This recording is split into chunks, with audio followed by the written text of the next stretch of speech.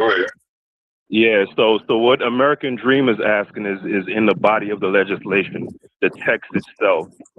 He wants it to be demonstrated where race in.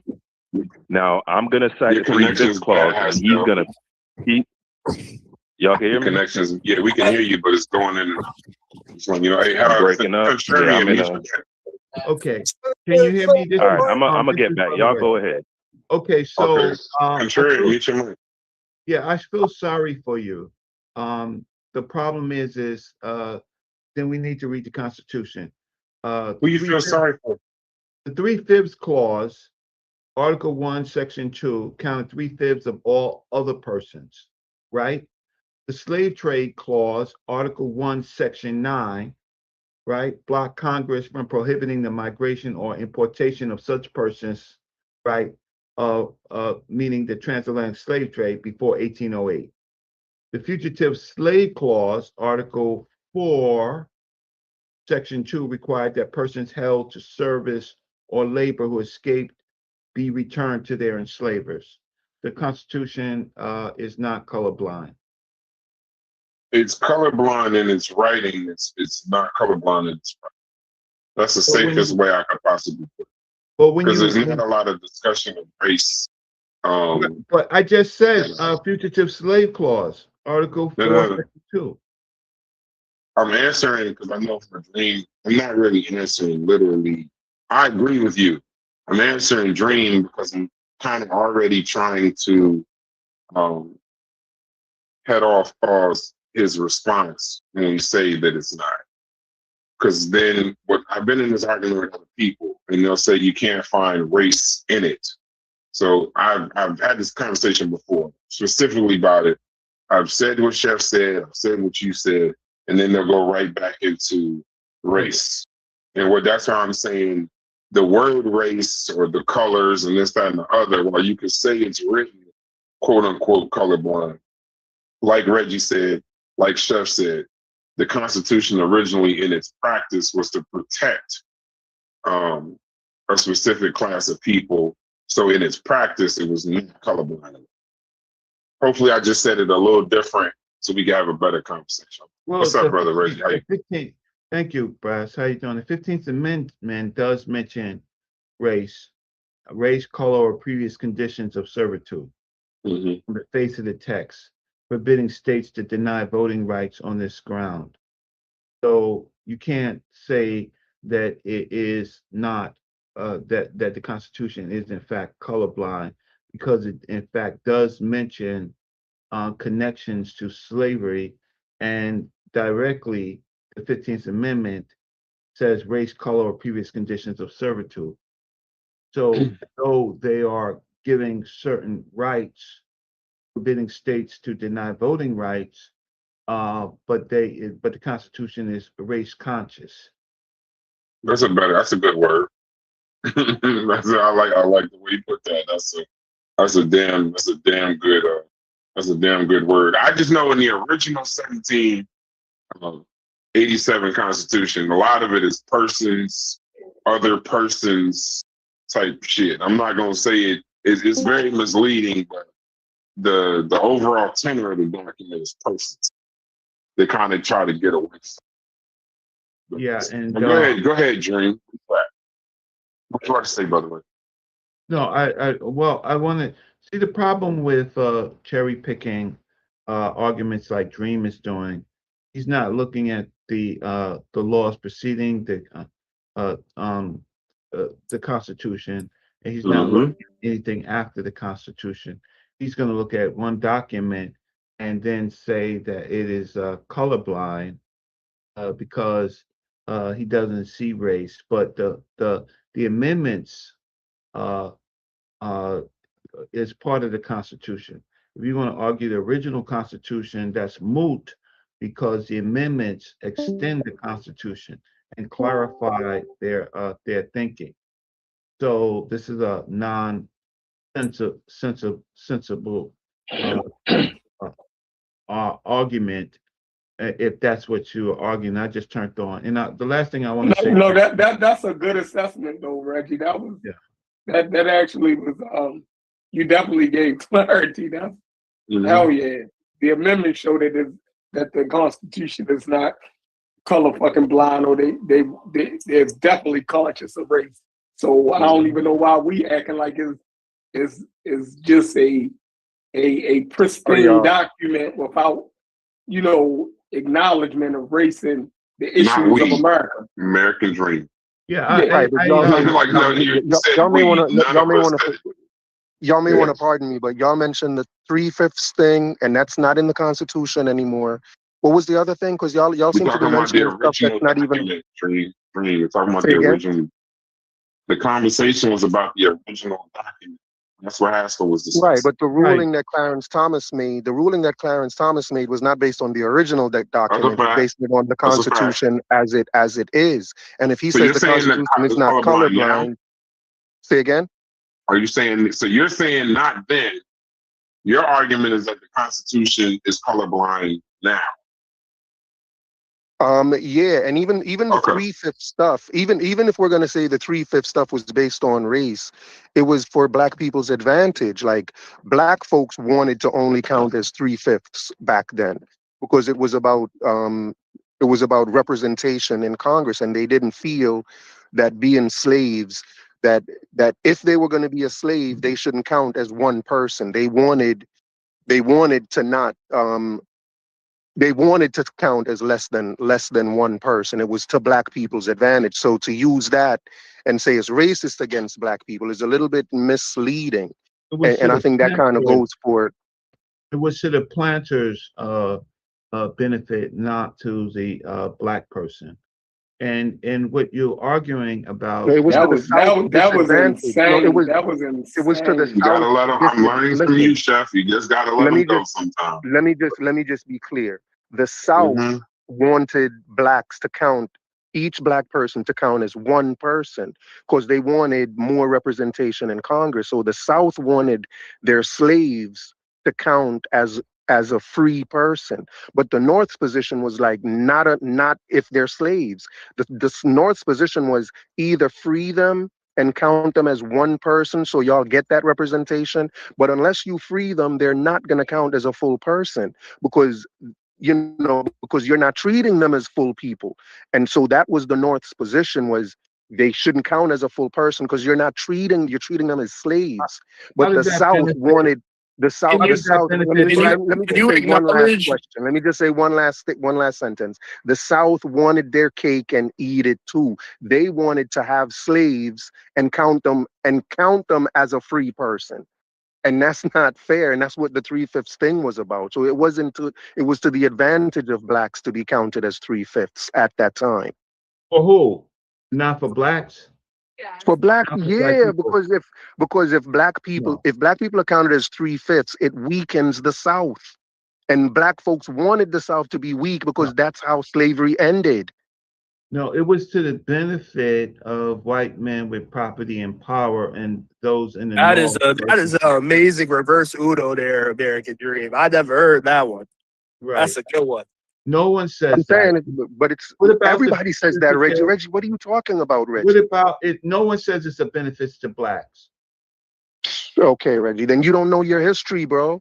Oh, this is Brother Reggie. I think I do. I mean, your engineering degree may not apply here, Reggie. I'm 61 years old. I have more. So when the South was weakened politically, did that stop them from succeeding, bro? Did that stop them from waging war, declaring war on the U.S. and killing the most American American citizens in any war in American history? Like, I don't know if they waged the war. Truest, I don't know if they waged. I think it was the North that waged the war against them. Yeah, but by them succeeding, right? By them succeeding, that was an act of war. Okay.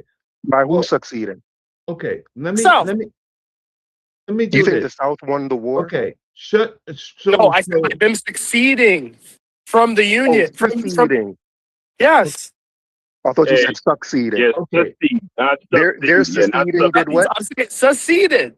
Okay. Yes, wait. You're going over an important point. Okay. American Dream. Show I'm me. trying to figure out what No, Shua's point American was. Dream. Though. Okay, what I'm saying is that despite them being politically weakened, it did not stop them from taking the actions they did that led to a civil war. Yeah, but you're glossing over a Yeah, point. they were weak, and and the way they wanted to prevent being weakened was by seceding, because they felt that when they seceded, they could do whatever the hell they wanted to do. So that's why they seceded, because what the North was doing was making them weak, and that's why they wanted to secede. So I'm So not that sure why you shows think that's a you. So contradiction. that shows you saying that them being politically weakened, it didn't matter. They were going to still try to do what they wanted to do, regardless. That's not I'm still true, not. bro. If they I'm had not. I'm gotten still, their way with Congress, if they had gotten their way with Congress, they would not have wanted to secede. The reason they seceded is because they no, weren't you're not getting their way understanding what with I'm Congress. saying. If they got in their way with Congress, they would have continued to try to do what they wanted to do, regardless with black people. And they did it, even though they couldn't win Congress. So, like, either way, it would have been the same end result of them still trying to oppress black people. Okay. What True, indeed. Like, but I'm not understanding how that negates anything that I'm let me saying, make though. this clear. It required a war to Okay. stop it. Say what? Say that again. It required a war to stop it. To stop what? To stop so the To stop South from went. oppressing black people. Okay. I'm trying to tie it back into the 3/5 thing, and why I'm trying to That's tie why back I'm in, like, talking. exactly what your point is. Go ahead, Reggie, because All right, go ahead, I'm still Reggie. not I'll be really back. following what You Shuas is saying. said, okay, so you said that people say that the 3/5 clause benefit black people. Can you give me some notable scholars that said that it benefited black people? Now, there are commentators, but commentators don't necessarily matter. That's just commentary, opinion pieces. Can you give me a statement from a historian, a proper historian, that says that the 3/5 clause benefited black people? Right off the top of my head, no. Am I going to go Google it for you? No. What I'm telling you is you just Okay, have to no, use I your don't common care about, sense. You just have to I use your don't care, common I sense, don't Reggie. care. I know you don't care about common sense, but sometimes you No, have to no, it's use it. not, no, it's the fact that you cannot, but you said it, and then you continue, and then I ask you, and then you will not even Google it. You will just make your No, you point. Google it, Reggie. You Google it. No, I know that there is no proper historian that says that. So I don't have to, because I can, but there is no proper historian that is something that's So not Reggie, can I ask you a mainstream. question, Reggie? That's not mainstream. It's not a mainstream thought. There are Reggie, commentators, which I just said, right? Reggie, Reggie, can I ask you a question? Was it the North or the South that wanted blacks to count as 3/5? It was the North. The North. Was it the North or the South that wanted to free blacks? Uh, Abraham Lincoln basically said he would not free one slave if he could save the But the Union. war, Reggie, now you're evading. Was it the North or No, the South that went to war to free blacks? No, I am. What I'm trying to say, it is generally the North wanted to break the power structure of the South. The South, It wanted to slavery free was the blacks, right? it was its bread and butter. You are thinking as if they were morally, the North was morally connected to slavery. I mean, was against slavery. The North was not morally, because slavery did continue in the North, particularly like in places like New York, right? Even in Seneca Village, some people were servants and some people were slaves. The North's position was economic and control of the Union. It was not morally for slavery. No, Against you cannot slavery. negate the morality of it, because the No, I abolition can, and movement, I Reggie. just Hold on, did. Reggie, I'll let you speak. The abolition movement was a moral movement, and you cannot negate all of these abolitionists.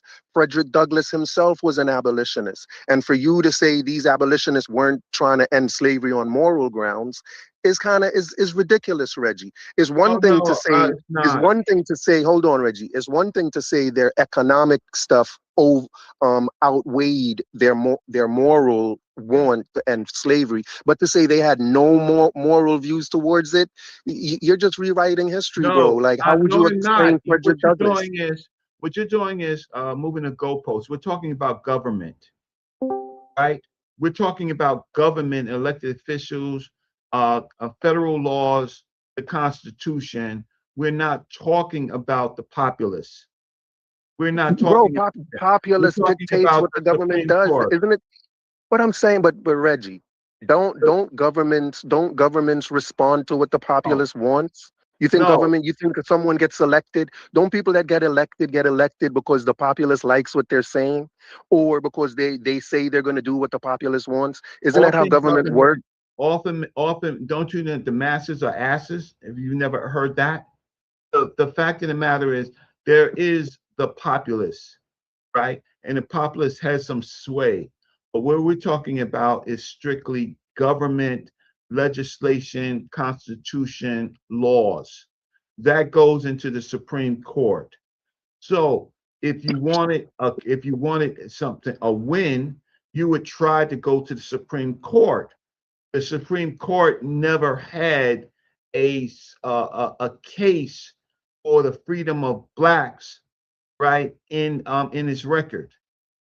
The Supreme Court, the highest court of the land, God, right, in law, never dealt with did deal with slavery. Slavery came about, the end of slavery came out because of a war, not because of the populace, not because of the Supreme Court, not because of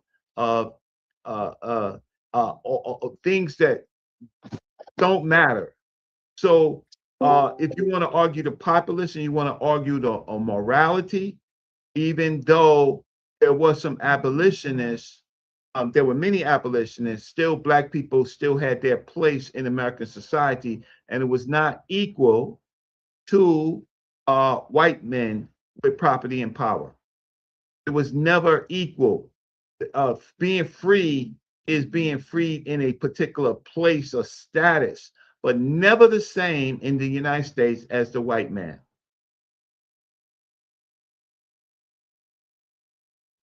And I'm mad at, on another note, sorry, on another note, why didn't y'all not reach out to me or call me when y'all did this thing on Hendrix? You know that it was Reggie. Are you changing the topic? You're going to change the topic. You out, Reggie. No, I just don't nobody. Okay, you're going to change the topic. All right. No, I'm not changing the topic. I'm just talking to the Don't nobody got your number, Reggie. We was trying to get in contact with you. Oh, thank you. So I appreciate that. You incognito.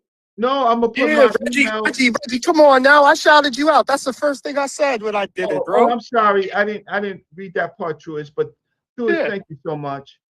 Thank you. And you did a great job, Truist.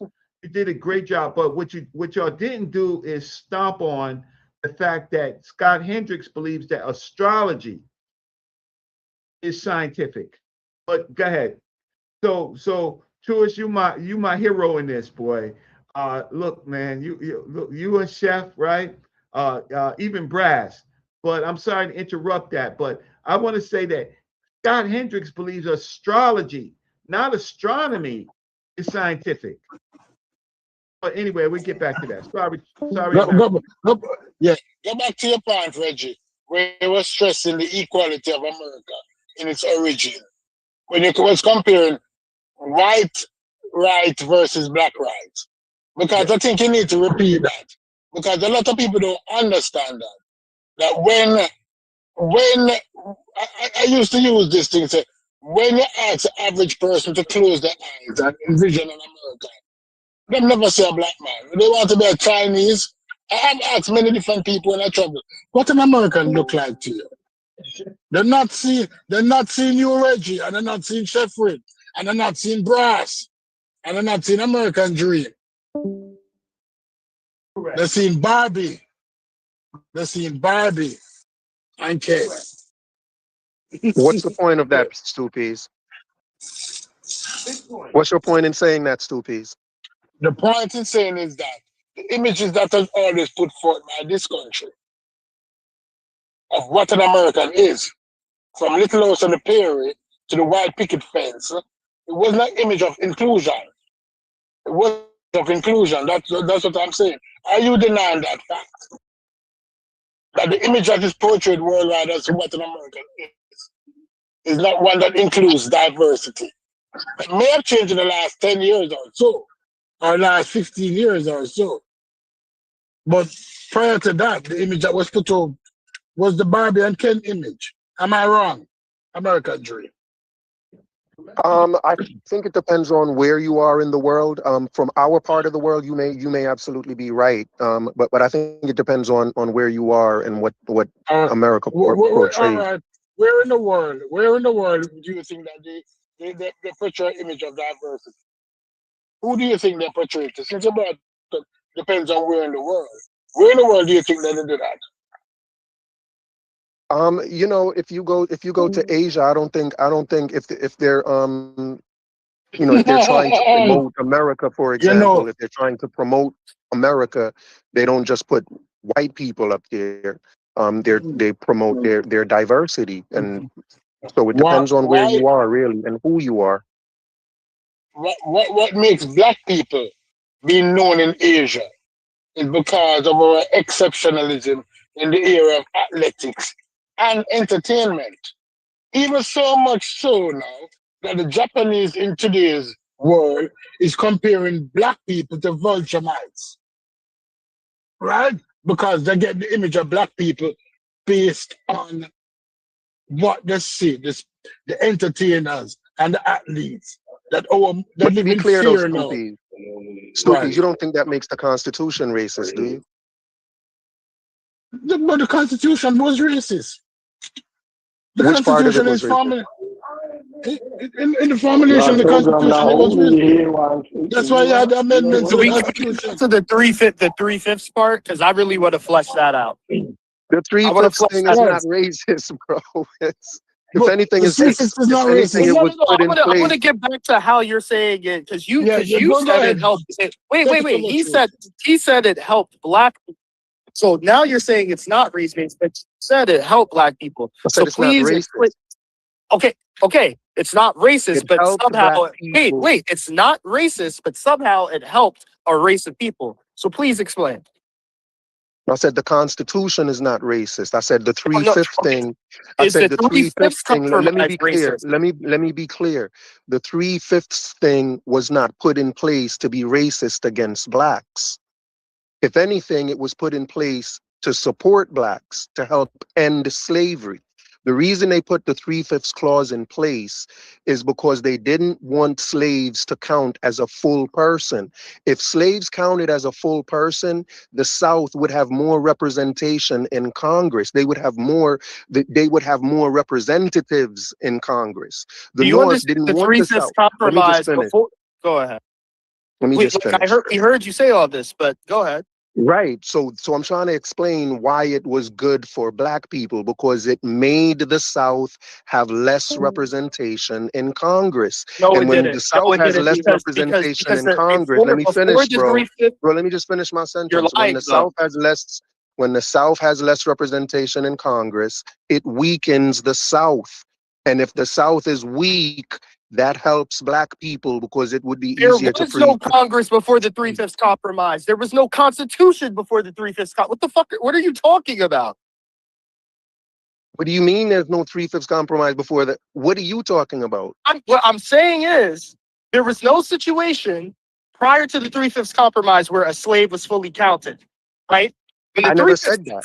Okay, so when did I say that? So it can only help. It can only help who? It's helping white men. It can only help the South.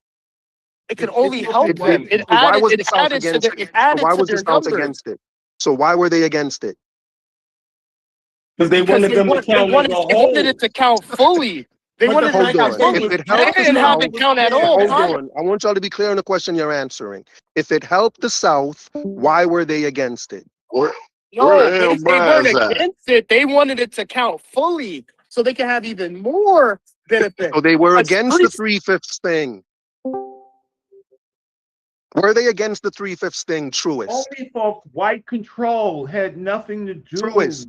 White Is that folks truest was or using Reggie a speaking? population.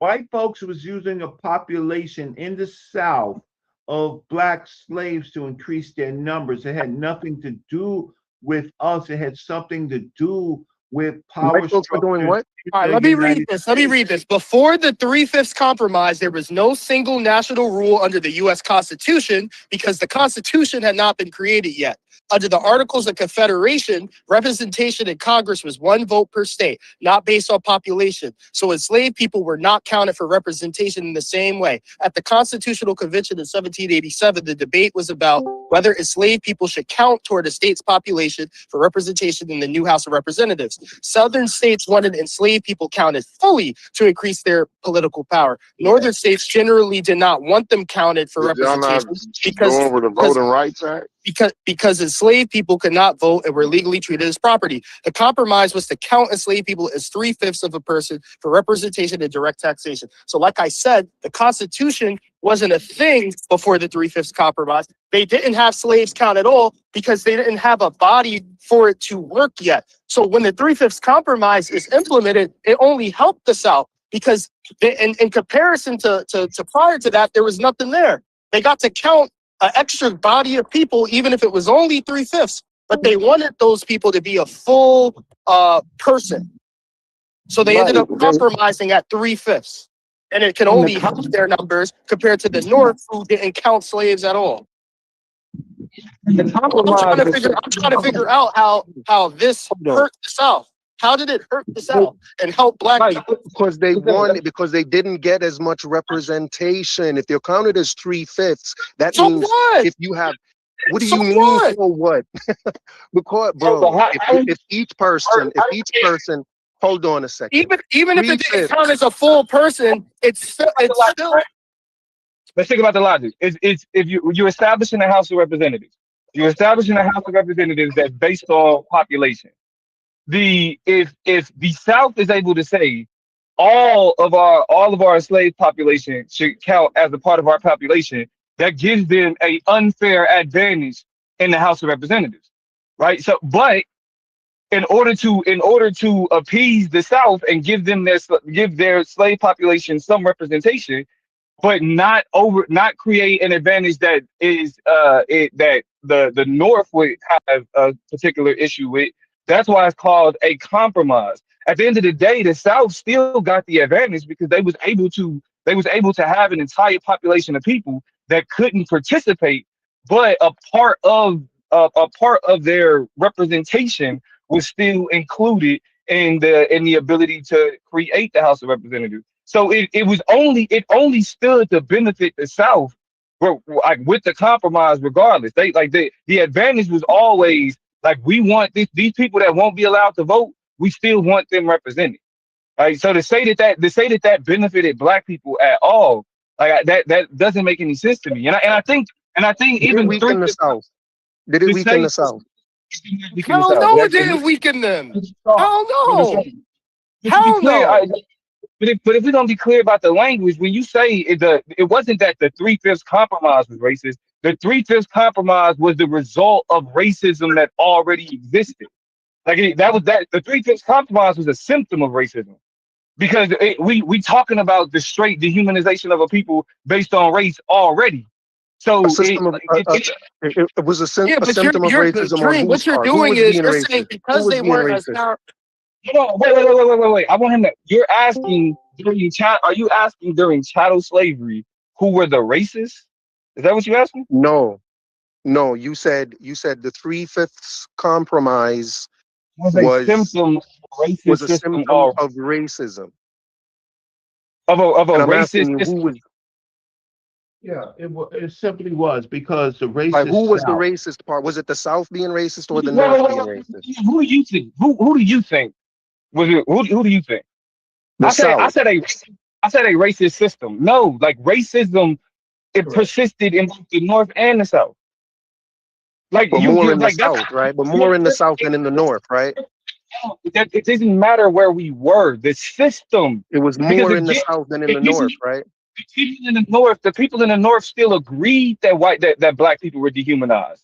The people in the North still allowed, the system of slavery and the dehumanization of enslaved Africans persisted in the North and the South. Like that logic, that system allowed that structure to exist. It was a part of the country. So why did the North go to war to end slavery?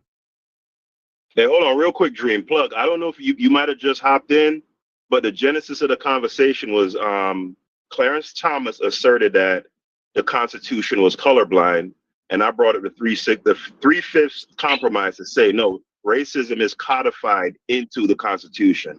So I just wanted to give you. I don't know if you were aware of what the context of the discussion was. And then he said the 3/5 compromise weakened the South and it helped black people.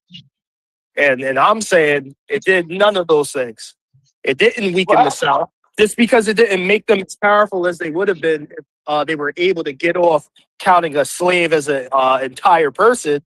That still doesn't mean counting a slave as 3/5 didn't empower them and give them an unfair advantage as opposed to the North that didn't count slaves or have slaves to count in the first place. And secondly, like regardless of how weaker you think the South got, it's still Right, because that's my required. next question to you. Okay, so here's the question. Let me adjust the question. Did it make them weaker than they wanted to be? Sure, They weren't. Okay, that's my point. That's my point. Right. But who cares? What do you mean? Who cares? The North cared. What do you mean? No, bro, you said cared? it benefited the slaves. You literally said it benefited slaves. The But 3/5 it did. compromise It made the South weaker than the South wanted to be. that does A not weaker benefit the South slave. is good for the slave. You're talking comparatively. The 3/5 compromise did nothing to break the shackles of chattel slavery. It didn't change the circumstances of enslaved people to no degree. To no degree. Of course it did. Like, Of course it did. Okay, so how did the Of course it 3/5 did. compromise? Okay, how did the 3/5 compromise change the circumstances of enslaved people? Because again, it reduced the number of representation that the South could have in Congress. And if the South doesn't have, and if can I just finish my answer though? Can I finish my answer? It's how I said the circumstances of enslaved people, not what impact did it have on Congress. How did it change my answer? Can I finish? How did it change the material reality? If you're not gonna let me answer, if you're not gonna let me finish my answer, I'm just gonna ignore your question. I can care less about all of that because the question is being asked is not how did it benefit I'll Congress. continue speaking the truest. Okay, did you have a question? Bro, listen. I listen. I don't want to listen to you if you don't want to listen to me, bro. If you don't want want to listen to me, I don't want to listen to you. You're not listening because you're not answering the question. I asked you a simple question. You're cutting me off in the middle of me. You're cutting me off in the middle of me answering the question, and even my asking you to let me finish, you're still talking over me even right now. Like, be quiet and let me answer your question. You're not answering the question. I didn't ask you about Congress. I asked you about the material reality. Let me finish and then say you didn't answer the question. But let me finish. That's why you keep saying let you finish, because you know you're not answering the question. You know you're not actually addressing what. So that's why you keep somebody else the question. I'd rather speak with Truist. If you don't mind, I'd rather speak with Truist because you just jumped in the middle of it. I'd rather speak with Truist. I do mind. Actually. All right, then speak with yourself. I'm not speaking with you. Oh, cool. I talk to the rest of the panel, but this is a perfect example why people who even talk like this don't deserve to have these types of conversations. What he's saying is like ahistorical. You'll find no historian that says that. I'm talking about nobody that writes any worth of anything that is willing to say that the 3/5 compromise benefited enslaved Africans. Yeah, and this is a perfect example. Wouldn't even be dumb enough to say those shit like that. You done? I'm my fault, Truth. My fault. I thought you were talking. I thought that. Yeah, no, I was saying I agree. Clarence Thomas wouldn't even say some shit like that. Real quick, Truist and Brother Plug, right? So I want to revisit what where this originally started. I'd like to pose a question to American Dream. So let's table the whole benefits part of it. Can you agree that racism was codified into the text of the Constitution? Also, I want to add on top of the 3/5 clause, the fugitive clause that was also codified into the Constitution. Wait, what's your question? Yeah, my question is, I want to table the whole benefits thing, right? I want to go back to my original point, is that racism was absolutely codified into the language of the U.S. Constitution. So I'm saying, do you agree, based on the 3/5 compromise being in there and also the fugitive clause both being codified within the text? Those are examples of racism being codified. Would you agree with that? No, I don't agree with the 3/5 thing. How about the Fugitive Slave Act? The Fugitive Slave Act was what was that again? Capturing returning slaves? Yeah, so yeah, if somebody get to the north, they return them. That was that a part of the is that an act in and of itself, or is that a part of Congress? Or is that a part of it's in the Constitution. It's Article 1, Section 9, or it was Article 1, Section 9. Which I mentioned, which both states, both groups, the North and the South, both of them agreed upon.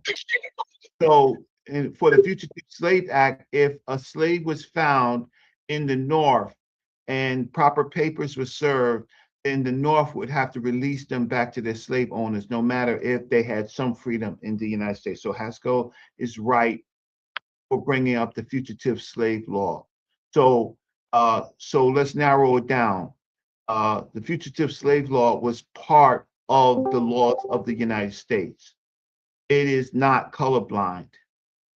So why don't you answer Haskell's question?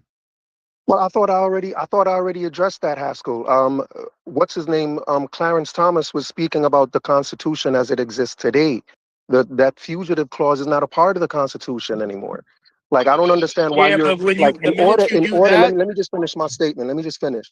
In order for y'all to condemn Clarence Thomas, y'all have to be talking about a Constitution that he wasn't talking about. Like, why are y'all going back 400 years in order to condemn him? He's not talking about that. the minute you're talking about the Constitution that's been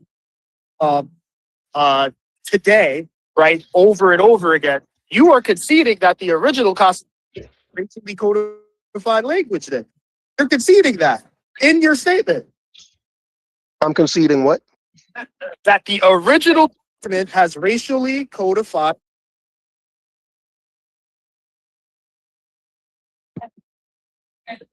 Yeah, you're cutting out, bro. I don't hear what you're saying. Does anyone hear him? The original document has racially codified language. For you to be sticking to the document as it exists today after being amended.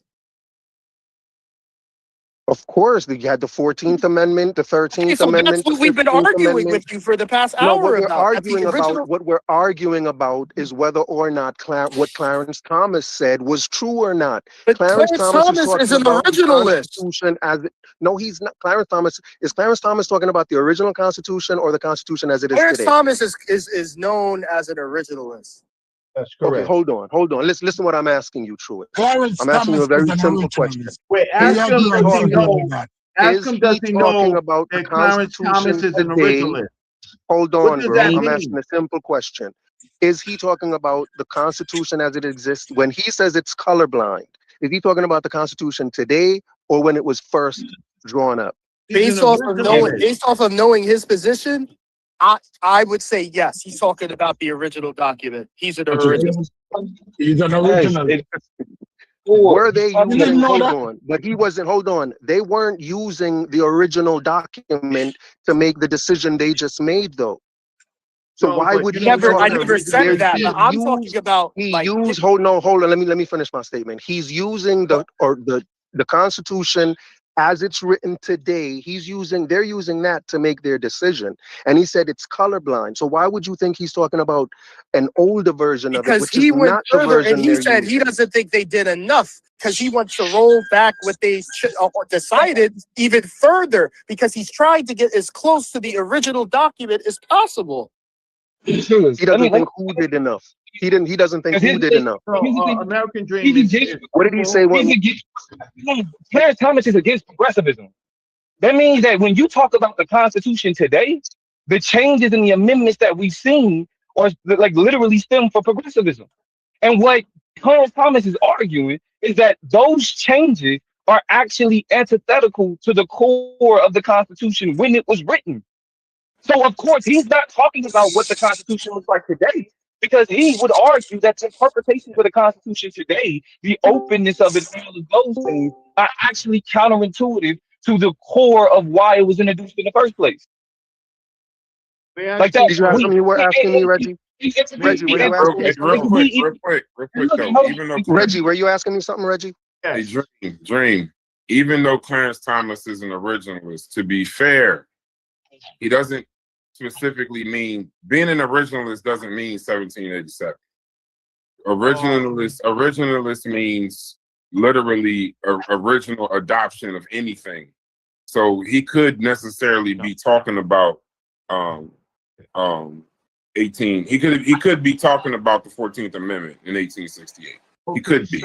Because he's talking about the original adoption. That's all. I just wanted to add that. I'm gonna step back out. No, that's not exactly true. So wait, let me just say this. Anybody that listens to Clarence Thomas knows. Oh, hold on. Reggie, let me say something real quick. I was talking, and then he asked me. He was asking me a question, and I have to give some sway, but it won't be long. Originalism is a concept demanding that all judicial decisions be based on the meaning of the U.S. Constitution at the time that it was adopted. Originalists contend that the Constitution should be interpreted strictly according to how it would have been understood by the framers. But he's Originalist is a contrast to the living Constitution theory, the belief that the meaning of the Constitution must change over time. They're against that. Supreme Court Justice Hugo Black and Anton Scalia were particularly noted for their originalist approach. So the originalist in the Constitution is one who thinks that it should be interpreted strictly by how the framers of the Constitution originally designed it for. So I'll stop. Thank you. So Clarence Thomas was referring to the 14th Amendment, correct? Dream. He was referring to what amendment when you say it's colorblind? What is he referring to? You would have to ask Haskell. Haskell is the one that said he made this Haskell, thing. I thought he was talking about the overall Constitution. Okay. That's what I took it as. Okay. I don't feel like arguing this. Listen, an originalist want to take us back to, as Reggie put it, they want to go into the headset of the original framers of the Constitution. And if you look at those men... Hold on. Let me ask you all this. Y'all think Don't interrupt me, please. Don't interrupt me, please. Don't interrupt me. Because you know how I view you. Because I don't know why them have you on the panel. I'll kick you out. Because you're a known ladder puller. You're a known ladder puller. And... Bro, just say what you were going to say, man. That's what you are. I need to let everybody in the panel know what it is. I know everybody in the panel know what it is. Somebody moderate. Somebody moderate. Give me I would have kicked you out. Somebody moderate. You hijacking it on some anger shit. Sorry. I want to introduce. What is that? Okay, go ahead. Can we have Reggie ask his question? Reggie been waiting to ask his question. Hold on, just one second. Everybody, listen. I'm not even gonna be here to moderate. Just understand. Just I'm not gonna be here to moderate. So just y'all gotta moderate yourselves, but just kind of like humble out to each other. So Stu, say what you got to say, but don't hijack it because you're upset. Go ahead. Okay. So a common misconception of an originalist just so we're clear. Originalism is a theory of legal interpretation holding that the U.S. Constitution should be applied according to the public understanding and meaning it had at the time of its adoption. Post the constitutional meaning is fixed, and judges should rely on history to uphold this original understanding rather than allowing interpretations to evolve with modern societal values. Common misconception and context, not just 1789. Originalists are bound by all properly adopted amendments, including the Bill of Rights, 1791, and the Reconstruction Amendments. Application. When a provision is unclear, originalists look to history, public debates, and dictionaries from the era to interpret the language. So it doesn't specifically mean, the literal first writing, first draft, whatever you want to call, of the Constitution. It's also the original adoption. So that would fall under the 14th Amendment. If he's saying that it's not colorblind, I'm just laying my plane, I'm done. If he's saying that I'm not agreeing with this. But when I hear originalism from Clarence Thomas, what I hear based on what I know, he's interpreting the 14th Amendment based on what he believes it meant in 1868, not what it means in 2026. That's my point. Because if you take it to mean Clarence Thomas is an originalist, he wants the original Constitution, then you're saying Clarence Thomas wants to go back to be counted as 3/5 of a person, and that's just silly. Like, who would want to do that? Like, that's just nonsense. But go ahead. But I do think though, what the part that gets missed when we talk about like language specifically is that what makes race dangerous isn't what's explicit, it's what's implicit, right? That's why when you have for example, a Declaration of Independence that could declare that all men are created equal, but have no problem with slaves, what's implied, but that may not be explicit in the language of all men are created equal, is that enslaved Africans aren't men. They're not people. Yeah. So the language, so we can say that you can look at neutral language, or you can look at colorblind language and say that the language itself can be considered colorblind, but the application of the law, the application of the act, the legislation is dependent upon the understanding of people in the first. If you were here, how long has this show been going? 47 minutes? If you was here 43 minutes ago when I left, the exact thing of what you just said, I said. And written is one thing. It's the application of it that removes all of the color blinding. So go ahead. I'm leaving again. I fully agree. If we just look at classical liberalism and the tenets of classical liberalism and how it's understood, you wouldn't say, or just even all men are created equal, or these are the rights that are allotted to, you know what I'm saying, that are God-given rights that God gave to men. That language can be considered neutral. But what most critical, like, for example, I think critical race theory is so important is because it calls out the neutrality of language by saying that's how it disguises implicit, socialized, normalized understandings of race and people. So it's like we can look at the language and say the language does what it does, but how I'm interpreting it is based on how I understand colorblind. So the language can be colorblind, but people aren't. That's what changes the impact of legislation. That's what changes the impact of the Constitution and who gets protected and who doesn't. You know what I mean, when we get caught up in the language, that's the trap. Because it's like the Supreme Court, in terms of the decision that they just made about the Voting Rights Act, right? They're saying that the reason why we got to limit Section 2 is to make sure that you're not stepping on other amendments that were put in place in order to ensure that you don't have race-based decision making. And if we have too broad an understanding of Section 2, then that steps on the toes of the 14th Amendment, right? And so that's why what the one thing that the language allows for is if you see in the language a intent, not purpose, or not not intent, but not outcome, right? If you see discrimination in the intent, then that's what allows us to apply Section 2 of the Voting Rights Act.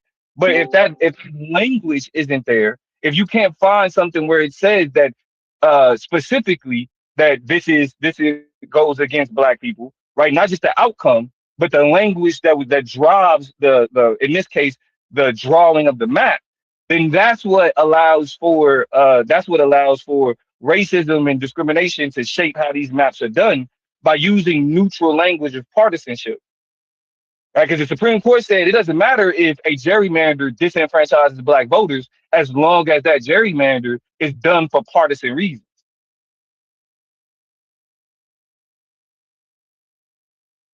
Well said. Also, in Thomas's, the reason why I'm using that as far as originalism, because then you can go into textualism, but Clarence Thomas has said before on numerous cases, is he's kind of like a damn near broken record. When you go, I went and got the quote.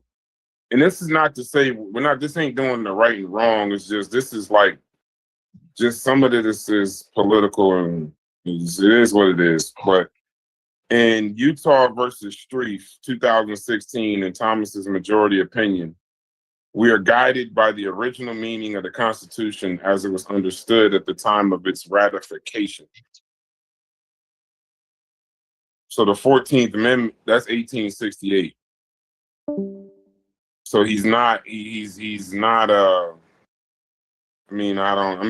can use other times, but he's definitely not talking about 1787. I don't think he is, but I mean we can, because at 1787, I don't even know how we have these discussions without the 14th Amendment. So it would be kind of, I don't know. It would be kind of weird to go literally back to 1787 in Philadelphia. But that's the hypocrisy. But that's where I'm asking the question. What does he mean by he doesn't think it went far enough? Like, what exactly does he mean by that?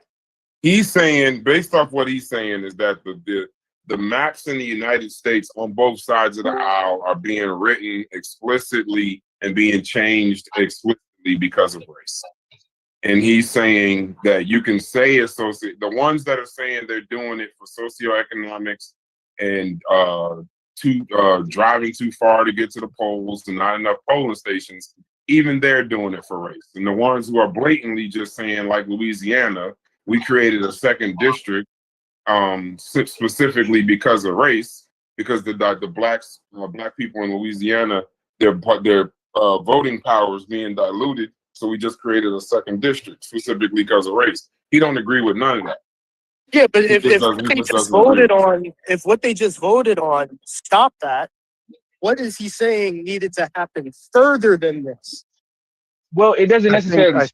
I think it doesn't stop.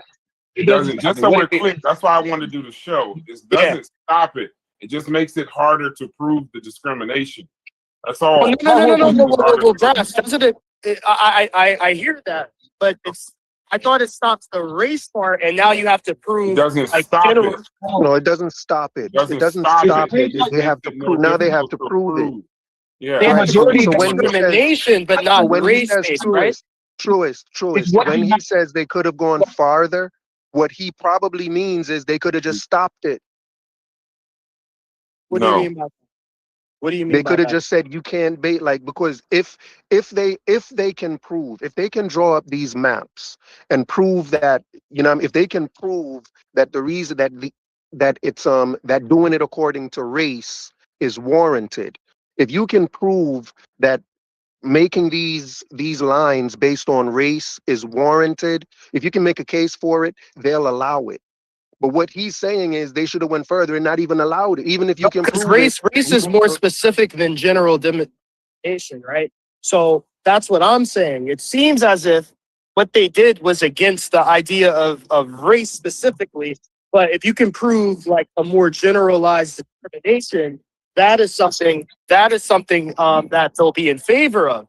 So I'm saying not general. It's racial intent. If you have to prove racial intent, right? Because you understand the conversation is in the context of a partisan gerrymander versus a racial gerrymander, right? So what they're saying in today's United States law, there's a portion of legal arguments that are often not presented well, and the courts would look for, okay, arguing race is always problematic, but harm-based in what you call disparate impact is where the courts have to now weigh in on, right? Is it a disparate impact, a harm-based disparate impact to a particular population, not race, right? Now that's what they just changed. That's what they just changed. In Right. 1982. So and it was a Supreme Court case in 1980. I think it's something with You talking Mobile about versus Shelby, Bull. Shelby or Holder? No. That was 2013. It was Bolden. It was Mobile versus Bolden. I think it was. It was Oh, in 1980. Mobile, Alabama. Yeah. Yeah. Uh, Mobile. Yeah. but Go ahead. Bolden. In that case, that's when they first came up with the intent doctrine. That's when they determined that in order to invoke Section 2, you have to prove intent. Congress saw that and was like, because intent is difficult to prove with discrimination, now that it's no longer Jim Crow, right? Like, so you can discriminate without saying I'm doing this to discriminate. So Congress specifically they refined Section 2 to say that you don't have to prove intent. You have to, like what Reggie was just saying, you have to prove disparate impact. And then it was another case, it was Gingles, I forget, it was Gingles versus somebody. In Gingles, they established the framework to where you can evaluate impact in order to determine whether or not discrimination is taking place. What the court just said recently was because up until this point, even though the court had recognized that partisanship and race are intricately intertwined, even though they recognized that there was no determination on where one began or the other ended, right? So what the majority in this decision said was like, all right, cool. If that's difficult to understand, then we're going to put that burden on the plaintiff, and the plaintiff is going to have to show specific racial intent in order to claim Section 2. You can no longer just say it was disparate impact. You can no longer say it just had a negative effect on Black people. So it falls under Section 2. If they are claiming that Hold on, because I was gonna say, but that's what he meant by going further, Domo. What he means by going further is, yes, they use race sometimes, and you can use it in small parts of the meaning. What Clarence Thomas is saying, that there should be no use of race at all because it's unconstitutional from the start. That it shouldn't apply to. Got you. That's what I was looking for. Don't like you can use. Listen, in it just. Louisiana failed because they identified I'm sorry, Brad. Hey, race. Fluid, you know that's what I just said, right? He wanted to stop it. I didn't hear you. I'm gonna give you back to Domo. They kind of like moderating it, so it's good. I'm just saying the original case for Louisiana, they lost the case because they used race as the main factor. And there was ease layup. They use disparate impact and they use numbers. But I'm saying they use this. Hold on, I understand. But the sixth, when you say I created a second Black district, the whole issue was the federal government told them that you have you're 33% Black in Louisiana and you got one district that's essentially majority Black. So they just went and created another Black district. So when they did it, I agree with what you're saying, Domo, what should have been done, how it should have been done, how it should have been presented. But what was left with the Supreme Court was that the three that were the dissent, they all said, well, so what? It was created based off of race. We can use race sometimes. The six that voted the other way, they essentially said that race was the main factor and that's unconstitutional. I said Carl Thomas. Shouts to my brother Carl Thomas. Clarence Thomas, his basic statement in going further is, while you can use race a little bit or use race sometimes in these conversations, he don't want race involved in it.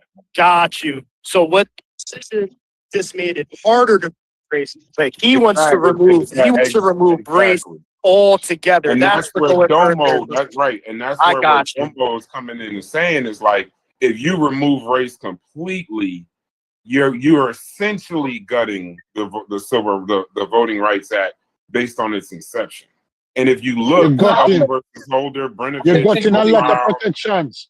If you look at all of the cases from originally in '65, you could look at, like Domo said, Mobile Holder. You can look at Brenovich. You can look at versus the DNC. You can look at a lot of different cases, but the challenge you're going to have is slowly whittling down. And Brnovich versus the DNC was the one that like kind of fucked up the guardrails to where we could even get here. And that's why I always go to Shelby Holder, because Shelby Holder damn near removed the guardrail. But now Well, it you removed have one guardrail left. Go ahead. It removed the pre-clearance requirement. But what, as an example of what the majority was talking about, is like if you look at 2016, if you look at McCrory v. NAACP v. McCrory, like the reason why that Supreme Court actually agreed with the discrimination claims made by the NAACP and agreed with the lower courts is because this was an instance on specific racial intent. Because what they knew was that the state had went and collected all of the racial voting data. Yeah, like how different, based on the voting behavior. Right, and they looked at specifically the behavior of Black voters, and all of their voter ID laws and voting laws that came after that specifically attacked the things that they knew, the ways that they knew Black people voted. So the lower court had the early voting and the ID system, early voting, Sunday voting, all of those things. So the lower court said in that decision that the state of North Carolina had targeted Black voters with almost surgical precision. So what the majority is saying is, unless you got proof like that, where we know y'all went and got racial data, we can look at the racial data and see how you used it. Then you got a much harder time trying to prove. And would you agree that what Thomas is saying now is fuck all the discrimination? I don't want race in any of these conversations when we're talking about voting. Like he's trying to literally remove the whole shit. And that would be, that's if he was able to get that part across, you would effectively, the Voting Rights Act wouldn't even matter at that point. If you were able to not even inject any race, even 5-10%, now we're not even, now we're back at Jim Crow then, in my opinion. But then that would undermine the amendments that was dedicated specifically. I agree. No, I agree. But it would also go back to his originalism of the 14th Amendment, where it's just no race at all. Nobody can be. So that's what I'm saying. Like originalists fail because they don't deal with the world as it is. It's almost as if the Supreme Court is not on Earth. They're somewhere else looking at the planet and following they're not paying attention to what's actually going on, what's actually an issue, and that there are race issues that have to be, you have to have race into it, even if it's the main factor sometimes. There is discrimination specifically on race, whether it's intent or not. They're just acting as if they're not on Earth, and that's always been my issue with the Supreme Court. They act like they're not American. They don't see, like they can't see. That's the real Mount Olympus. Yeah. I would say that's what becomes problematic. Reggie, you want to say something? Yeah. So Thomas rejects disparate impact because then he would have to deal with the intent. So Clarence Thomas is trying to manipulate, right? What he actually is able to do? Yes, he made his statement, right? But the fact of the matter is that the Supreme Court, what it does is it pushes back cases to the lower courts to decide. That's what the Supreme Court does. It pushes it back. Clarence Thomas says it's not enough. But once they push it back with their guidelines, then the courts now have to take their guidance, right? So we have to analyze what Thomas's disparate impact rejection actually means in the court. Now, if they pled disparate impact, right? then the courts will have to try to figure out what Judge Thomas is saying is not enough. It's not clear to me right now what is not enough, right? But that's it. That's generally his statement, right? So I will. So it has to go back to the other court. I mean, saying something is unconstitutional, that's one thing. But when it's actually pushed back to another court, the lower court, with the guidance, then they have to decide. That's my thinking. So him not wanting to deal with race, he doesn't want to deal with disparate impact too. He can't have it both ways, right?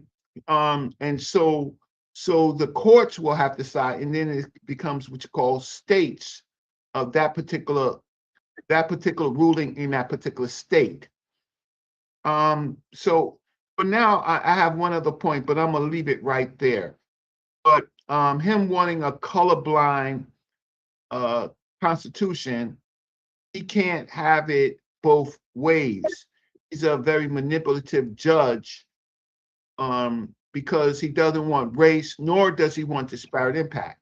Disparate impact is very powerful, but also very costly. And but cases ultimately have been won. So so he can't have it both ways. He doesn't want race, he doesn't want disparate impact. So what does it mean for him to say it's not enough? Then we have to look at the actual pleadings of the case, and if it wasn't pled well, it wasn't defended well, then the judge would have to rule. So it becomes very expensive, and it just buys time. It buys time for an election outcome. That's what it's designed. I think what it's designed to do, right? So what to you all, if Judge Thomas doesn't want race and he doesn't want disparate impact, then in fact, what is Judge Thomas actually saying? Hey, can I ask y'all a question? Real quick, do y'all think race should be used for all races to do gerrymandering, or do you think only black people? Do you think that when it comes to No, you got to answer this- my question. You got to answer my question. You got to Oh, you answer asked my a question. question. I didn't know you asked a question, Reggie. My bad. Can you repeat your question? I didn't If- hear a question in there. It's fine. Thank you for being polite. If Judge Thomas rejects race and also rejects disparate impact, right?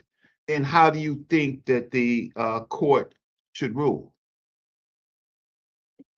Judge Thomas says, the court should never have interpreted Section 2 of the Voting Rights Act of '65 to effectively give racial groups an entitlement to roughly proportional representation, right? He says, he repeats that Section 2 does not regulate districting at all. In his view, it only covers things like access to the ballots, not how lines are drawn, right? So he's in practice, this means you cannot use Section 2 to challenge a map simply because it has an effect, with meaning a disparate impact of diluting Black or Latino power. You have to rely almost entirely on constitutional claims that require proof of intentional racial discrimination, which is hard to show in the modern coded language world. So he knows without disparate impact, intentional racial discrimination is hard to prove, right? But he can't have it. He can't have it in both ways. So the question is to you: if you can't do race and you can't do disparate impact, then do you think that Clarence Thomas is being manipulative to buy time? No, I just think he's saying you can't do race to fix disparate income. I'm sorry, impact.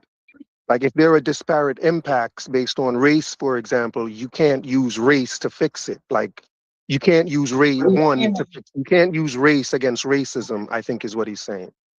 He's not. Okay. Doesn't he's saying you use race in an instance where discrimination and racial intent was implied in the discrimination, or not implied, excuse me, was explicit in the discrimination. So if you're racially discriminated against, then you can use race to rectify that. So like, oh, you were racist to black people. That means that we have to do something for black people to rectify the racism that they endured. But you have to prove that it's race. And the problem, and Reggie, where I think you're talking about the trickery, is Yes. saying that partisan gerrymandering is perfectly fine, even though we know that partisanship and race are connected. So they're saying, yeah, discriminate all you want on the context of partisanship, as long as you don't mention race when you create these maps. It don't matter what happened to black people. That's what he's saying.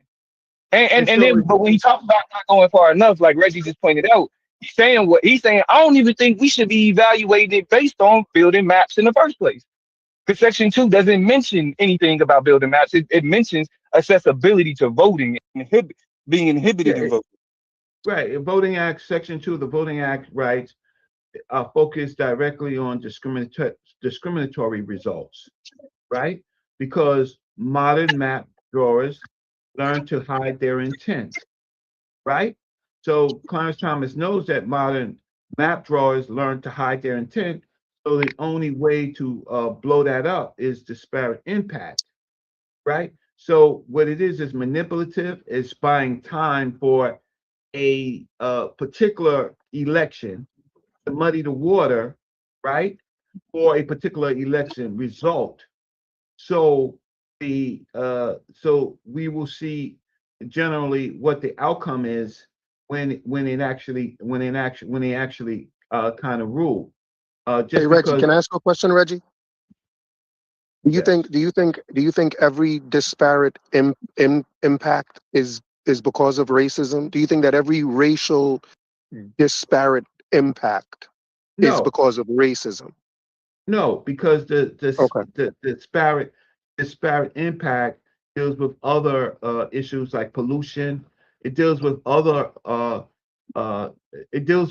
factors other than race, right? Disparate impact. But if a black group, if a black community, for example, is disparate, is impacted in a certain way by a certain policy, it doesn't have to be because of racism. It doesn't have to be they were impacted. But that's why the study would determine whether it's due to race, whether it was due to their income, whether it was due to other reasons being tied to their identity and intersectionality, right? But that's exactly what's dangerous about this decision.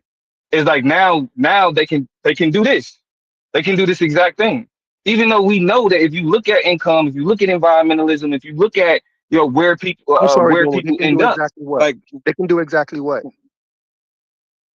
You said that's the problem. Muddy the waters. No, I think the language that you use is the language that white racists deploy in order to push racial policy without saying that they pushing racial policy. Like in this example, they're saying, oh, just go after Democrats. As long as you go after Democrats, whatever happened to black people is fine. But we know that black people overwhelmingly vote Democrats. They overwhelmingly run as Democrats, which means that if you go after Democrats, you are inevitably going after black people.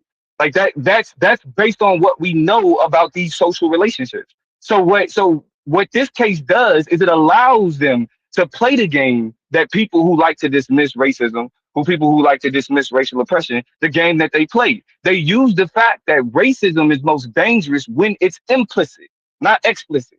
Racism is the most dangerous when it's normalized, not when it's the Ku Klux Klan marching around. And so when we're able to say, well, no, there are a bunch of other reasons, right? Saying that there are other reasons doesn't discount race. It's just a whataboutism to obfuscate the question of race. Because intersectionality teaches us that race impacts how we experience everything else. So whether we can both be poor, race impacts our poverty. We can both be rich. Race impacts what it is, like the things that we experience being rich.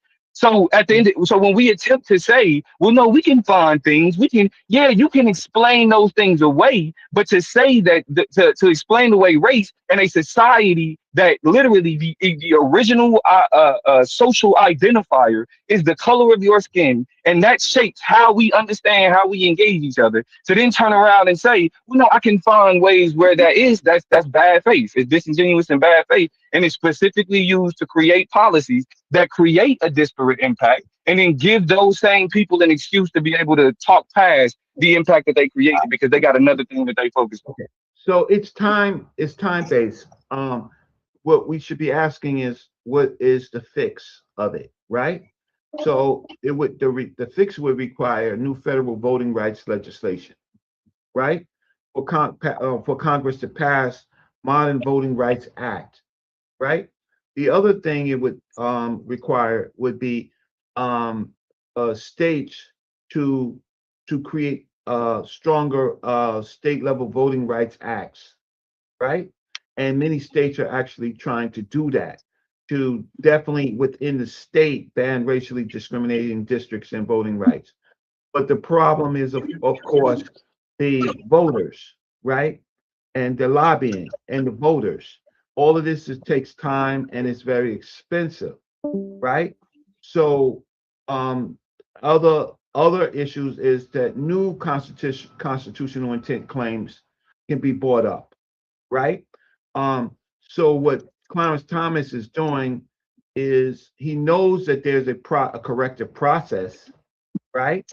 But what he's doing, he's muddying the waters for a particular voting outcome, or because once a new president comes in, this president is going to hopefully if it's a positive president, hopefully they could change things within the Supreme Court itself, how long you stay, and new Supreme Court justices, right?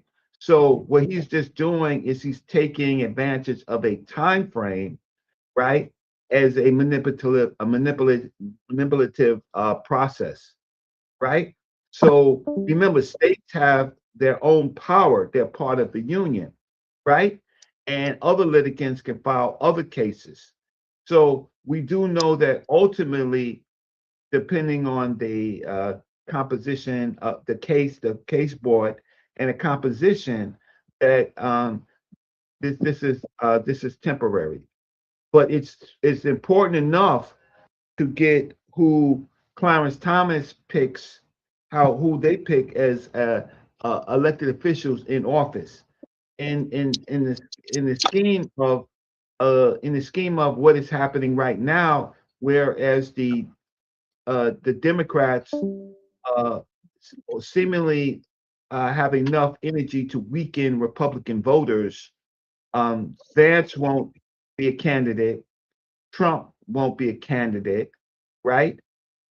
Trump can't be a candidate because then Thomas' originalist thing would fall flat, because the framers of the Constitution would prohibit this type of term for President Donald J. Trump, right? J.D. Vance is embroiled in a major scandal right now. So the Democrats, who I don't necessarily like either, they have a better group of candidates locally, right? That is going to enter and control Congress, and maybe the Senate. So Reggie, looking out for his own interests. Yes.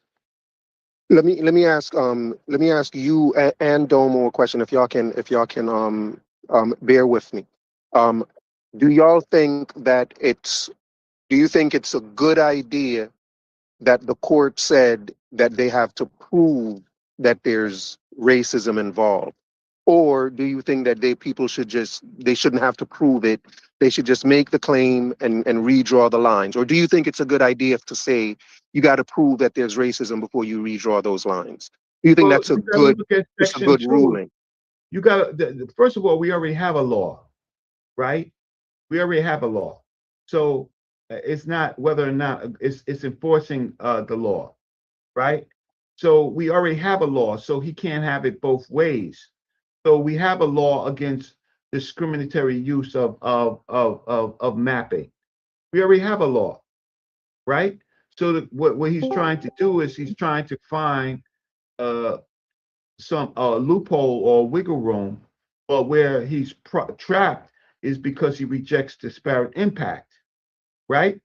And so Are you saying the law already says? Are you saying the law already says that they have to prove racism? Because apparently it doesn't. So, because that's my question. Like, and I hope you answer the question. Is it a good ruling? Is it good for them to say that you have to prove that there's racism before you redraw the lines? Is that a good ruling? What does Section 2 say?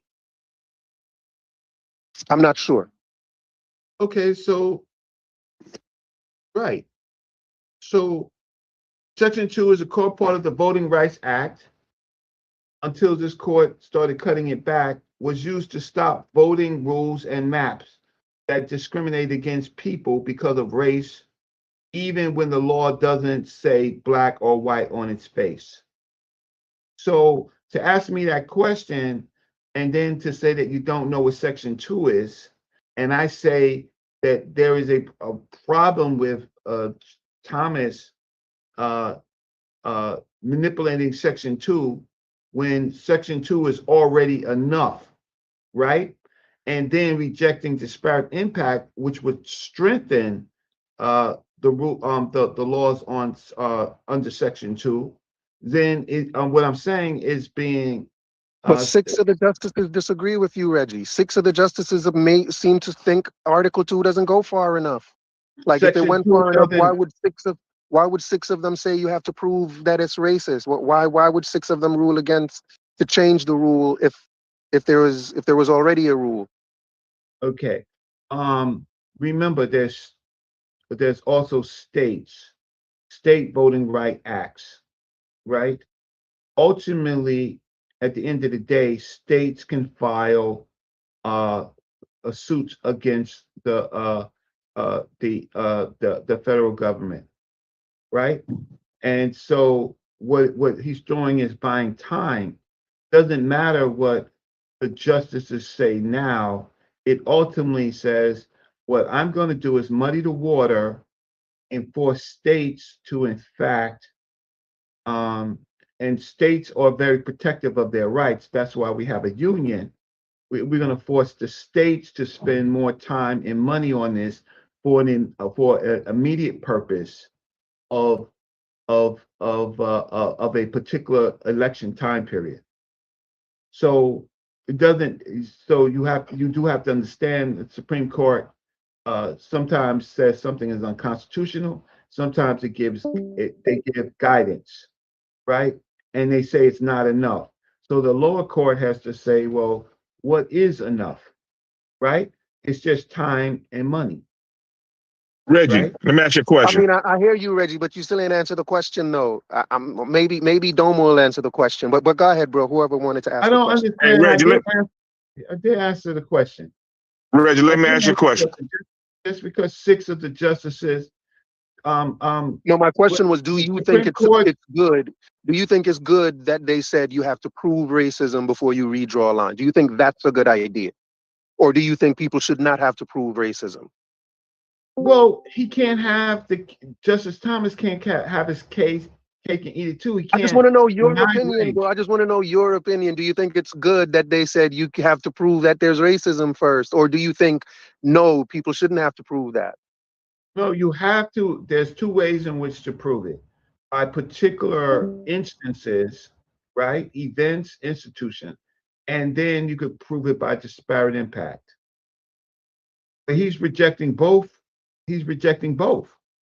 So he's rejecting both. And I told you the reason why. So I think he's Thunderhead, saying disparate impact alone doesn't prove it, Reggie. Just because black people are disadvantaged doesn't mean they're disadvantaged because of racism. And I think he's saying you that don't have disparate to impact prove alone isn't disparate enough. impact based on just based on race.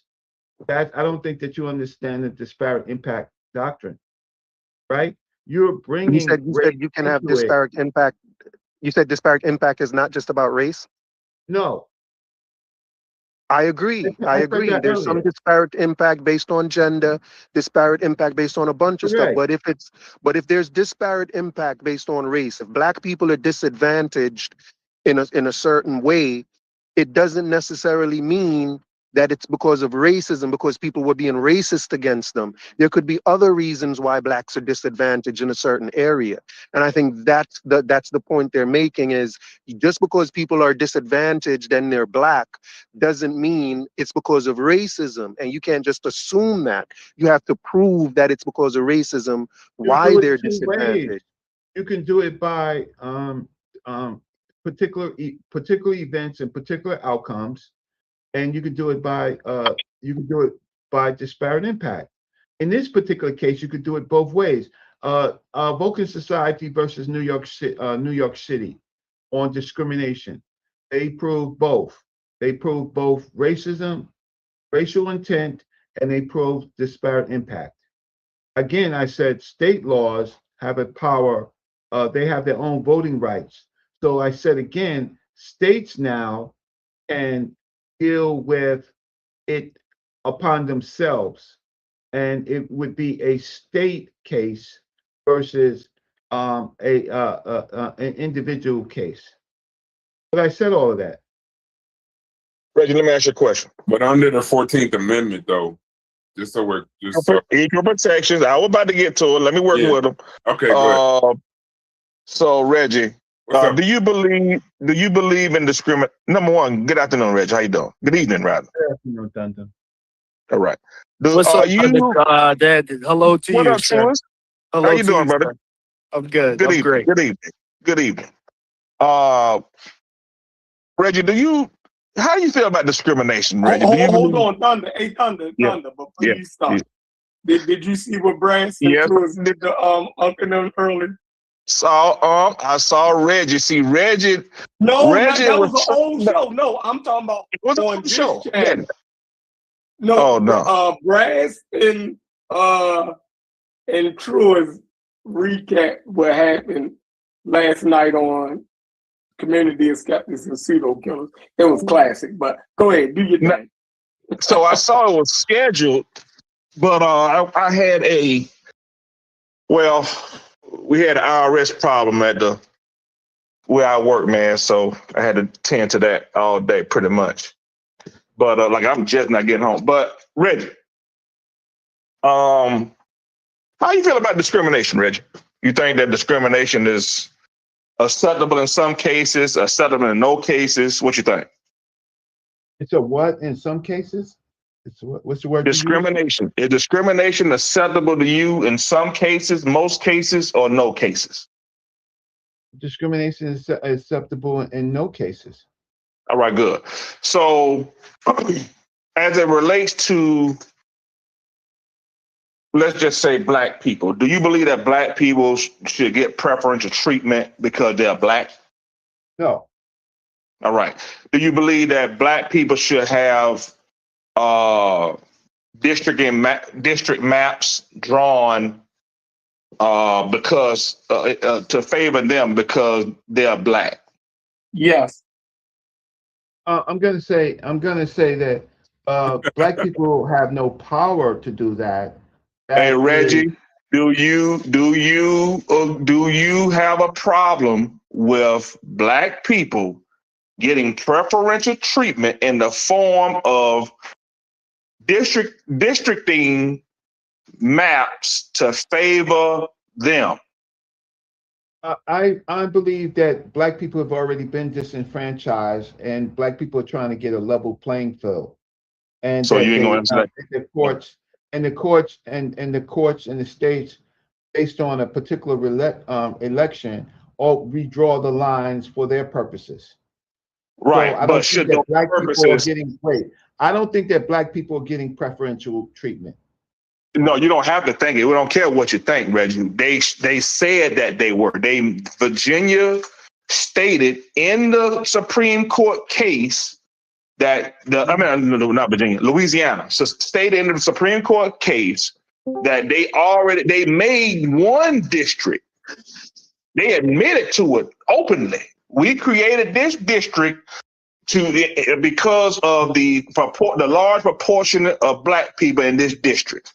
They went on to try to create another one, a second district. No, I do understand. So what happens is that black people are not deciding this. What happens is that there are people that manipulate law to put in bad cases and bad laws, and then or to pursue bad rulings, right? These are often equal not equal rights, but equal protection people, and they get bad guidance. And so unfortunately, when that was presented, they may not have presented it right, used the right words. Go ahead. Oh, okay. So in the way that they presented it, do you agree with the Supreme Court saying, no, that is unconstitutional? Yes or no? The Supreme Court would rule in that type of language because of equal rights protections. I'm asking you, do you agree with the ruling of the SCOTUS in this case? In this particular case, I think that it was presented with bad law, and I have to I would have to accept that the ruling. Do you agree with the SCOTUS's ruling in this case?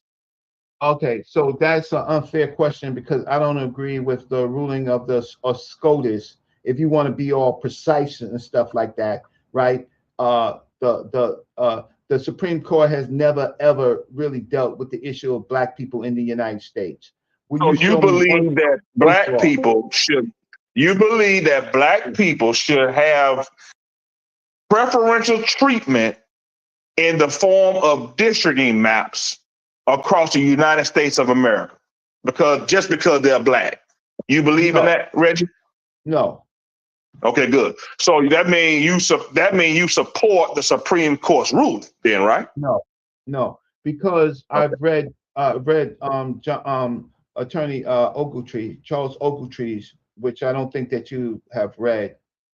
No, I read Alito and I read Thomas. No. Well, okay, Charles Ogletree is a lawyer from Harvard, and Charles Ogletree argued harm-based.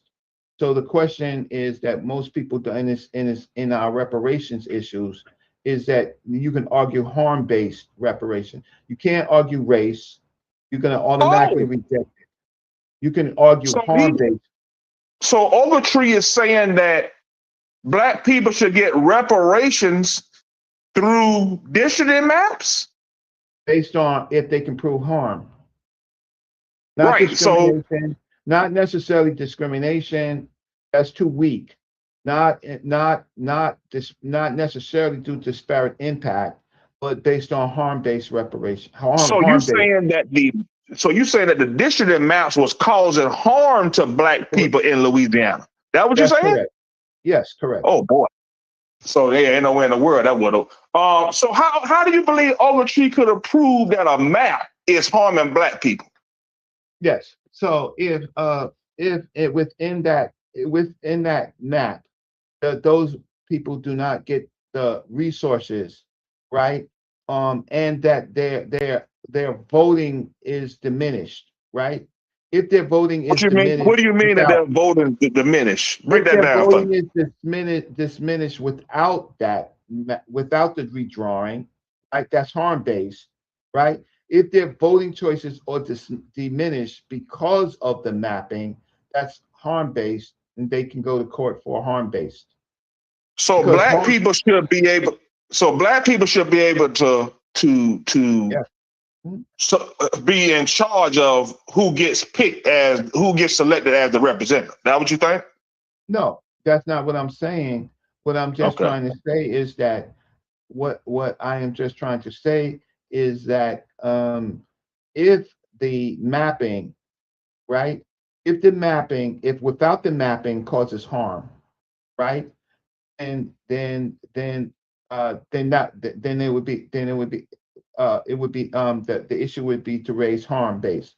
So the harm based doctrine is a doctrine that was thought out by attorney Charles Ogletree to deal with this fact of this upcoming, even though he passed away, the upcoming issues of America. So if you cannot prove harm, so if you're being harmed, right, by not having access to voting, then that would be an issue. Okay, good. So Justice Thomas argues that Section 2 shouldn't have never had anything to do with a damn map at all, ever. He argued that Section 2 only dealt with the ability of Black people to be able to vote, period, due to the Democrats and what they was doing down here in the South. But he didn't say Democrat. He didn't say Democrat. Yeah. No, he didn't say Democrat. I'm saying Democrat. Right. So just say what Charles what he was saying. So Justice Thomas said that. Now you're being biased. No problem. Let's throw that out of the way. We ain't gotta. Let's get bogged down on that. So Justice Thomas argued that Black people, the Section 2 was never meant to be addressed by way of a map. It was only to be addressed by way of Black people having the ability to vote at all. Yeah, that's the argument. That's the argument. They're saying that the way Black people were affected, it's on partisan lines, that like Black Democrat voting power is being affected, but it's not truly a racial problem, quote unquote, because it doesn't take voting power away from Black Republicans, right? But the problem is in Louisiana, 78% of Black voters that are registered are Democrat, and only 18% of white voters registered are Democrat. So like that's the statistical issue there. I think that's fine, but Section 2, that's a great stat, but Section 2, he's saying, argues that it should have never been applied to districting at all. And I agree with him. But when you actually read it, map ain't in there nowhere. It's really about the ability for us to vote as Black people at all, not be represented by whoever we want to vote in. That ain't got nothing. It don't work like that. Fine. And the Supreme Court in Thornburg versus Gingles, right? They said that the essence of Section 2 claim, right? Then if you know Gingles, then what? If you say you know Gingles, then tell me about Gingles. Thornburg versus Gingles. The Gingles, there's 3 parts to it. Broke it down. Alito broke it down. Hold on. Let me put me on the spot. Yeah, I mean, there was research done of how it affected Black voters, but the argument is based on partisanship. So I won't mess it up. Let me just but Alito addressed it in 3 different sections of his. I'm asking what Thornburg Gingles said. I'm not asking what Alito said. I got you. So let's go with Thornburg Gingles. That's fair. It was a unanimous court found that the legacy of official discrimination acted in concert with the multi-member districting scheme to impair the ability of cohesive groups of Black voters to participate equally in the political process, and elect candidates of their choice. That is Thornburg versus Gingles. So in essence, what they did was they talked about that you have to look at the interactions with social and historical conditions that cause unequal opportunity for Black versus white voters. I do understand what Truist is saying about how they're caging it with the Democrats versus Republicans, but the fact of the matter is, what that was his opinion, Alito's opinion, but the fact of the matter is that Thornburg versus Gingles is already decided. So the fact of the matter is unequal opportunity is harm. A lot of cases, unfortunately, like the reparations case, was pled very badly, and it creates bad law, right? It creates bad law, and so a lot of times people are not watching because they don't know the law when these cases are being drafted and drawn up and put to suit. There are sometimes hinge. I don't know if they're hinge pens, but there are pins in them that, in fact, make what they're arguing unconstitutional. So, so, right? So the issue is that I did some research and wrote a paper on a glossary of good terms to use versus bad terms to use. You can't use black, can't use color, right?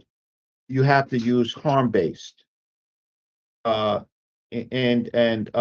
So once you start, once you have to be careful. You have to put it in a colorblind kind of space that talks about particular harm to voter. So you agree with the SCOTUS, but No, you say you disagree.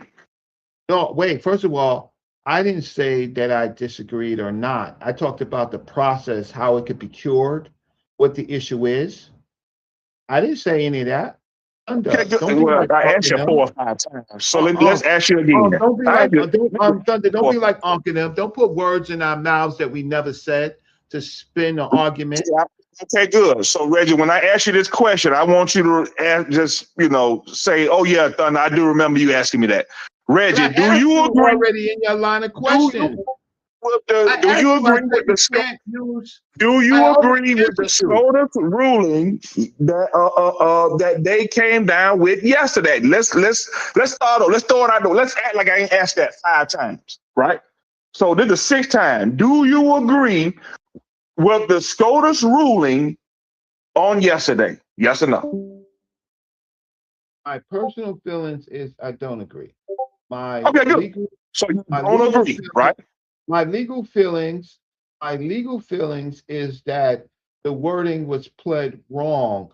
It was a trap. And but I also said what the cures are. The cures are state intervention in suits and other suits. I said based on what else you said that. What else? Yeah, because you said you personally disagree with it, but you agree with it. No, because they used the wrong wording. My personal feeling is that they do this racially. They use law very manipulative, right? Otherwise, it would have been a straightforward case on Section 2 that they could easily prove intent of discrimination. Yes, because someone is abridging their rights, right? Some external forces abridging the rights of Black voters based on not allowing them access to voting the way that they want to, right? Yeah, they can. Drawing maps, right? What he's doing is this is a case, right?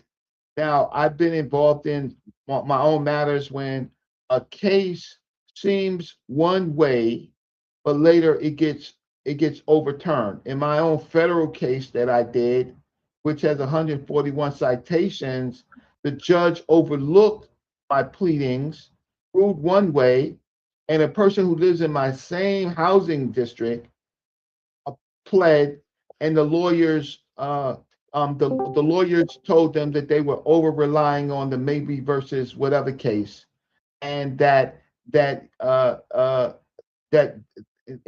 because lawyers did it, the judges accepted their pleadings. If it's not worded right in the very beginning, if the construction, that's why Tariq Nasheed should never talk about reparations or anything like that, because he would always lead us to something that the states and the federal government cannot do. If it's not worded correctly, then what's supposed to happen, Reggie? Oh, later cases come. I said that again, and I'm gonna stop. I got to take a break from this because All right. I said it already. It's for a particular purpose, a particular time frame. Law is changing when another case comes up with better pleadings. Reggie, I just think you're being ambiguous, man. I don't know why. Does Because anybody you else think I'm being ambiguous? You're trying to pigeonhole me into what you want me to say. I said, personally, I'm uncomfortable because Section 2 is there to stop things like this with voting rights, right? Disparate impact is another way in which they can prove. Thomas is saying neither of them is not enough, but not saying what is enough, right? What is enough? He's not saying what is enough. So the lower court, the court that it gets pushed back to, the state that it gets pushed back, has to look at this guidance and try to figure out what is enough. So then, what am I being ambiguous about? I'm telling you more about law than you are than you are asking me for the purposes of trying to educate you about law. No, you've done a great job with that. You've done a great job with that, Reggie. I'm not disparaging on that. I'm just saying, when I was saying the ambiguity, I felt was in reference to you being against discrimination, but when it comes down to black people getting voting, whatever voting rights, you cool with that. Section 2 automatically says, right, what the law should be. Justice Thomas is not telling you why it's not enough. It's Justice Thomas that's being ambiguous. All right, here goes Section 2. Section 2 of the Voting Rights Act of 1965 prohibits voting practices or procedures that discriminate on the basis of race, color, or membership in one of the language minority groups identified in Section 4F2 of the Act. That is, in a nutshell, what Section 2 is. It is voting practices like what I said, the voting practices what I'm talking about, the voter tests, the poll taxes, and all that stuff that was Jim Crow. But I'm not going to mention Democrats because that's fine. Let's leave that out. But that is what they're talking about. Voting practices or procedures that discriminate on the basis of race, color, or membership in one of the language minority groups identified in Section 4F2 of the Act. Right, but I think Thunder, maybe you go back and you listen to me and thank the community for saying this. I have personal reasons because I think that it's I think the ruling is discriminatory because it is stopping a particular group that's been disenfranchised, right, to give them more power to exercise their voting rights, right? And the court is saying that they are giving them some type of privilege, right, because they're all black. But this particular group, this class, right, has already been disenfranchised from other time periods. And so they are regrouping, but they are the citizens, they are the populations of that state. Good. So you believe that Section 2 should last in perpetuity. Black people should always be disenfranchised and all the other stuff you're saying, right? Black people should always be what? Disenfranchised and mistreated and stuff like that. That's what you think? Section 2 doesn't say that. The intent of it is to stop discrimination. Right. So do you believe that black people are being discriminated against in the current voting practices? The previous voting practices where this particular class is trying to gain more rights, and they should have the unalienable rights to do so, right? Right. And so they should be able to gain ground if, in fact, the reason for attacking it is partisan. It's an equal protection type of case. Right. And the equal protection, so white people have the same equal protection that black people have. The fact of the matter is, black people have never had equal protection under the law, and when every time black people try to gain as a class repair, right, they are attacked if they use particular words. Should district maps be drawn to favor white people? They have been. Should district maps be drawn to favor white people? No, but they have been. All right. Should district maps be drawn to favor black people? In repair, if they can make a case, yes. Okay, good. So no for the white people and yes for the black people. So no, they're just not white. They're just not white. And I hate when people do this. They're a very privileged class that enslaved a whole generations of people, and that these people that they were freed, right, had to pull themselves up by the bootstraps. Let's be specific. Let's be specific.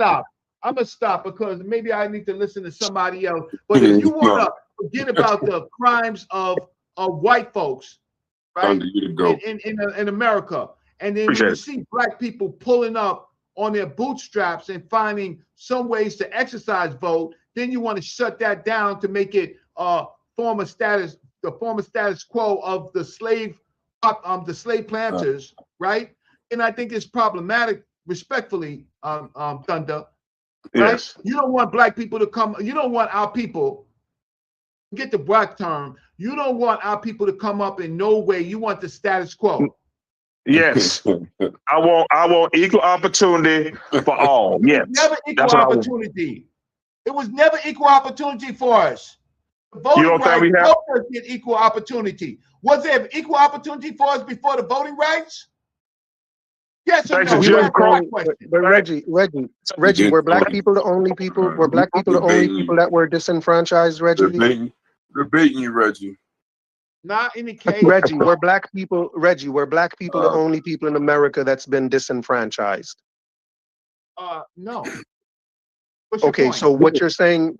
So does what you're saying apply to all people that have been disenfranchised? Do you think all people that have been disenfranchised should get to gerrymander, should have special privileges? Like, because, Italians have been disenfranchised in America.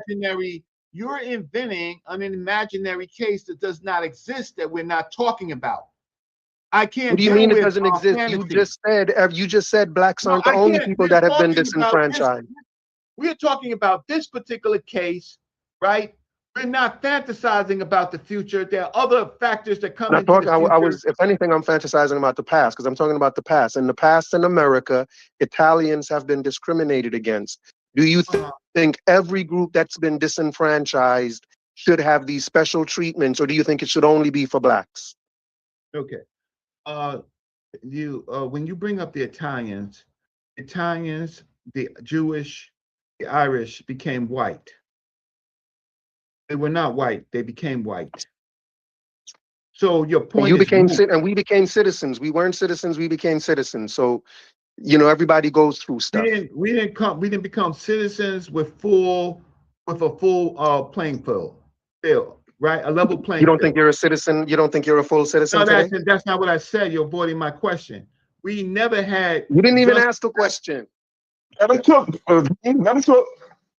Yeah, we never had a level playing field until at least in voting, until the Civil Rights Act, the voting rights. We never had a level playing field. We were threatened, we were coerced, we were forced. Our places of worship were burnt down. Our homes was burnt down. Right? We never had we were not protected by the Equal Protection Clause. So now we have a level playing field, right? No. Okay, so we still don't. With all these acts being passed, all these laws being passed, we still ain't got a level playing field. No. Absolutely not. Drugs in our community. Are black people the only people without a level playing field, Reggie? Reggie, are blacks the only ones without a level playing field? Hold on, y'all baiting them now. Hold on, y'all baiting them. I have to leave because you're not y'all baiting them now. Yeah. So the fact of the matter is, They're not willing to answer anything. They have to go and immediately look up stuff with Section 2.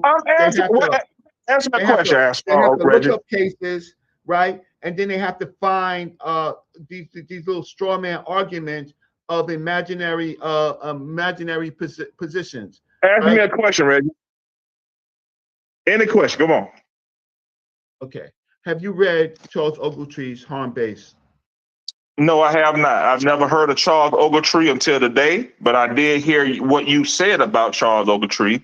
I immediately and vehemently reject what Charles Ogletree said if he is saying what you said that he's saying, right? If he's saying that black people, if you're saying that black people have been harmed by a voting map, I reject that. I would love for him to. He didn't say that. He didn't say that. Well, that's what you said. He said. No, I said that Charles Ogletree created a harm-based doctrine to deal with equal protection attacks. Okay. Right. I said that Section 2, right? Section 2 is already part of the law. I said that Justice Thomas is rejecting Section 2, right?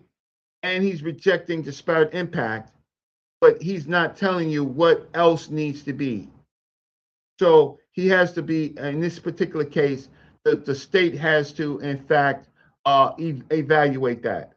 I said that he's doing it based on current politics, partisan politics, disguising it, right?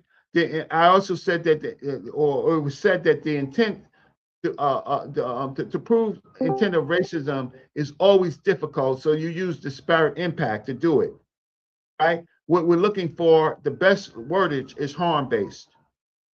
If people have been disenfranchised, right, and and people could see that this population is threatening, and this population, how can I say, is able to draw lines based on voting. An external force is causing harm because they're stopping their unalienable rights. Because they are the population. They are a large population. They happen to be Democratic and they happen to be Black. And that's a threat to partisans. Right. So they should have. The ruling doesn't prevent them from doing anything. The ruling just says they got to prove what they're doing. So it doesn't stop them from proceeding. It just says you got to prove that you've been discriminated against racially. It doesn't say you can't do it. It stops them. So then so then another doctrine has to be drawn up. So, but Justice Thomas is rejecting disparate impact, which would tell you how they're being disenfranchised. At the same time, he's going against Section 2. But he's not telling you what else needs to be needed. No, it's not in reference to black people being disenfranchised. It's in reference to both the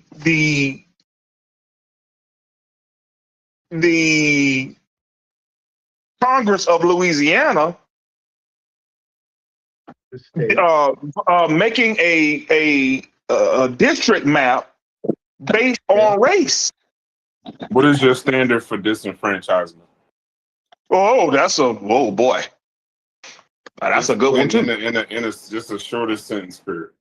I know what it means. I'm saying, but what's your standard? Everybody has a different standard. We all know what it means. Okay. But what is your standard? Because I would challenge you to say, yes, they weren't barred from voting, but the whole original part of the case, Reggie would be right in that case. Of this whole shit started because of Louisiana only having one black district.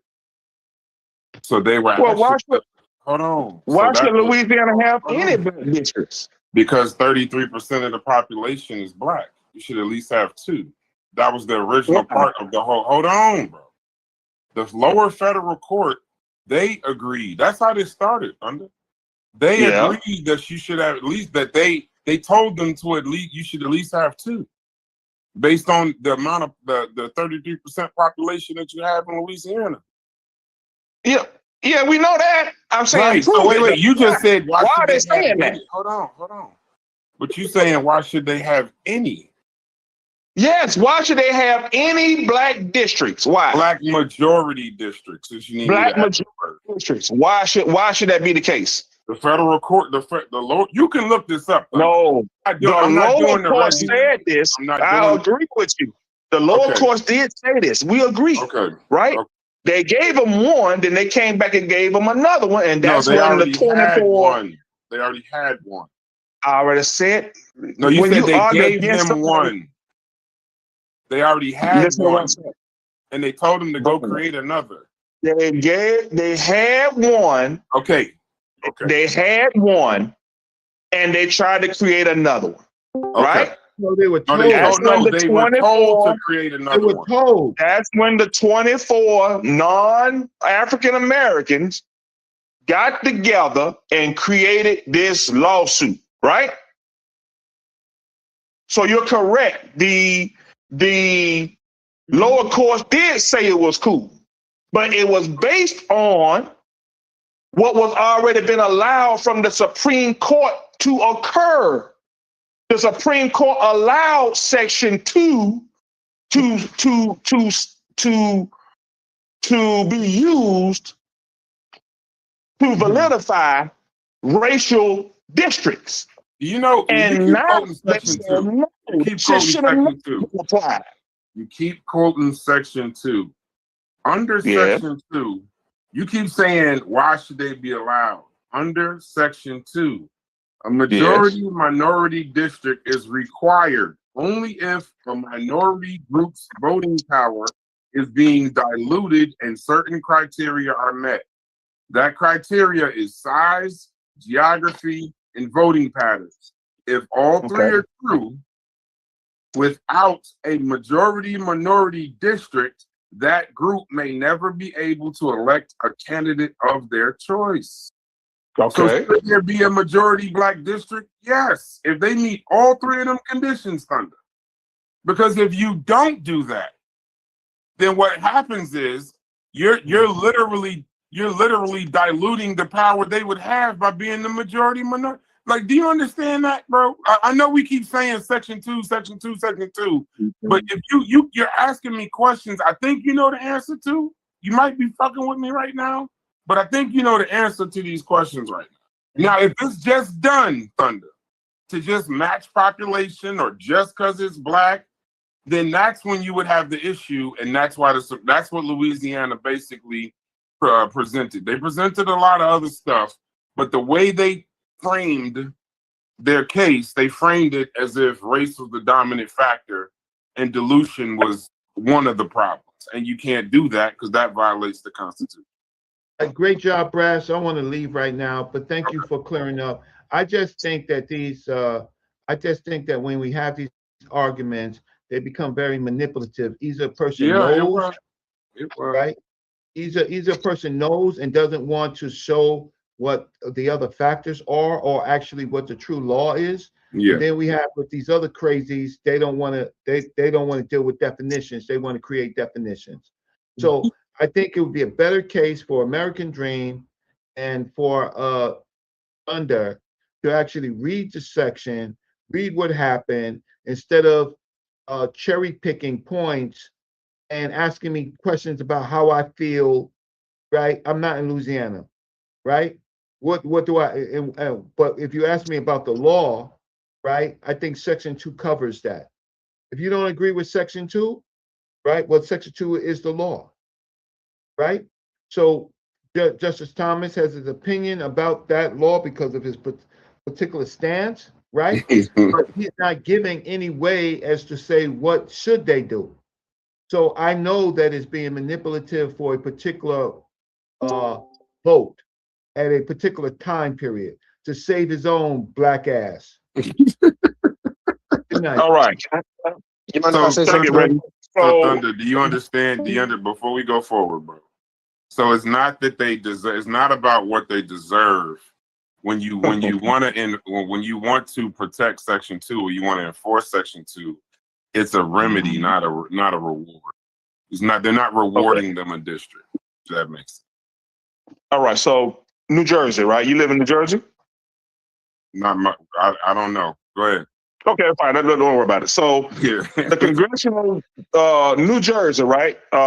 New Jersey Congressional District number 10, right? Is the only district in the state that has a majority black population.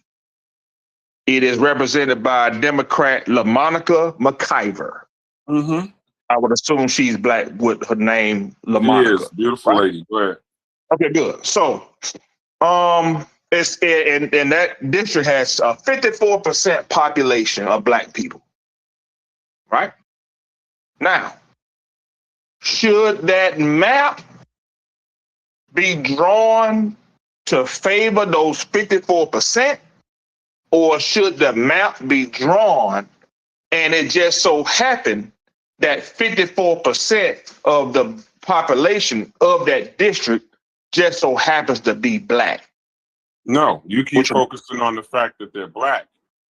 The way good. Section 2 clicks in, and this is why it's clear to understand it, and I know you do. Like I said, I think you just fucking with.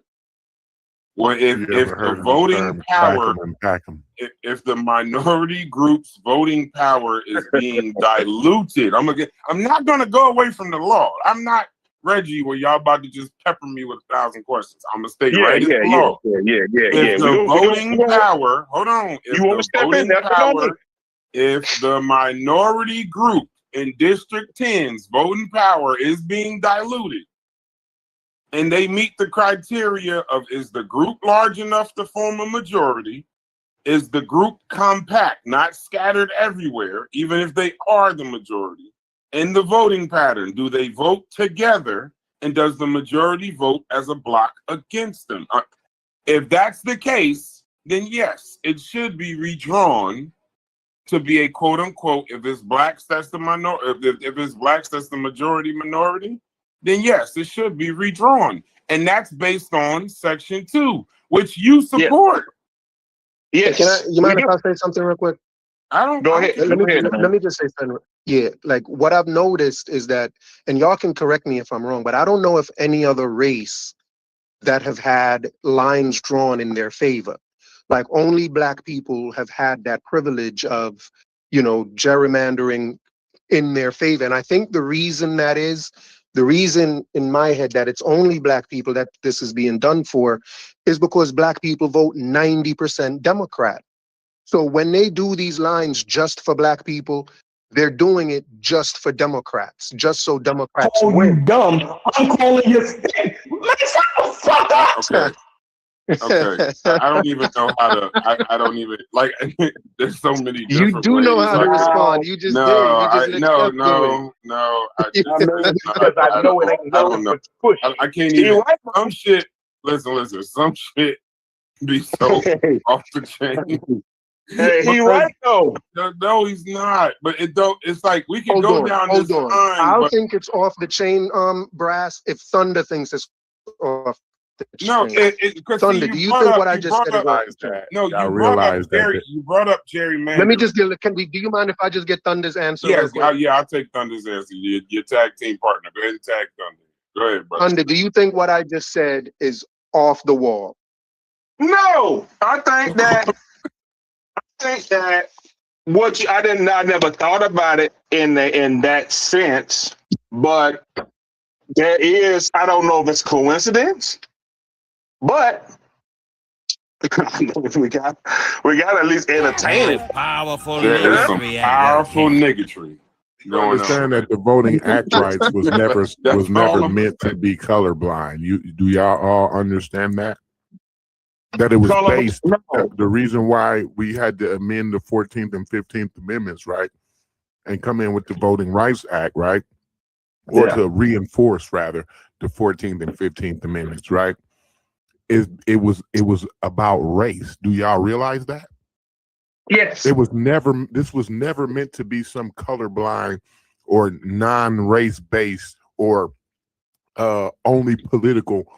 You should only do this for political reasons. You understand that the reason why is because after the Civil War, right, Black people face so much racism and dehumanization, right, that they had to put in place amendments so that we can be recognized as human beings. Do y'all realize that right now?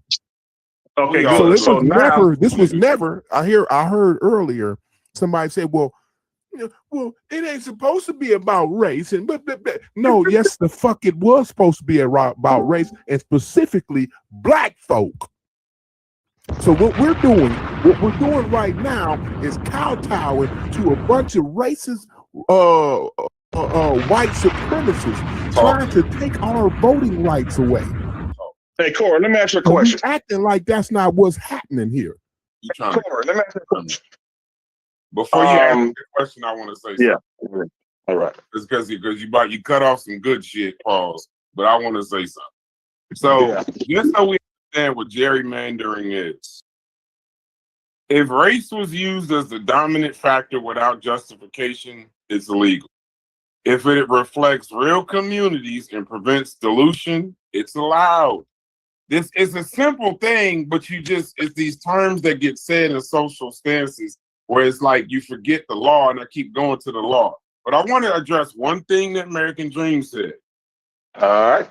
In Latino Hispanic cases, LULAC versus Perry, there's many cases after black voters.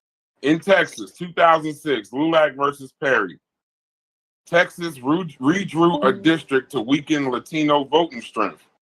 The court said, this is a Supreme Court case, the court said that the map illegally diluted Latino voters in one district. That district had to be redrawn. Perez versus Abbott, Evenwell versus Abbott, that's Latino. There's many cases. In Asian American, less common, but they exist. California had to create Asian American opportunity districts because it was driven by population growth, advocacy, and legal pressure. It was based on the same principles in Washington State and New York. Native American cases. Now I'm gonna add in this. There's white cases. Shaw versus Reno, 1993. White voters challenged a majority black district. The Supreme Court said race-based districting can violate equal protection. Result, the map had to be reconsidered. Miller versus Johnson in Georgia. White plaintiffs challenged racial gerrymandering. Court struck down the district. So it's not just about, hold on, this law applies to all races, but we have to be clear. In Louisiana, if you're diluting the strength of the black vote in a majority minority district, and they all pretty much vote the same, and they all pretty much live at the same place, live in the same kind of area, and it's a large enough side to where to be affected, then Section 2 would be enacted properly. It's not gerrymandering. So we can't act like making it, the Supreme Court just now making it more difficult to prove the discrimination isn't damn near trying to gut civil rights and the Voting Rights Act, and Clarence Thomas saying he wants to go further. You can include race, Thunder. It can't be the main factor, but race can most certainly be involved. If Clarence Thomas is saying he don't want no race at all, then there'd be no need for the Voting Rights Act at this point. We could just fucking do whatever we want to do. And that's not because we're going to be harmed when that happens. So what I you want said, to know real Braz, quick, Braz, have we heard the term crack 'em and pack 'em? Yes. Have we heard that term? Yes. Right. So if we've heard that term, if anybody can pull that up, I'm finna get to the house now. But if anybody can pull that up, crack 'em and pack 'em, right? That's a political term. It's a political term. So what crack 'em meaning divide them up. Pack is concentrate. That's all it is. It's just, and that's what they've been. split, and now y'all understand. I want y'all to understand the context of this. What I'm saying, you understand that we still live in a segregated society, whether y'all realize it or not. Like y'all can fake at it and you can go get my house anywhere. I'll be so sick of you niggas, bro. You can buy a house wherever you want to buy a house. But y'all understand that the residuals of redlining still affect us. So we still concentrate in neighborhoods. Y'all understand? Black people live by black people, right? Yes. And white folk live by white. Although it ain't legally segregated, we still essentially live segregated. Can we all agree on that? Yes. No. Nope. Hell No, no. no, see, I live look. amongst white folk. I Because live I amongst can white live, folk. I live in me myself. I don't give a personally, damn where I you live live. in a white We ain't talking about neighborhood. you. I Talking about the can't. I population can't of black people in the state, stand in the you country. new If you got niggas. a state, hold on. If you got a city that's 40%, Relax, Thunder, Corey, you're getting too emotional, hey, bro. Thunder, No, do Relax. the math. because you Hold on, Thunder, niggas sit up and play Let's with the do shit that's math. most serious, We about to and y'all want to argue. get and I don't then wanna argue. y'all will get y'all panties in a bunch Just a about who is discussion, I though, know, scientists or but I Corey. not. don't want to start clutching Emotional, Corey. pearls. Give me a second, bro. I don't want to get angry. Let's just keep it somewhat. Y'all about to go live anyway. Just keep it, because it's a simple explanation. If you got a city, Thunder, that's 40% black, if you take a goddamn map and split that 40% up, and they all live next to each other and they all meet the guidelines, but the way you draw the map, you split that 40% up 5 different ways, that means that they live in a majority. They can't possibly ever win an election in a city, even though they meet all the requirements. You can split that fucking 40% up 5 different ways and put 8% here, 8% here, another 8% here, another 8% there. And when you do that, now that 40%, that's a majority minority in a district. Now you done split that up to 8% in a whole nother district, and they could never get somebody that represents that particular 40% that meets all the requirements. Do you understand that? Brad, That's about as simple as I can. Hold on, before you say Now Brad. watch American Hold on. Dream try to take you back Thunder, and convince can you you that explain- we don't Thunder, essentially can you live segregated. understand? Thunder, can you understand what that Wow, means? shit What we Section do 2 in this is, community. Thunder? Did I explain that Can I easy respond enough? to that, Brass? Be so Wait, sick of your you name niggas. ain't Thunder, Brad. I mean, Dream, 1 second. Thunder. I'm just trying to make sure Thunder understands what I'm saying.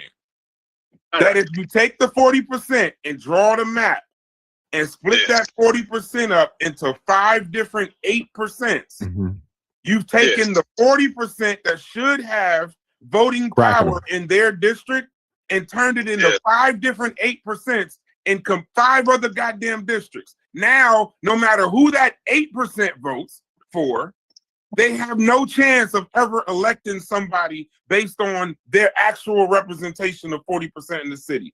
called Now, do cracking. you understand that, bro? He's described cracking to You y'all. gonna let me answer it? Go ahead. All right. Now we're gonna somehow act like reality ain't real. I'd like to Go respond ahead. to that when I get a chance, please. So no problem. So the example that you used was a great example. That was not a hypothetical at all in any way, shape, or form. It was a great example. Thank you for sharing that. I do understand your example in which you used, no problem. Now, Crack them. That's fine. You can crack them.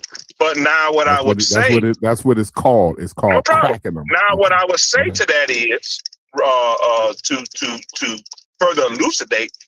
Now, our brother Braz, New Jersey probably has 40, 42, 43% Republicans up there, right? Now, we have places like Delaware, places like New Hampshire that are 40, 43, 47, 48% Republican, but they have no representation, no seats. This is right now, 2026. So if what you're saying should, in my opinion, is happening in the cases in which I'm talking about. What I'm saying is applying race to that. But it's not illegal to apply race to it. It's only illegal. It's not illegal to apply. It's not illegal to apply. Right. It's black But people it is illegal to vote in New Hampshire. It's black people The whole Voting Rights Act was based on race. What are you guys talking about? Let Dream get in when you get a chance, please. Go ahead. Y'all need to go live. You and Corey need to go live, bro. This needs to be an actual show. We can show stuff. I don't even. Some It should shit be. I It don't. should be. You're not Some lying. I shit I thought you were don't like lying. talking about because It's content. You're not lying. I thought you were lying.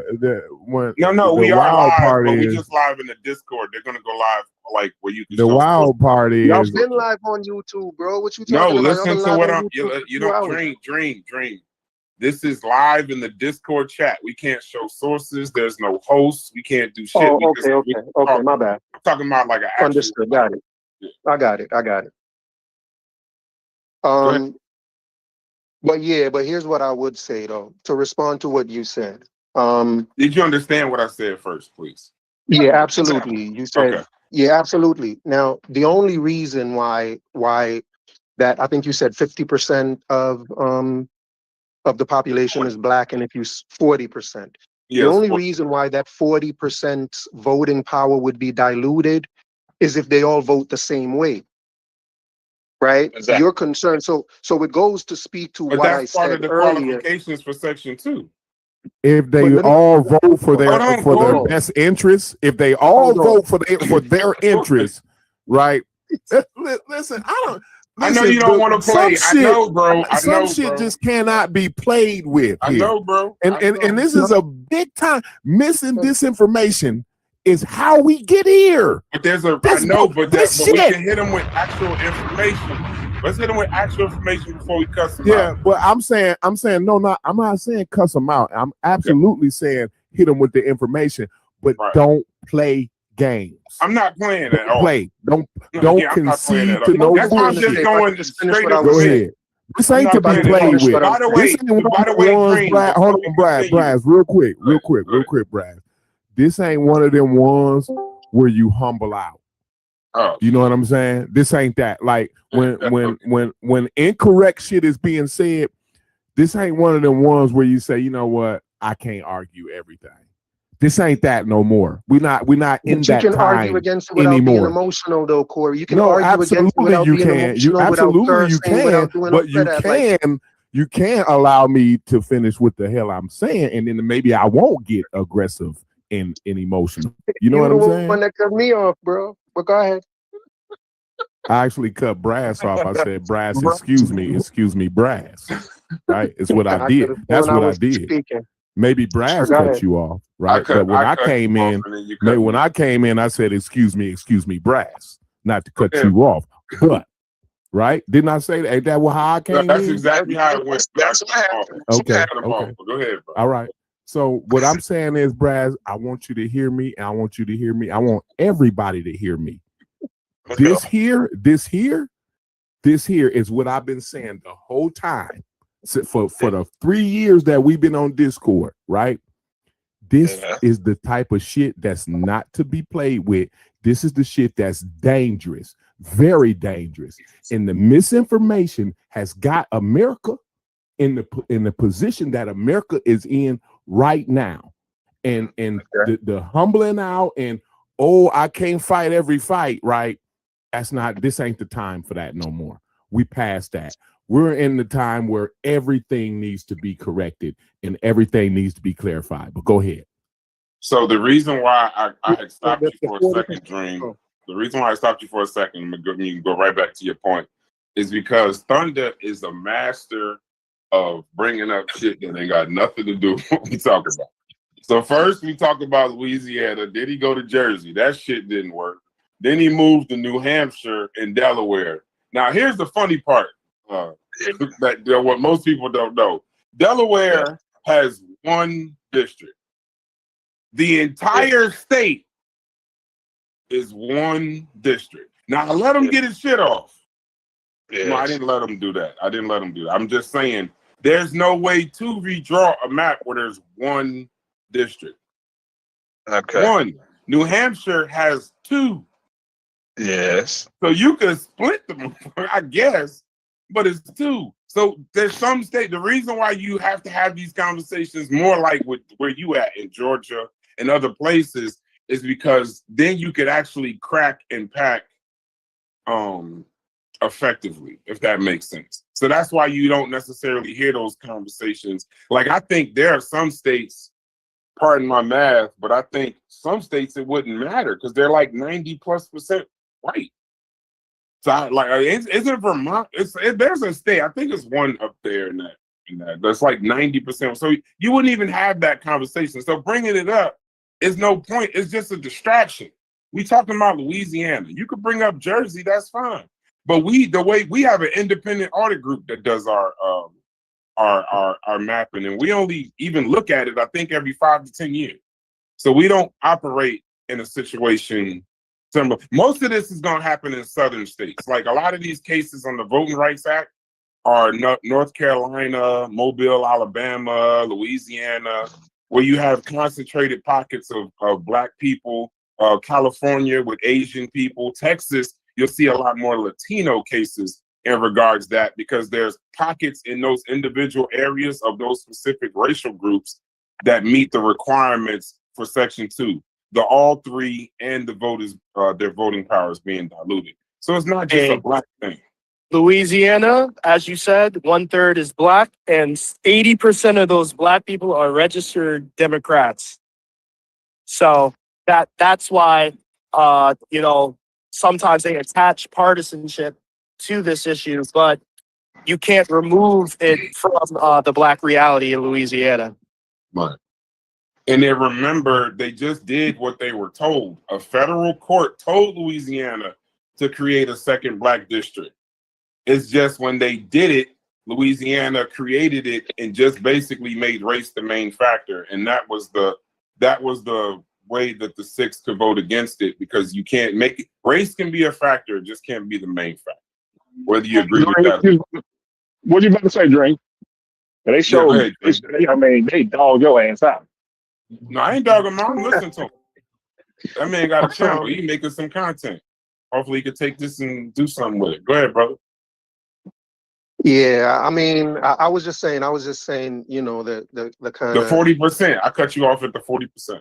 You said so. I was just saying the reason that you're able to say that Black people's voting power is diluted is because in your head, you know that Black people vote the same way. They vote 90%. Truist just said it was 80% for the same person.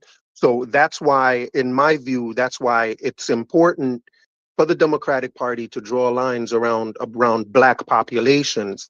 And that's why they focus on Black populations, is because they know that Black populations vote only one way. And we're the only people that vote like that. They know that if they put lines around Asian populations, they don't know how those Asians are going to vote. So they're not really interested in doing that. Same thing with every other race. They only know that Black people are going to do it. And that's the main reason they do it, is because they know how Black people are going to vote. So that's why they're so focused on Blacks. And yeah, that's pretty much what's up, son. So then the inverse of your logic would be true, that the Republicans would go out of their way to suppress that. Yeah, they would. If your goal is to draw lines because you know that a certain people vote a certain way, and if that's your motivation for drawing the lines, then I would see why the Republicans would have a problem with that. I don't understand why anyone would not. I would have a problem with that. Well, I don't. It's not in my head that we all vote the same, Pauls. But if you got 40% in a city and it's concentrated and it meets all the requirements, they vote together, live together, size, and their power will be, and their voting power would be diluted by cracking that up and packing that and packing it somewhere else. That's racist. If you're doing that, you're saying that it's my head, but that's a fact. You would be taking away their power to vote for who represents them. That you're taking away their power. It doesn't matter.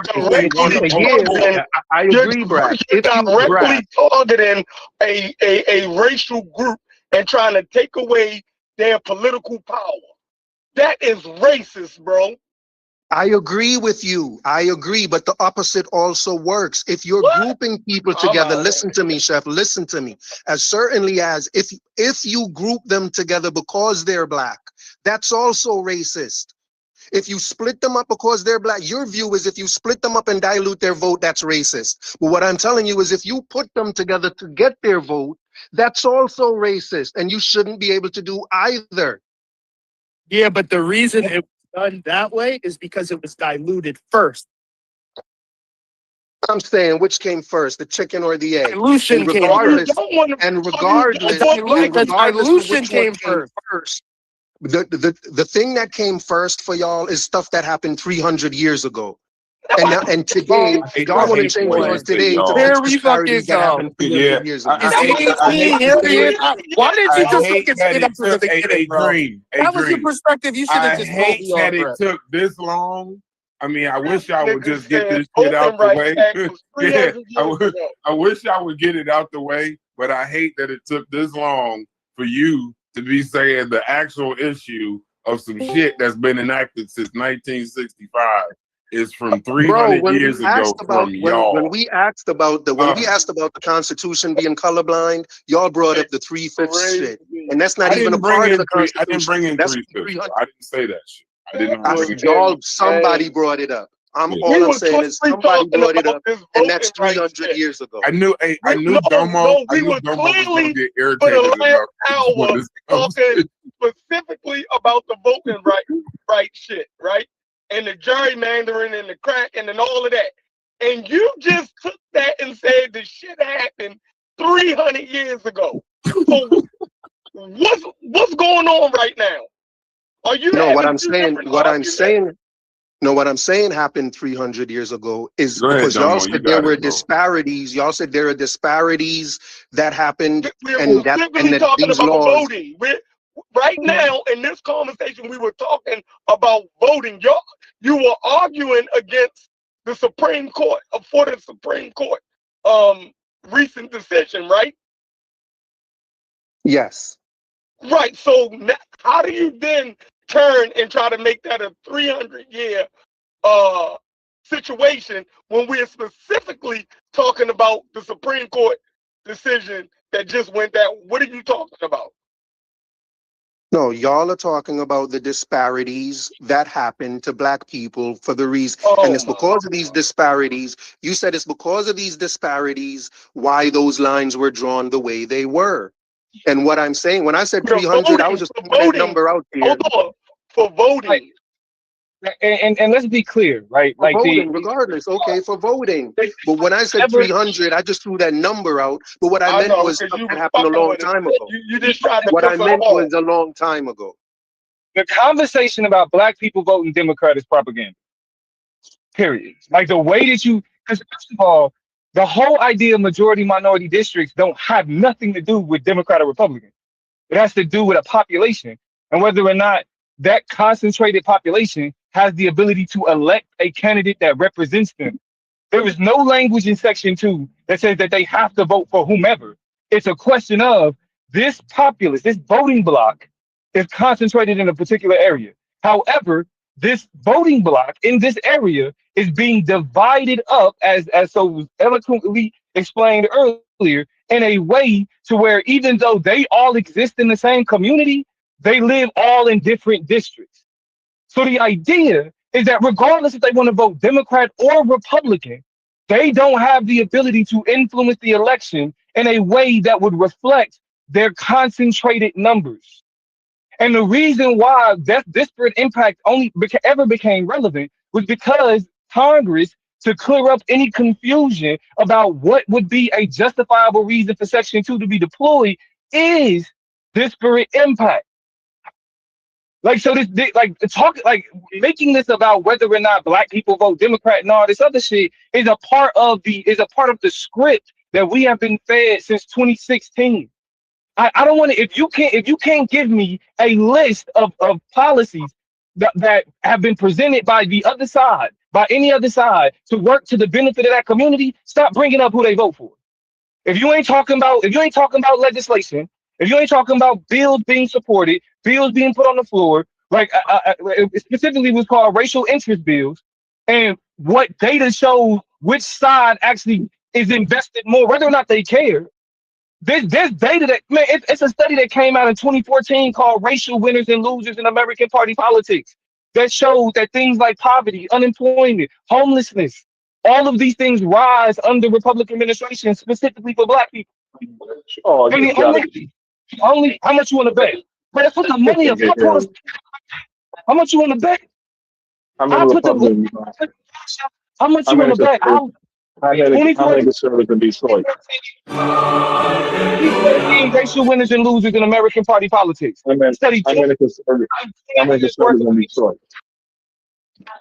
service in Baltimore. I made a service in What are you talking? Again, that's propaganda. That's propaganda. You can look. I can show you. I can show you. I cited a study. Racial winners and losers in American party politics. You give me an antidote. They don't do nothing. Asking me how many people is wholly irrelevant. I made a service in Baltimore. Yeah, I don't know what. But regardless, if the only reason people talk bad about black people is because they think black people are dumb. That's it. It's like black people don't know what their best interest is. So because we've been brainwashed and we don't understand our best interest, we can't separate the lesser of two evils. Then that's the only reason we do that. And any empirical study of black voting habits specifically has to do with the impact of policy on communities. And all of these, as much as you hear people talk about why black people vote Democrat, you will never hear them talk about the like legislation. It'll never be a conversation about policy. Because while we're talking about why black people vote Democrat, at the same time, we're having a conversation about the concerted efforts for Republicans to make it harder for black people to vote. So you telling us that that black people don't recognize voter like disenfranchisement and efforts to undermine their access to power. Black people don't see that. Black people don't hear how these other politicians talk about black communities and how they talk about blac people. All right, like, we don't know the legacy. We don't know the legacy of Reagan. We don't know the legacy of Nixon. We don't know the legacy of Bush. Like, what are y'all talking about, bro? Like, y'all, like, that's what I'm saying. Like, y'all niggas get up here and spread y'all niggas are propaganda. That you're not actually talking politics. You're not actually talking legislation. And all you're doing is cursing. And all you're doing is cursing. We're not talking politics, and all you're doing is cursing. And with all these cuss words, I provided more information than all the bullshit that you politely preached while you've been up here. Yeah, congratulations. You make a lot of sense through your cursing. Now let somebody else speak. Now let somebody else speak. Now let somebody else speak. Now let somebody else that's not going to curse speak. What are you talking about? Let someone who's not going to curse speak next. Someone else wants to speak. Right.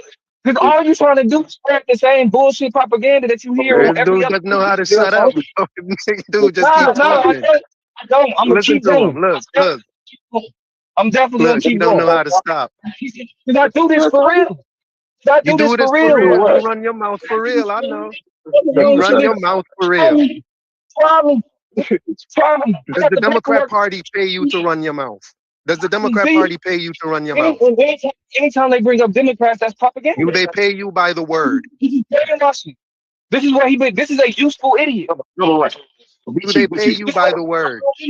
Controlled opposition. Oh, come. Like, what are we doing? I mean, somebody wants to say something. Go ahead, Thunder. What you got to say, Thunder? Challenge me on the statement that I made. You won't shut up and let anybody speak. I will challenge you. You don't shut up. I will challenge you. You don't shut up. I'm sorry, you weak-willed ass nigga. How are we gonna challenge you if you don't shut up? I really do this. So if y'all niggas you really don't shut up. Look at how he's talking. Shut your mouth and let somebody challenge you. Why don't you be quiet? If the platform, if the niggas running the platform is like, nah, Damo, you gotta go. All right, then cool. But you niggas is getting sensitive about being told it's our propagandists and just reading the script. Like a woman, bro. No woman don't tell me this nigga. Y'all notice it's y'all that are cursing. Have y'all noticed that it's y'all on your side? Why are y'all on your side always cursing? Why y'all so emotional? Why y'all so emotional? Because I care about this shit, nigga. That's why, nigga. You're too emotional about a conversation, bro. You're way too emotional about a conversation. You niggas like running y'all mouth. I really do this. You do You what, really bro? do this. I know. Run his mouth. Look What you do, nigga? What you do? What you do? I just shook it out. These niggas is hurt. Tell me what. Niggas is hurt. Niggas ask me what I do. Niggas can't respond to what was. Niggas is caught up on me. Tell me what you do. He won't let people talk, but then he says nobody wants to respond. Nobody wants to respond because you don't let them. Hey, Dre, let them talk. Come on. What you be doing, bro? You say you do it for real. What you be doing, you say? What I said. Look here. Respond to what I said. Respond to what I said. What you? Oh, now you want to? These weak-hearted niggas that get caught up on, well, what do you respond to what was said, nigga? Fuck what you talking about. Why? Why should we have to respond? Because you are supervisor? Then shut up. If you're not gonna respond, don't ask me what I'm. Don't ask me what I do. You are supervisor? You can shut up. What is wrong with this nigga? This nigga talking about what you this nigga looking at? Nigga, look it up. You got manager, bro? How this supposed to work? You done? All right, good. So let's get back. Dumbo loves to hear himself talk. I've never heard anyone love to hear themselves talk like Dumbo. Dumbo, you love to hear yourself talk too much. I love it. Love my voice. I love my voice. You gotta let somebody else speak, bro. Yeah, whatever. Y'all niggas got it. For real, Dumbo. You gotta let somebody else speak. I don't even fuck with you like that. So you telling me to do anything? While y'all are talking about let you speak, why don't you use that opportunity? Use that chance. Because I start talking and he doesn't shut up. He just keep talking. Talk, nigga, talk. Silence, nigga, silence. Just fuck, man. These niggas ain't. Hey, listen, listen. I'm sorry. I messed up y'all hand holding. You was up here holding hands and patting each other on the back. Did I fuck that up?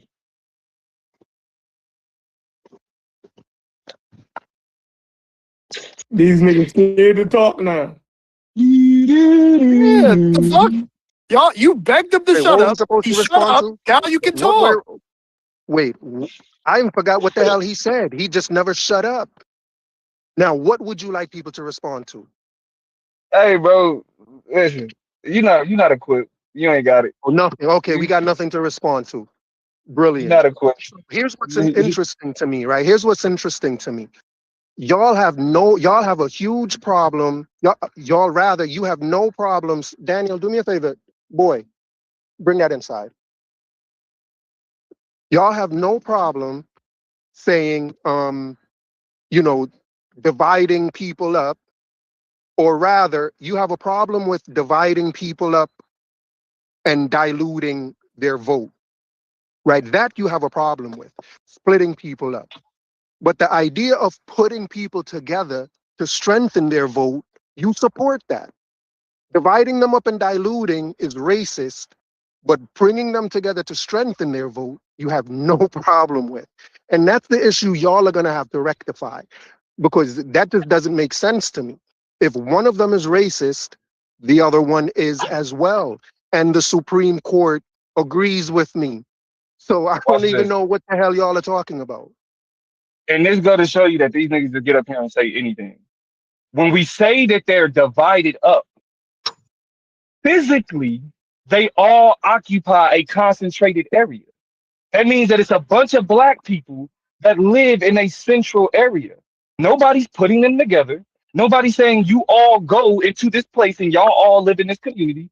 They naturally live. I'm saying naturally, quote unquote, naturally, because we know how, communities get built, especially communities of color. But we're going to say right now, this is just how those communities exist. When they build the maps, they slice up communities that already exist. That's why that's the splitting up I'm talking about. Right, that's the dividing up I'm talking about. Right. But what you're doing is what majority minority districts recognize is that when you already have a concentrated community, that concentrated community should be its own district. So that concentrated community has an ability to vote for and elect. They have the type of numbers that gives them the opportunity to elect the type of candidate that reflects that concentrated area.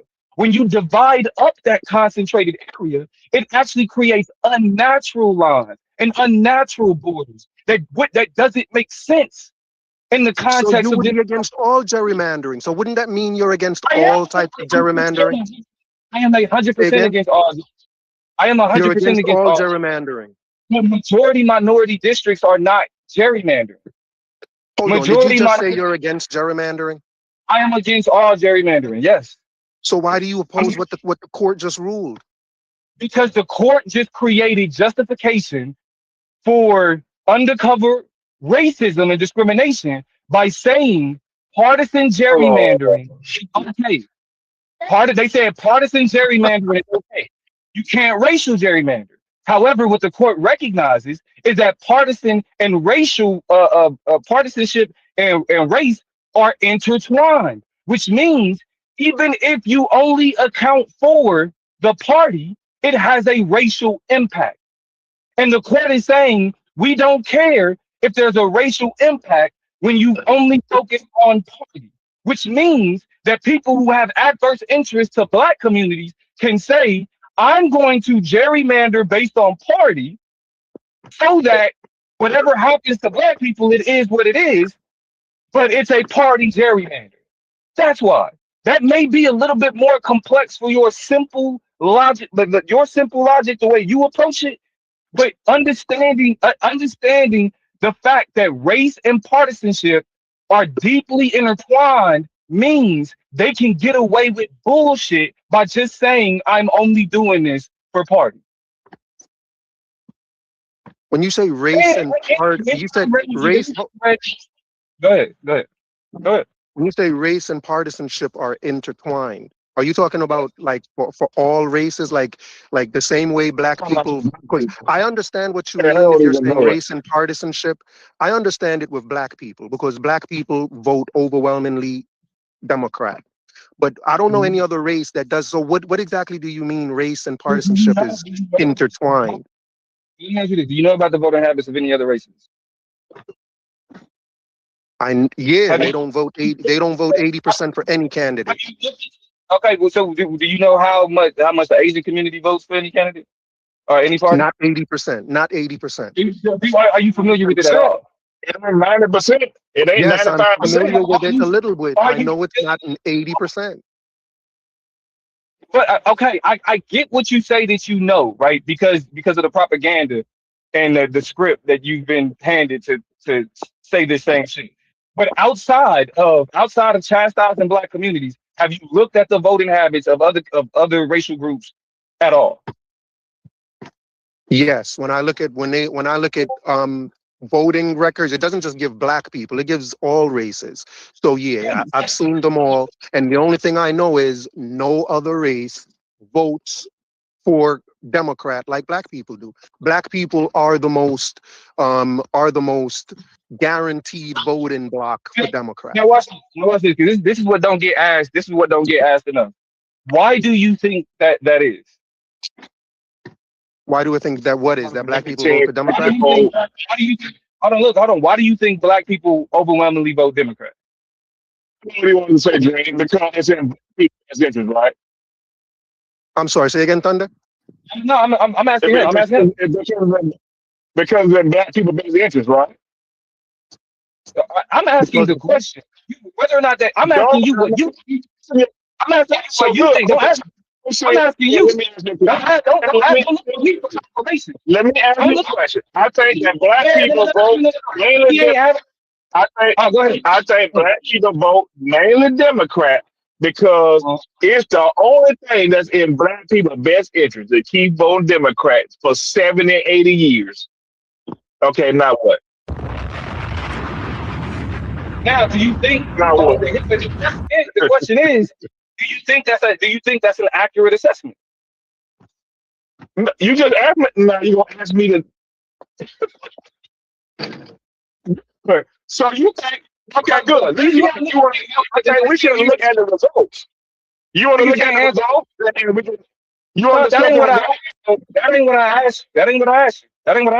The question that I asked you is, do you think it's accurate to say that their best interest was Democrats? I think that I already heard what you said. What I'm saying is the best way to know that is to look at the results since the Okay, so 1964. if you look at if you look at the results, are you saying that are you saying that based on the results Yeah, that's accurate? when I look at the results, I think that black people did the best job and The just best job. continuously vote Democrat. I think that when we look at places like Baltimore, places like Detroit, places like New York, California, when we look at these places, I think they did the best that they could do. I think that was in their best interest to just vote Democrat. When you look at Flint, when you look at all these damn places, I think the best thing they could have ever done was to continuously vote Democrat for the last 100 years. Yes, I think so. Oh, this is the script. I know this is the script. Do you vote? You said, do I Whoever was vote? just you vote. Yes, Do I vote? Yes, I do vote. Yes. you vote. What direction do you typically vote in? My brother, are you going to address what I just said? Do Nigga you votes agree? Do Trump. you The agree? nigga votes Trump. No, He votes you asking me Trump. questions. You asking me questions. Now, No, I'm not asking you. do you agree? Do you agree that since 1964, it's been in black people's best interest to continuously vote Democrat? Do you agree? I do. Okay, good. So you believe that the state in which black people are today is the best it could be as a I'm not saying state? I'm not gonna say it's the best that it could be, but what I'm gonna say is it's better than the alternative. Okay, good. So you believe right? So that means it's best. So it's the best. It's the best. No. Being better than the alternative. No, being better than the No, alternative does but not it is right. So it's best. So if it's better than alternative, it's the best alternative, right? it's better than the alternative. Good, but That's it's my the answer. best. So right. You But can't so it's best. So know it's what I'm best. saying? No, it's better. It's better than the alternative. You're Okay, trying what's like the best alternative? What's the best alternative? you're trying to pigeonhole the term best to make a point. I My asked you, argument is that what's the best alternative for black people? my focus ain't the best. It's the better alternative in a two-party system, in a winner take all, first past the post two-party system. The better alternative than Republicans is Democrats. Good. And So the Democrats in a two-party system is the best alternative, right? it's a better alternative. It's a better alternative. Okay, give me the best one. I don't want to start. I don't want to talk idealistically. I want to talk about what it is that we You know actually what, have. bro? You know There what? is no. Yeah, bro. What's the Listen. best alternative, bro? We're talking about the political. We're talking about political choices. What's the best political choice for black people? No, I'm saying that Democrats are a better alternative. I'm not playing the word game that you're playing. So the best political choice for black people is the Democrats, I right? want you to see your argumentation is so bad that you're literally telegraphing your punch miles away. Like you're trying to. You have a reason why you want to force it. No. You have a script.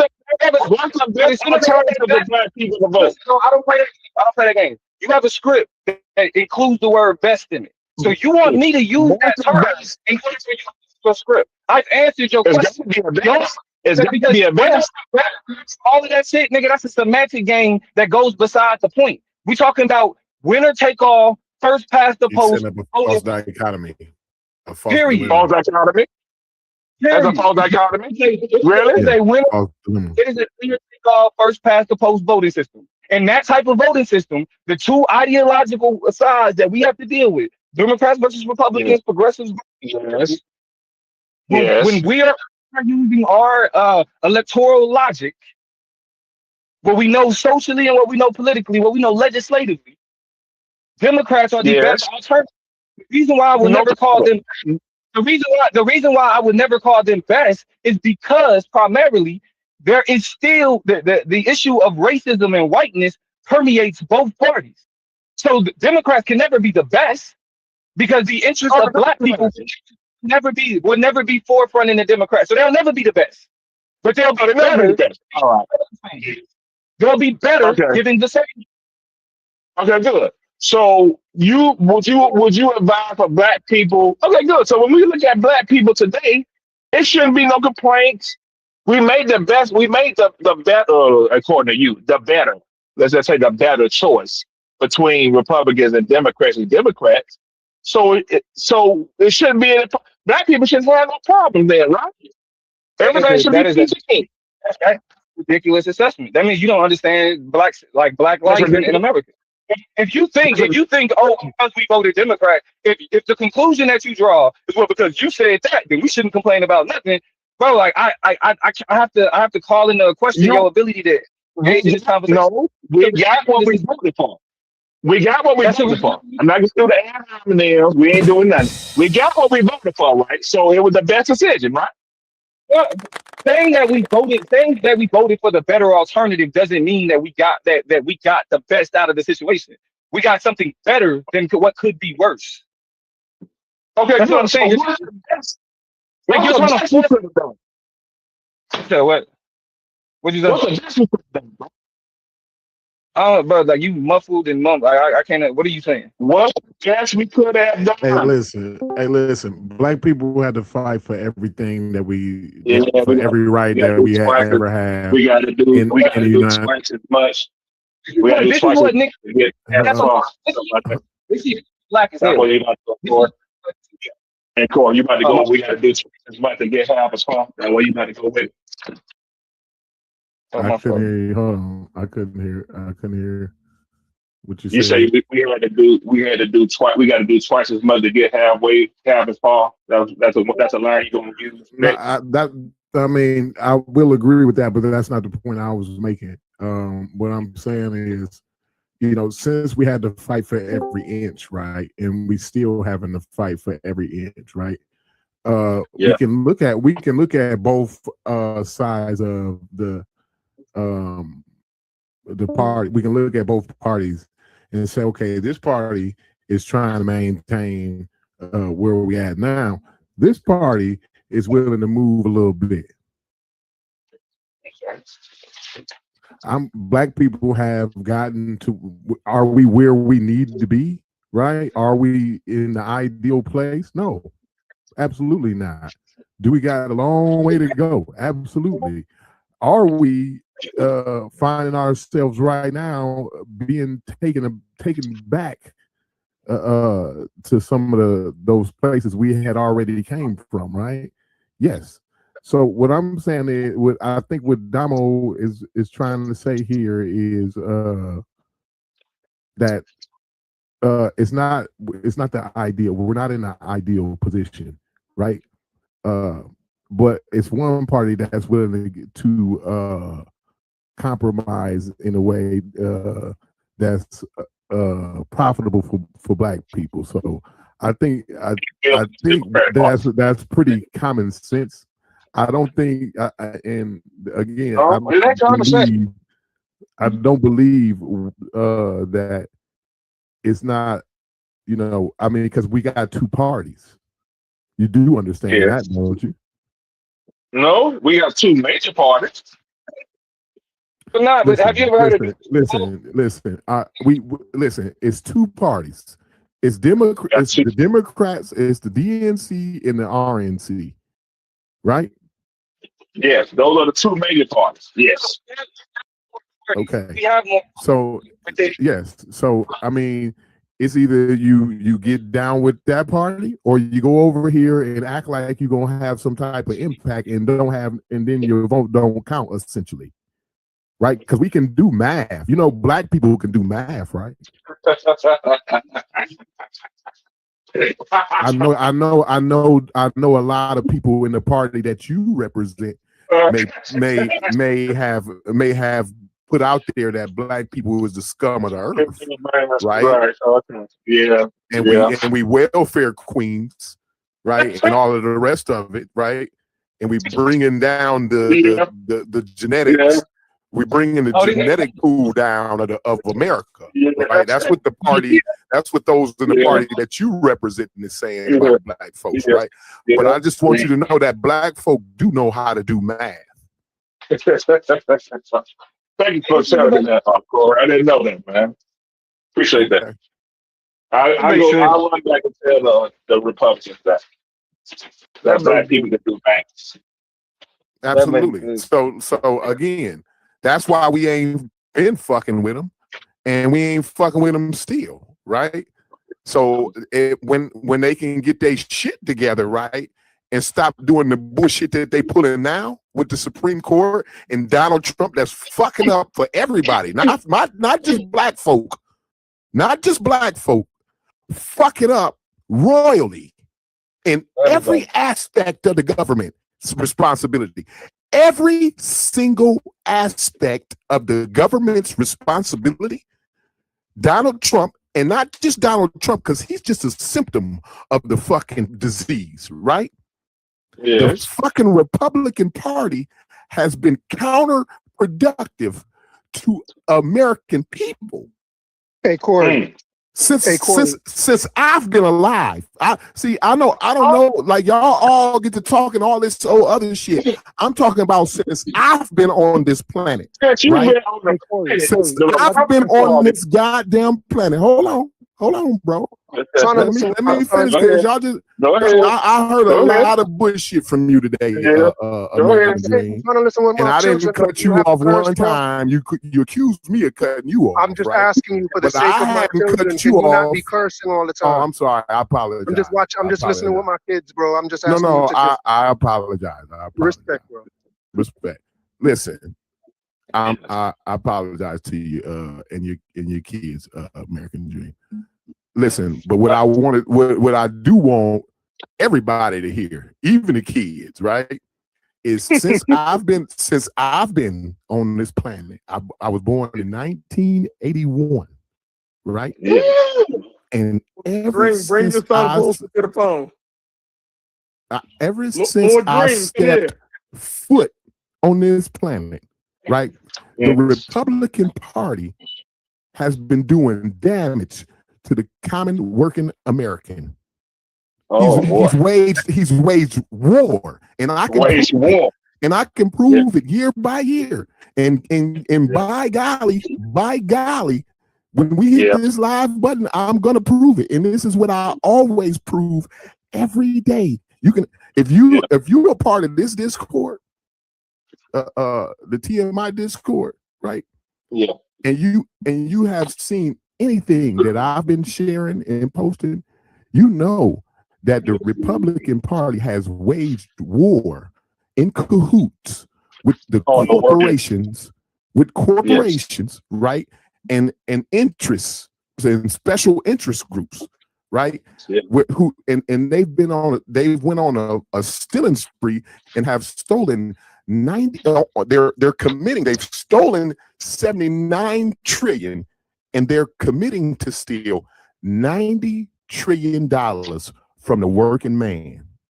And you're saying the Democrats, ain't did nothing. The Democrats ain't did none of that. Well, absolutely. Well, not so the Democrats as a whole, no. But there are people in the Democrats. There are. See, the difference between the Republican Party and the Democratic Party, right? There are real people in the Democratic Party that's actually fighting for the people, right? It's why America is still a democracy today. It's why we ain't fell up, because you understand that people are the other countries is still dealing with America, right? Who? Yeah, everybody. Name an American ally. I dare you to name me an American ally. And I tell you which one is done other than Israel. Come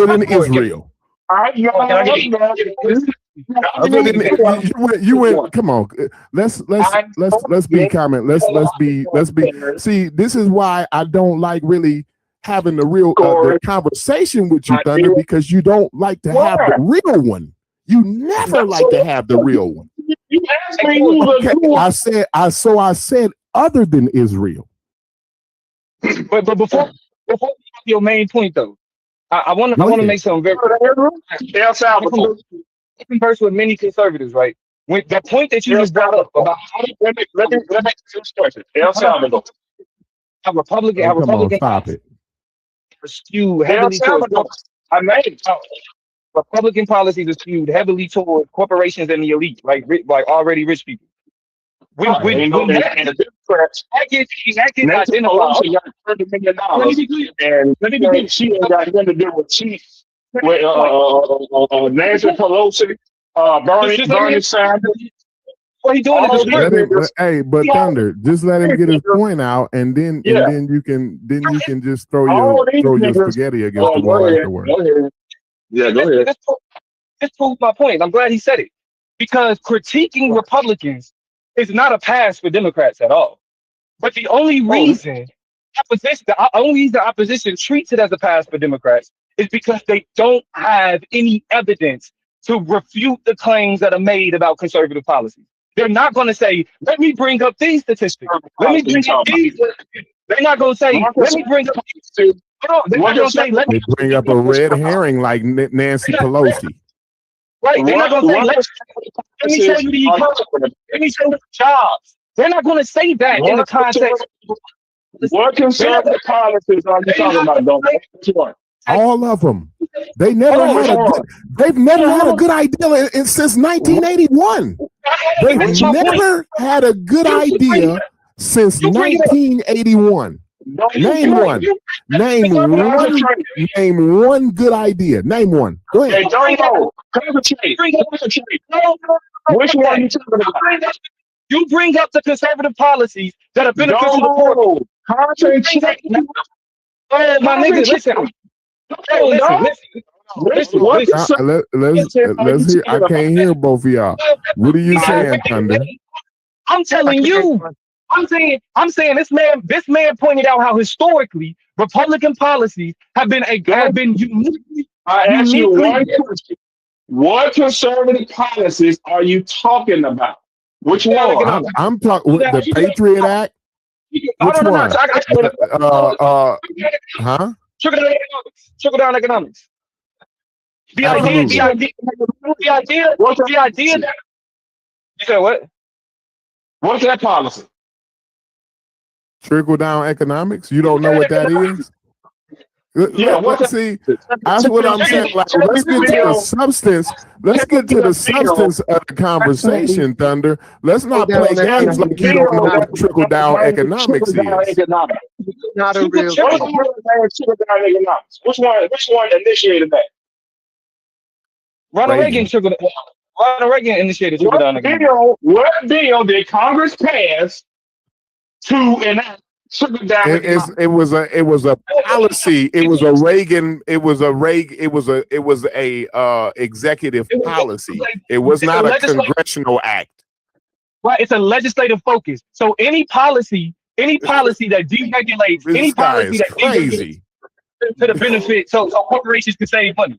Right, any policy that gives corporations leeway to make it to where they can bring in more money. So that's not just one it's a set of policies that make things easier for corporations to make money, because the idea is that when corporations make more money, then that money gets passed. Hey, Thunder. I know you do the Socratic thing. I know you do the Socratic thing, right? I'm asking. But you actually have to, I know you asking because that's the Socratic thing that you do. But what I'm saying, Thunder, is you have to bring some substance to the conversation, right? So if you're gonna keep saying, listen, Thunder. You cannot. Hold on, Thunder. Listen, you cannot keep saying what is the congressional act that the Republican, and you talked about policy at first. So when we start talking about policy, you cannot then keep saying the same thing over and over again. That's not the Socratic method. That's just you just repeating yourself over again. What are the tenets of the policy that makes up trickle down economics? This is what I do. This is what I do. Right? Listen. So listen. Let me explain it to Thunder. Right. So ahead, what you do in a very basic, in a very rudimentary way, Thunder, is that what you do is you give out corporate tax breaks, right? When you make sure where corporations pay little to no taxes, right? And the burden of the government's responsibility is put on the everyday average worker, right? And with that, how that's supposed to, quote unquote, supposed to, we all know it ain't even supposed to work this way, right? But how it's, quote unquote, supposed to work out is that when you give those corporations tax breaks, right, that then translate into raises for the employees and gainful employment for the employees. And 40, and let me tell you, in 40 years, the working class has not had a raise that keeps up, that reflects inflation. In 40 years, again, since I've been on this planet. Yes. And you're blaming Republicans for what's happened. I'm blaming policies. I'm not blaming individuals. I'm not blaming individuals here. No policies to break this policies, the ones that you asked about. Now, Thunder. I'm asking you, Thunder. Now, I'm asking you, Thunder. Now, I'm asking you. And I'm gonna come right back to it though. Go ahead. You're not worrying about bringing any substance to it. All you doing is questioning. So now, no, I'm asking you, are you bringing any substance to the conversation, or are we just teaching you? What was your question, Corey? I didn't have a question. I'm saying, no, I haven't made any arguments. I haven't made any arguments. I came in and heard what you said. I came in and heard what you said, and then I corrected it. I came in and I heard what you said. You and Domo said that Republican policy, conservative policies, is why Black people are in the position that we are in today. It's just, yes, absolutely. Those types of policies maintain. They help to maintain why we are in our position. Don't you understand that there's a number? Thunder. You just can't overtalk me, bro. Don't you understand that there's a number? Thunder. I'm trying to answer it, but you keep asking while I'm answering. Right? So what you said is true, but I want you to understand that it's not only those types of policies that is for the reason why Black people are in the position, but it's a number of things why Black people are in the position that they are. Those policies are just something that add to it. Okay, that's fair. You're saying only conservative policy, not Democrat. No, I never said that. I never said that. I never said that. He never said that. And that doesn't have to be the qualification. See, the thing is, right? Why not address those bad policies that you voted for? What bad policies? No, we just talked about the trickle-down economics that's been going on for 40 years. That's not a policy, though, bro. That's not a policy. Listen. You're talking about shit ain't real. Trickle-down economics is not a policy, man. I'm not gonna get my blood pressure up with that. I hear you. Y'all. I see where y'all at now. Do y'all do debates on this platform? Because I don't even like doing it. The panel shit, niggas can say anything. Do y'all do debates on this platform? There's not a policy. When you got 10 minutes, no. So they don't have a policy called. We never said they had a policy called trickle down economics. I explained to you what trickle down economics was, and how they affect, No, and was a they reason why. enact policies that Which ones? And y'all are struggling to so answer when I talked about the corporate question. when I just talked about the corporate tax breaks, the big like in the big beautiful bill, I just explained this to you, Thunder. Okay, good. So the big beautiful bill. Thank you, Corey. So I you just believe explained this. Hold on. No, listen, Thunder. Listen, because while you're asking questions, you missed me explaining it to you. So now I'm going to come back and reiterate. Now No, I'm coming back.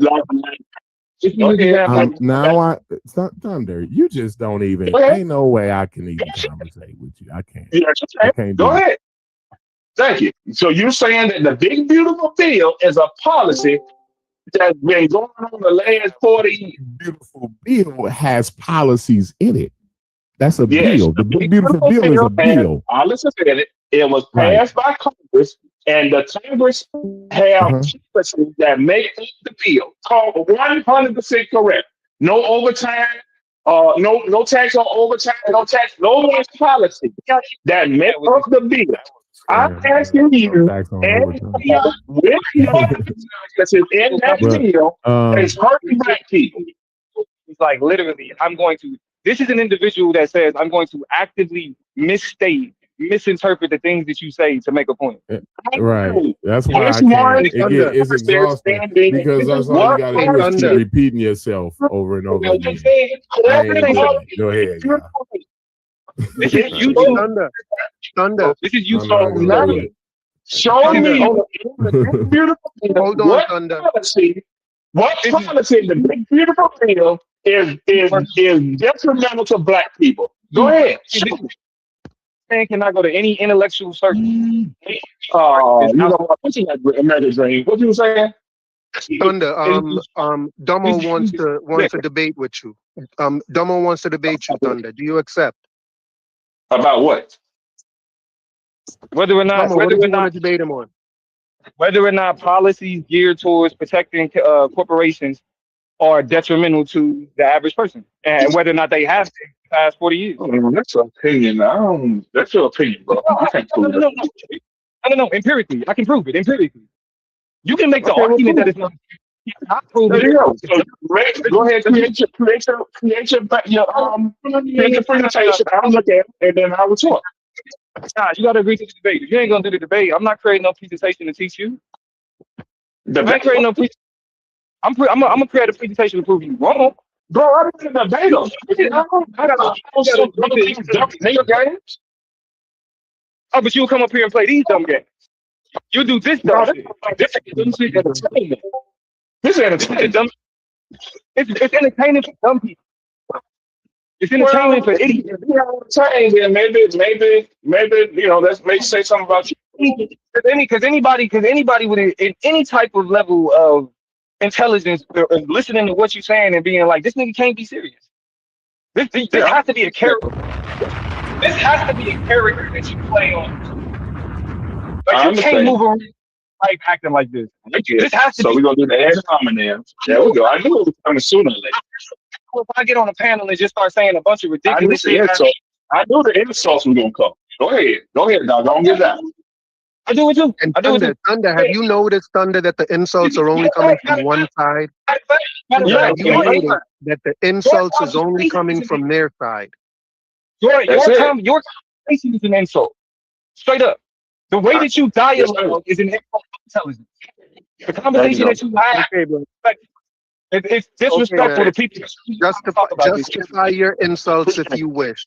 Justify being insulting if you wish. There's no moral code that you about to make me feel bad about, bro. You a dickhead. Straight up. Listen, man, you're only proving you have a crush on me. You're only proving you have a crush on me, bro. Go easy. Okay, whatever. Go easy. You're only proving how much you adore me. The way that Corey and the rest of y'all, the way y'all get down, y'all politeness, I think it's cool. I like that. I like this. I'll be, you know what I'm saying? But I just don't. I'm not about to let a nigga piss off my tell me.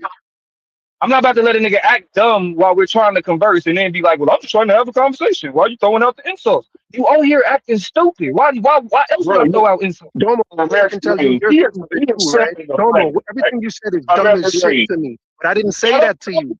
We can say the same thing you're saying, bro. Don't do that. Don't do that. So American Dream. He don't allow him to deflect. Well, all the thing he's doing now is deflecting from the question I answered. In the big deal, they're not asking for incarceration policy. Which policies are partners? Unless you're willing to debate it, I'm not all this the panel shit. I will listen.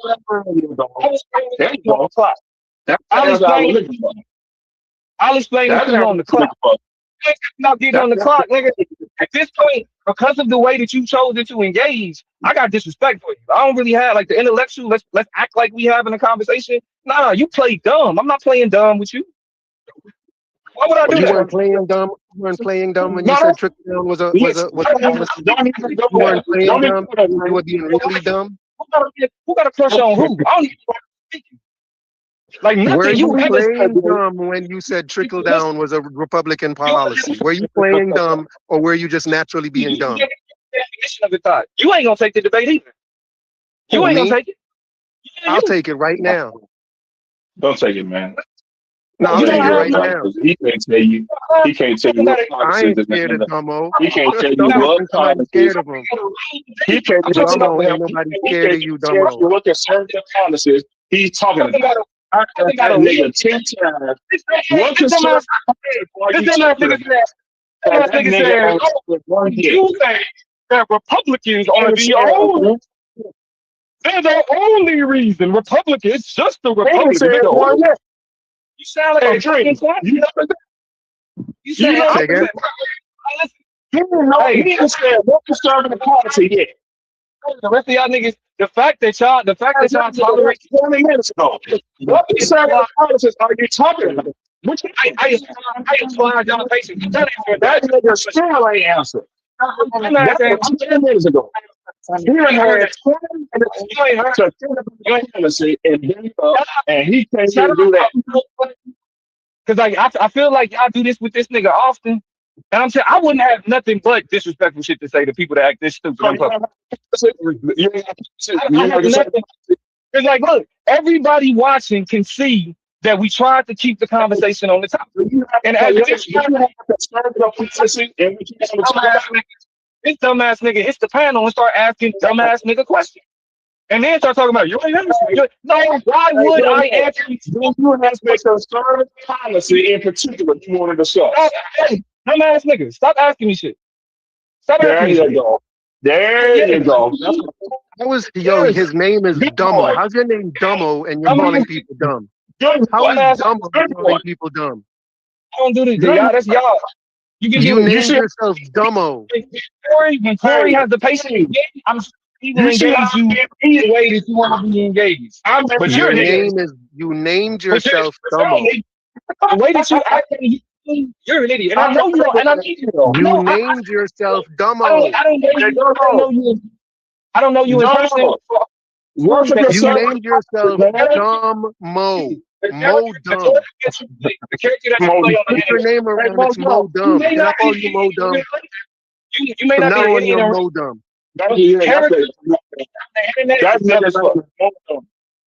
Straight up. Even like y'all. Mo Dumb. Y'all try. Can somebody laugh at these niggas' jokes, please? Powerful nigga at work here.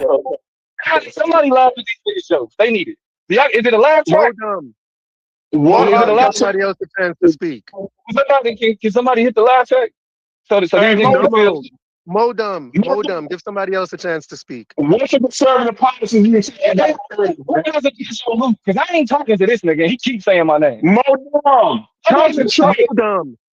He not saying it. I was crush on who? What's the conservative policy you say about him? This shit is ridiculous. But I can't talk because where I be at on the channel, I can't answer the question. You still can't answer. I tolerate dumbass niggas questions sometimes too. But this, I don't know. You still can't answer the question. Just get a damn shit, man. I don't give a fuck. What policies? I think that's what I'm saying. Like, dummies just saying This show you like he committed. He committed to the big. He committed to being a dumb. What are the conservative policies that you want to discuss earlier today?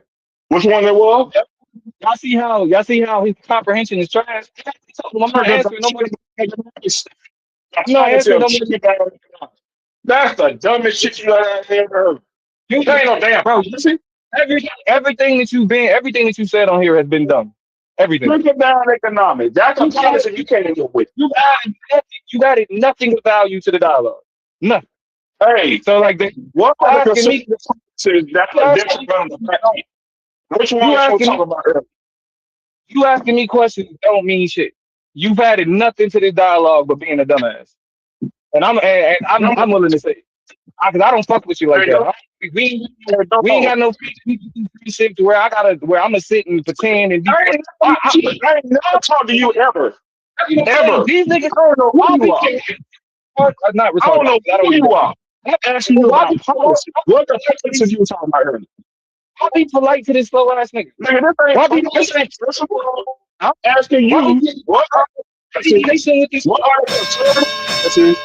the conservative policies that you would talk earlier? He's an idiot. He's an idiot. He's an idiot. You're an idiot. You don't have the comprehension for it, bro. That's keeping it a stack. Straight up. You do shows? Corey, did you come up with an answer yet? Because Dumbo can't seem to come up with an answer. Did you find a better answer than triple? Corey's not in here. Corey's not in here. Corey left. Oh, okay. Do you do shows, Domo? Yeah, I do shows. Hey, let's get together on some content. Thunder been ducking me, but let's do it. Thunder good for them Discord shows. He don't like to get that camera and that light on him. He knows a little bit. But yeah, listen, I'm gonna meet you up in the Discord because that's my thing is politics. I can talk about the shit all day. We've been live since 11. I'm exhausted. Okay. Dumbo is way too arrogant, man. Dumbo got his head up his ass. He's way too arrogant. Hey, that's how you know I make. I hate to say it, Dream. That might be more further proof that I need to do a show with Domo. Domo, get your head out your ass. If you say it, if you that visceral and you got that much vitriol, then I'm sure Domo is a content gem. I'm sure of it, bro. Hey, Christ. This is American Dream. I apologize to American Dream. He got his right on, bro. Domo thinks he's better than everybody else. I've been watching y'all. Thunder out of here. Good job. Thunder say I'm out of here, bro. Fuck this. I've been watching y'all platform, man, and I know y'all don't get in the mud like that, and so I do apologize for taking it there. You feel me? Oh no! Hold on. That's me. Hold on. Just so we clear, Domo. I'm the moderator that don't do that. But like you said with Corey earlier, Corey is cool to go. The whole panel is cool to go crazy. I'm the one that's trying to fucking hold on to the guardrails at 200 miles an hour. But it gets crazy, bro. This is what we put live. We crash out without live. all the time. We crash out all the time, but it's controlled chaos, and you was within that boundary for sure. I just got the call, bro. I mean, but the Socratic method is not the 5-year-old tactic. Like, so what is it, Dad? Why does it do that, Dad? Why does it do that, Dad? Why does it do? I mean, like you said, that's not the Socratic method. Like what is that? I don't even understand what that is.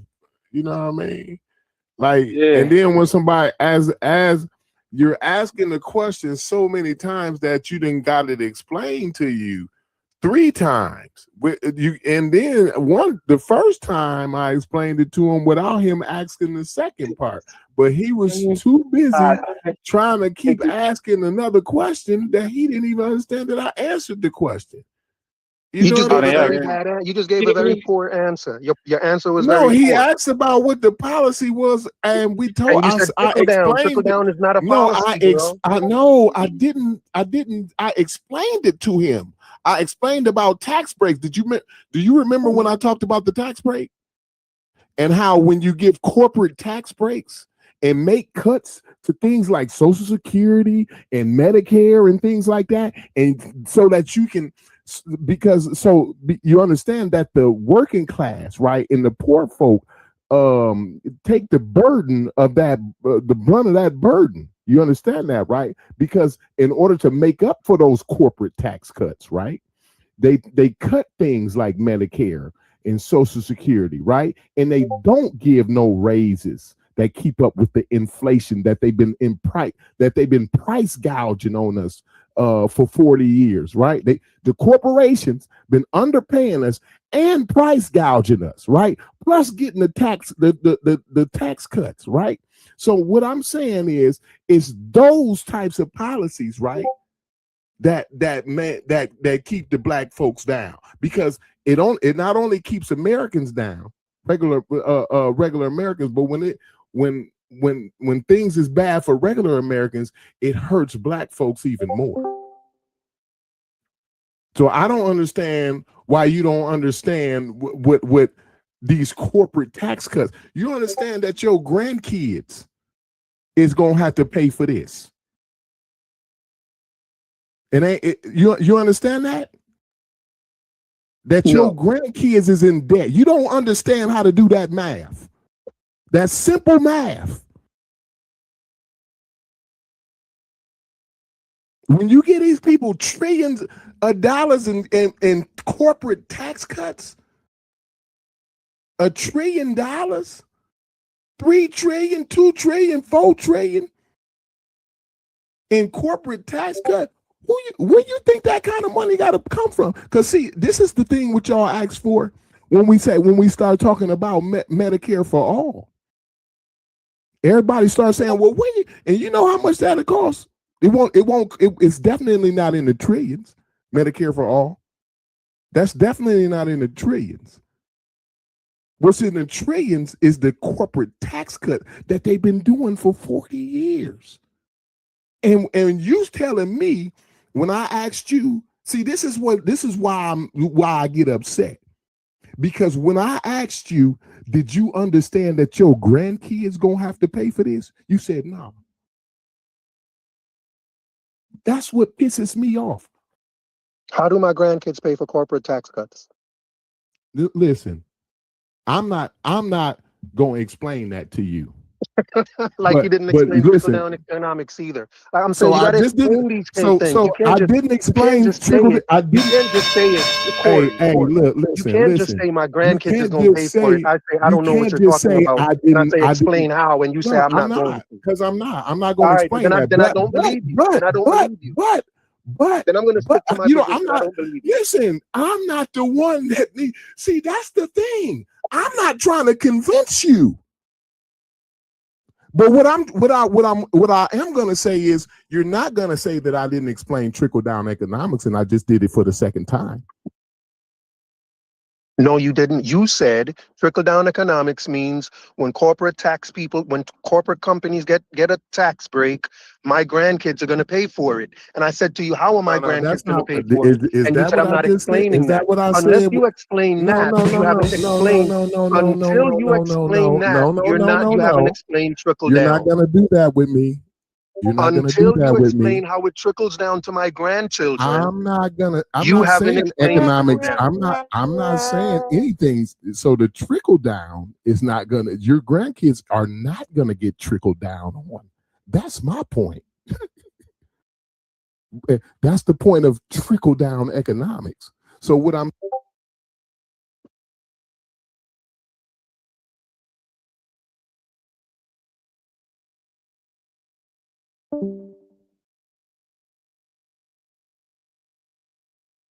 Did Corey go mute or did I go mute? Corey, we can't hear you, Corey. I see you talking, but we can't hear you. Oh, my bad. I hit the button. My bad. Can you hear me now? Yeah, we hear you now. Yeah. So what I'm saying is, you asked me a separate question. You asked me how the corporate tax cuts were going to affect your grandkids. I explained to you what trickle down economics was. Okay, The second question was a second question that I don't listen. if Corey, I got to I thought your explain that to explanation of you, corporate tax cuts, I thought your uh-huh, when I asked you to explain trickle down, you went into corporate tax cuts. So I thought this was all a part of your absolutely. trickle. So that was Okay, so and the that was way trickle so down economics. okay, The and the the you the, said the corporate the tax tax cuts, cuts is going to trickle your down to grandkids having to my pay for that is a and I separate asked you question. how, does it come Yeah, down to that's my a separate grandkids? And you question said that you're not going to explain that. I'm not answering that. No, Yeah, but unless you answer that for me, I I'm don't not. really know what you mean by trickle down and how it Oh, affects me. I fine, just don't know what you fine. mean. If you don't know that corporate when they saying that the reason why they giving these corporations tax breaks is because eventually those tax breaks are going to translate into money and raises and jobs for you. Okay, that's trickle down. That's what it's supposed to be. That's Okay. that's what they sell you. That's the dream they sell you. But you and I Right. both know, because how old are you? I'm old, bro. Okay, fine. You over 40? Yes, sir. Okay, so you know just as well as I know that that's a load of bullshit then, don't you? What trickle down? Absolutely. That when you have Absolutely. that when corporations have tax That's a cuts. yes or no question. No, I think there's some reality to it that when tax Okay. So you don't so you if I could don't just answer know the then. question. So you No, if I don't could just know it's answer a the load of question. bullshit. No, so No, what I'm that was saying is if I that was could a just answer that the was a yes or question, no bro. question. Well, let me I answer the said question. it's either you know it's a load of bullshit or you don't. See, I'm gonna set up a false dichotomy like y'all do. I mean, but let me respond, bro. Okay. But You but just you gotta want let to me answer my respond. question? Are you gonna Yeah, answer? I I am want to. answering your question. Is it I am bullshit or answering your not? question. Is it bullshit or not? Is what bullshit? The idea that trickle down The comes idea down. of trickle down economics has that worked in this American economy in the 40 years that you've been alive? Go ahead. Well, I haven't done the studies of it enough to know, but if I was a guessing man, I would say You've been yeah, there is working. some Ain't you been a working fucking man in America? No, So because you're you not gonna let fucking me answer. around with me. You fucking me So I'm gonna around. leave it out then. Ain't you been working? Ain't you been working here in America? Because see, he telling me about some fucking research. I want to know about real life here. Ain't you been fucking working in America here? Ain't you a taxpayer? Do I want? Can you see these the real? See, he want to talk bullshit. He want to talk some bullshit. I want to know, have you been fucking paying taxes in your 40 fucking years? That's what I want to know. Y'all can't even have a cordial conversation, bro. Y'all so angry about this Conversation. thing. I want to know. Have you been paying tax? Have you been an upstanding taxpayer? Get your black ass out of here. Any other word out your mouth is a I want to curse. know. I want to know. Have you been an upstanding taxpayer? Is what I want to know. For the 40 years you've been on this goddamn planet, have you been an upstanding taxpayer?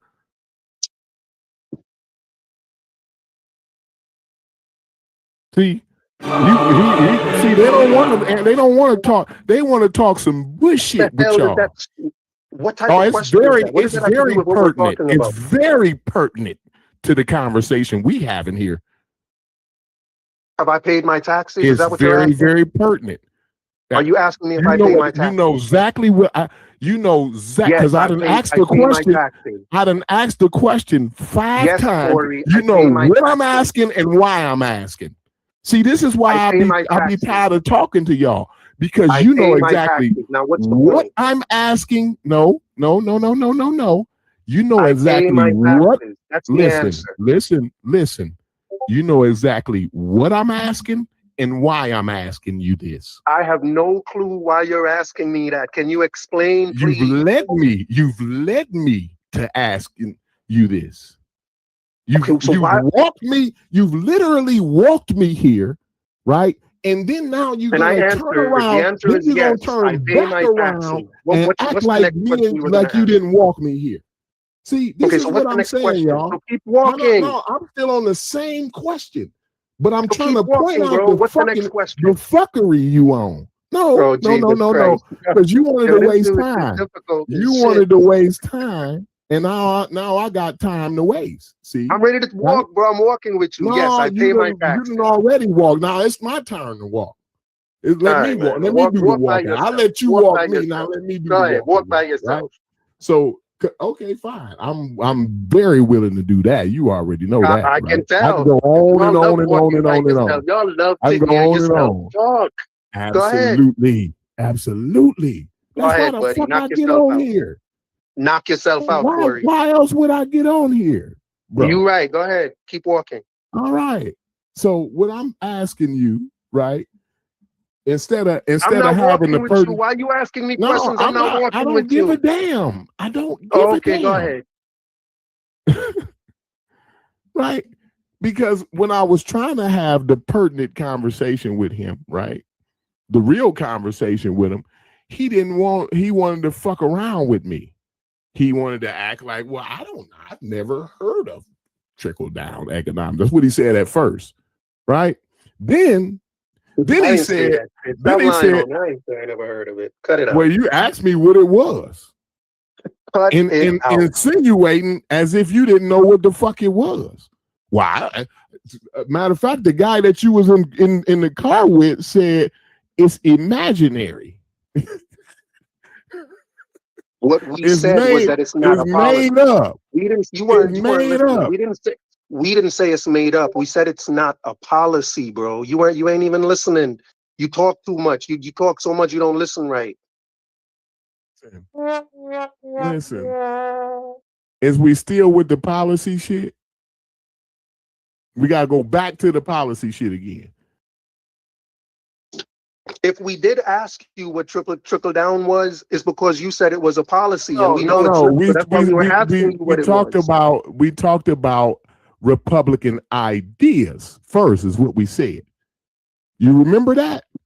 We said Republicans ain't had no good ideas. Listen, what's a policy, and you said trickle down.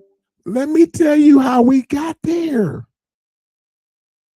I know. Let me tell you how we got there. You don't have to. I know. We talked about Republican ideas.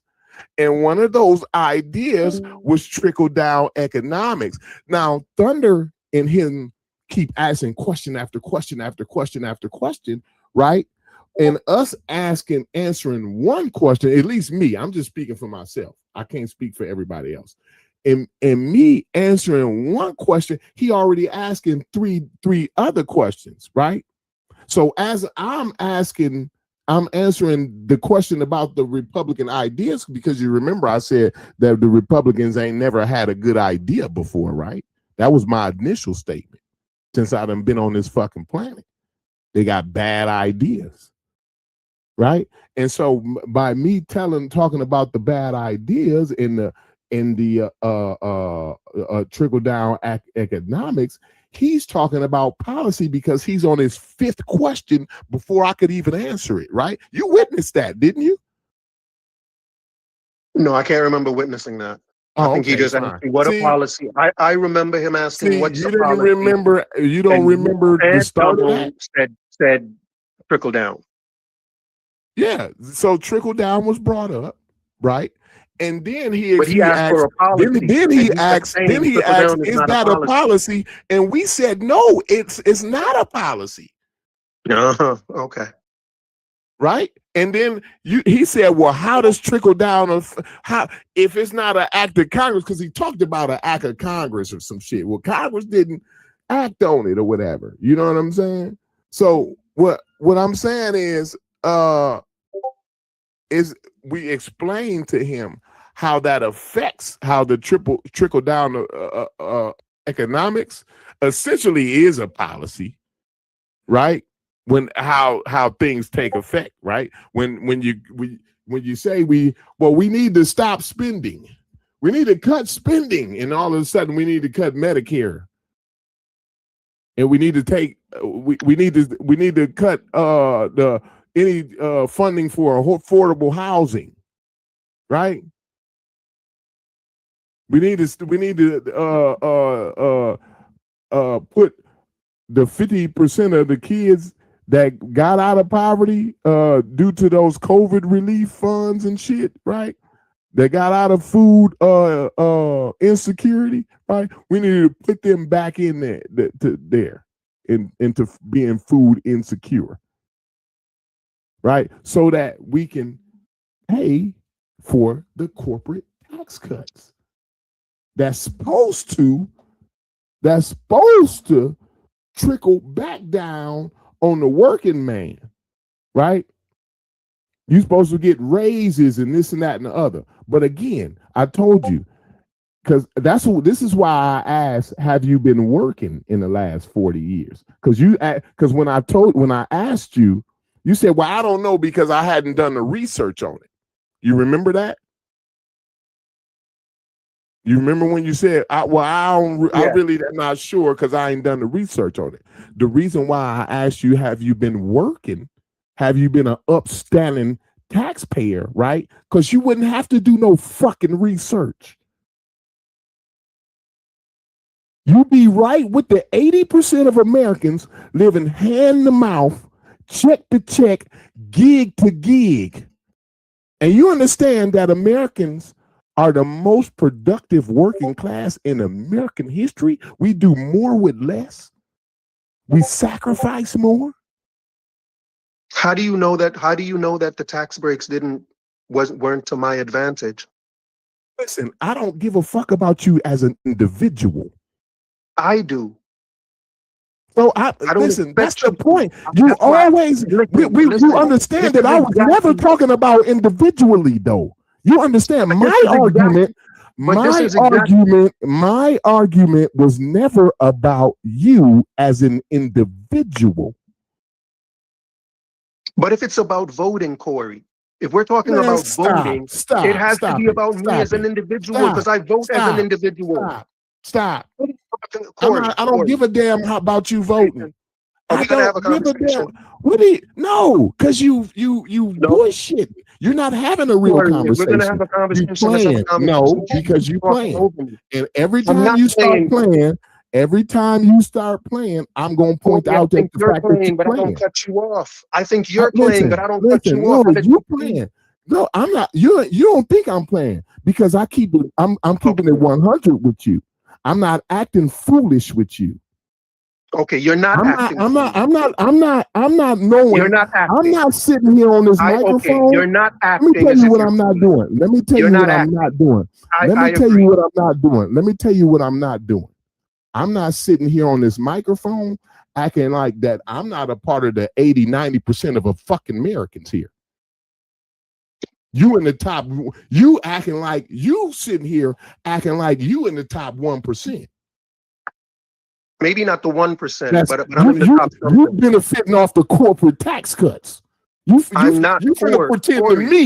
You finna pretend to me, right? And me, what I'm saying is, stop. No, you stop, Corey. You're speaking about people. I'm not poor. No, Corey, I never said you was poor. I never said you was poor.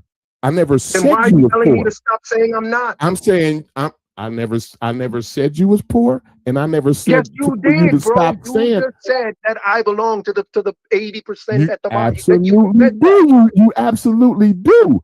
So you are saying I'm poor. What the hell is wrong with you? Being a part. Do you even listen to yourself, bro? Being a part of the 80% of America does not mean you're poor.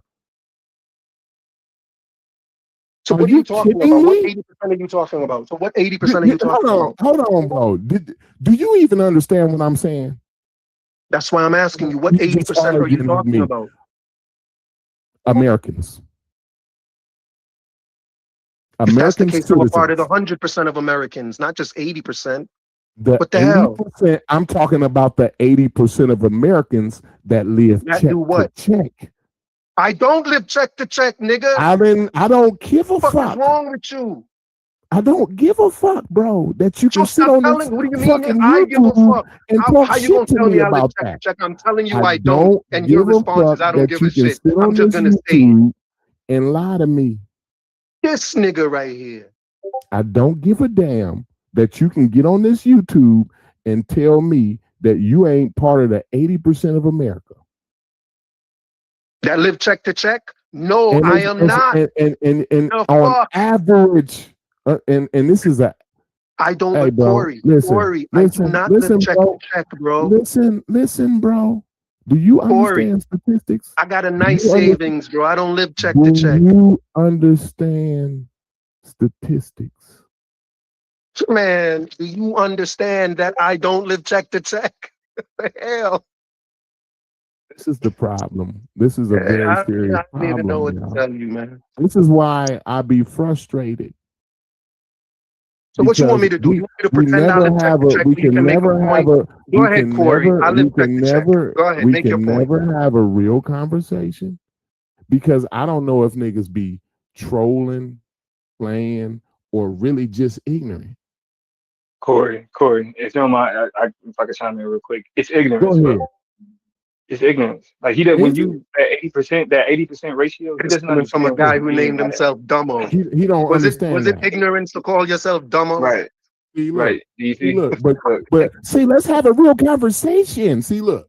Right. That's why I don't play. That's why I don't even pander to that. Ignorant. Like when Why you ain't point that out? when they try to do that. Why Fake, you ain't point that out, Corey? respectability, that fake respectability, I don't pay no attention to that. But here's the Man, thing. He y'all, doesn't understand. shut your He mouths, doesn't bro. understand the conversation You about gonna come in income. here calling people He doesn't ignorant understand. and you want He doesn't respect. understand the conversation. And your between name is resource Dumbo. hoarding, Man named opportunity himself hoarding, Dumbo. opportunity deficits. He doesn't understand these concepts. Like the only, and this is why I say Only what I you say. understand This is those why I say what I concepts, say. Dumbo. You're the only one that People- understands. That's why I only don't. time- This Diamond. This why I be like, man, these niggas be playing. Not They Damo, get it's on here. They Dumbo. get on. They get on here to play and fake. Yes. You understand that number? Do you understand that number here? All right, He man. Let me faking mute out, at it. man. Let me mute out, man. Yeah. Because y'all boys is bugging. Yeah. Nah, 80% of Americans is living gig to gig, check to check, hand to mouth. You know what I'm saying?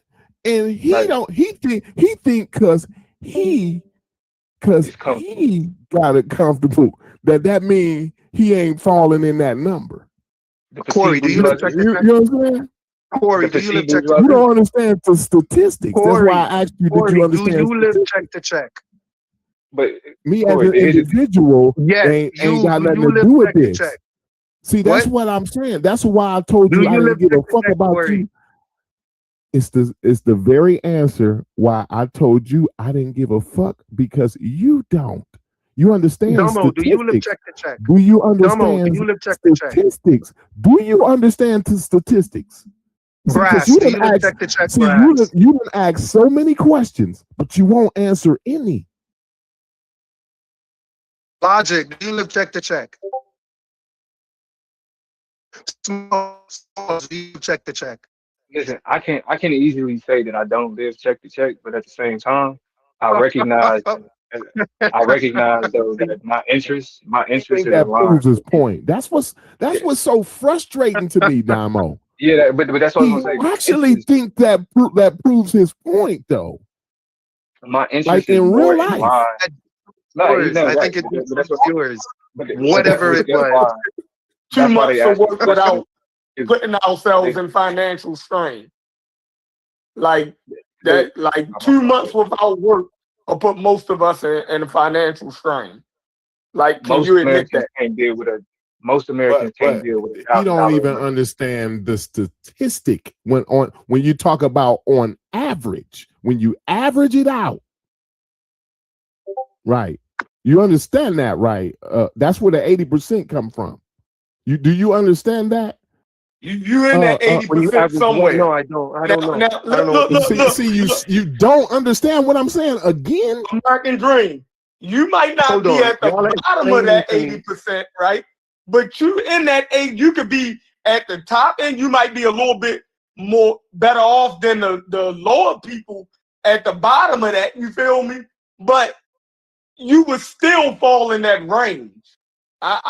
Him I was saying still check to falling. check Hold on. is I making was you still uncomfortable. falling. Corey, don't say check to check. That's making him But that's the uncomfortable. reality of it, though. But he probably feels as though he's doing financially a little bit better than living check to check. he might feel like, yo, I can go 5 months. You know what I mean? And all my bills will be paid up, and I'll still be good. He think that you know what I mean? You got to couch that a little better for people. No, but see, if I that's don't the like case, but to. if I that's don't the like case, Chef, couching Chef, it better Chef, because the Chef, thing if is that's the case, I don't that's belong what in it the is on 80%. average. That's what Chef, if it what you is on said is average. true, Chef, if what you said is true, that means I don't belong in the 80%. If I can go 5 months without working, then that means I cannot belong in the 80% that live check to check. Average But you do all understand. Americans out. When you do you understand? Well, See, this is why I'm asking you again. When they asked you in 3rd grade about average, when they told you to add up all the numbers and then divide by the numbers, right? And then you get an average. So I have to pretend as if my income is the average income? No, we talking about What are you Americans saying? here. I was talking. This is why I keep telling you I don't give a fuck about you, because I'm talking about Americans in general. But I'm an American in general. I'm an American in general. What you mean I'm not American? Listen. You mean I'm not American? I'm as American as apple pie. I forgot he was a troll and he wasn't for real. And I'm getting I'm frustrated. trolling now. My name is American Dream. Y'all gonna tell me I'm not American? Y'all bugging. I forgot, and I took him, and for half a second, I thought I took him serious for like a half second, and he just reminded. I don't understand why. I appreciate. I don't even understand why this is even an issue. I don't live check. You made a statement. Fine. You claim that I'm in the 80%, and I said I'm and not. You don't. And you don't. Were telling me you're not. You you're were not. telling me and you're right. And you're right. And I was wrong. I apologize. I apologize. The reason you even brought that up. I'm on national TV apologizing. I accept your apology. I accept your apology. But the reason you were even bringing it up is to make some for wrong point reasons. It was for wrong reasons. And what I'm telling you is the whatever point I was bringing up. If I was wrong, whatever reason I was bringing it up for was for a wrong reason. It was a wrong accusation, and I should have never, ever brought that to you. And I apologize.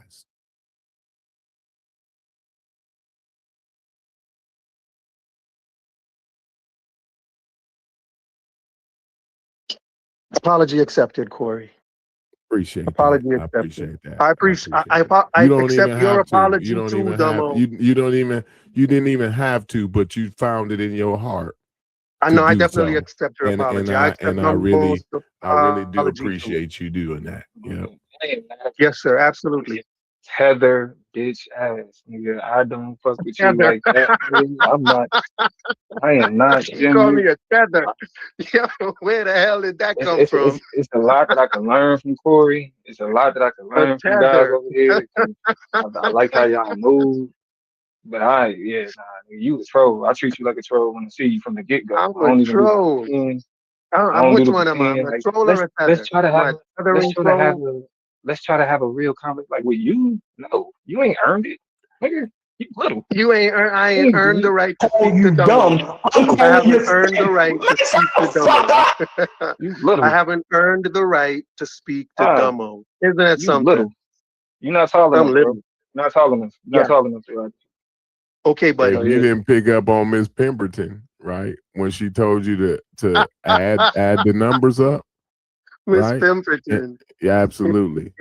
When she told you about averages and shit, I mean, man, she fucked up. Like Miss Pemberton, I don't know what she was doing. Y'all just mad that I don't listen to her. Checking y'all do. Yeah, I know. I'm a poor nigga. Y'all just mad. I'm a broke poor nigga. Yeah, and I don't know how you broke, Corey. You got a whole construction company. You got a construction company and you broke, bro. Oh, broke nigga. And you in the 80%. Living check to check. Because I know it ain't why. It's wild. I don't know how. You should be doing better for yourself. I should be. You should be doing better for yourself. Absolutely should be.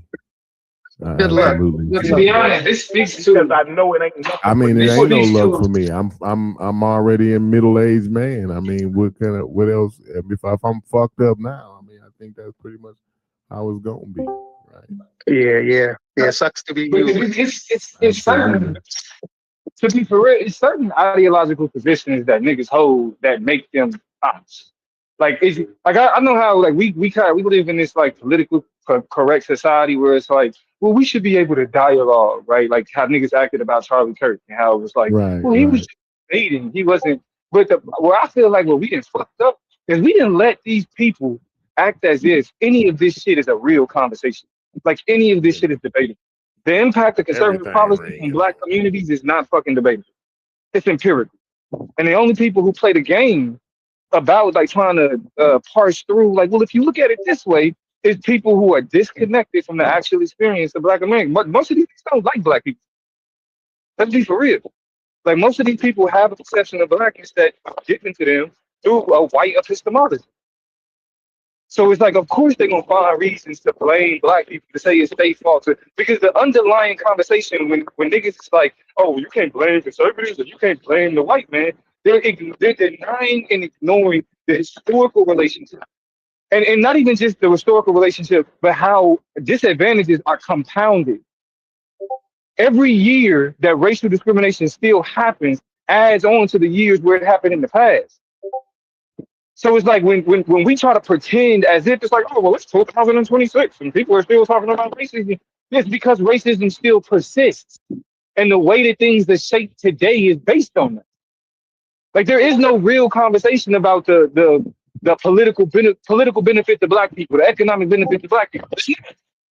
But it's Black people who then maybe you got a little bit of success and you don't live paycheck to paycheck. Or you made it out the hood and you got a good job and you living in the suburbs. That don't change the circumstances of what people that still, like, 'cause my people still live in the hood. I don't live in the hood, but my people still do. When I pay my granny property tax, that shit is in the ghetto. So for me, I can't disconnect myself simply because I'm in a better financial position in where I grew up, that I disconnect myself from that experience. I can't say when I'm thinking about politics and looking at a ballot that, well, my pockets to cast the ballot, just me, cast the ballot.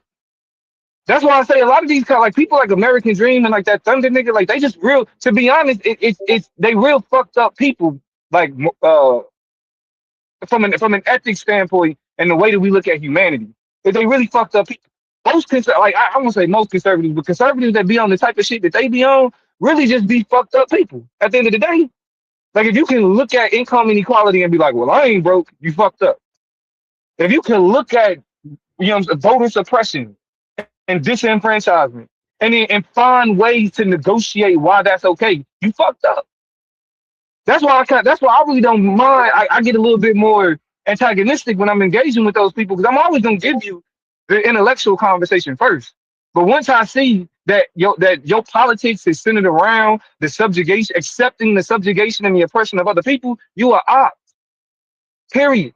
There is no valuable conversation for us to have. Because while you trying to downplay the experiences of people that look like me, while you try to downplay deaths, while you try to downplay poverty, while you try to downplay food insecurity, home insecurity, food deserts and shit like that, just to be like, oh, but the Democrats, yeah, you are controlled opposition. You in the way. And me, what I do in my life is dedicated to that for real. This ain't just a YouTube conversation for me.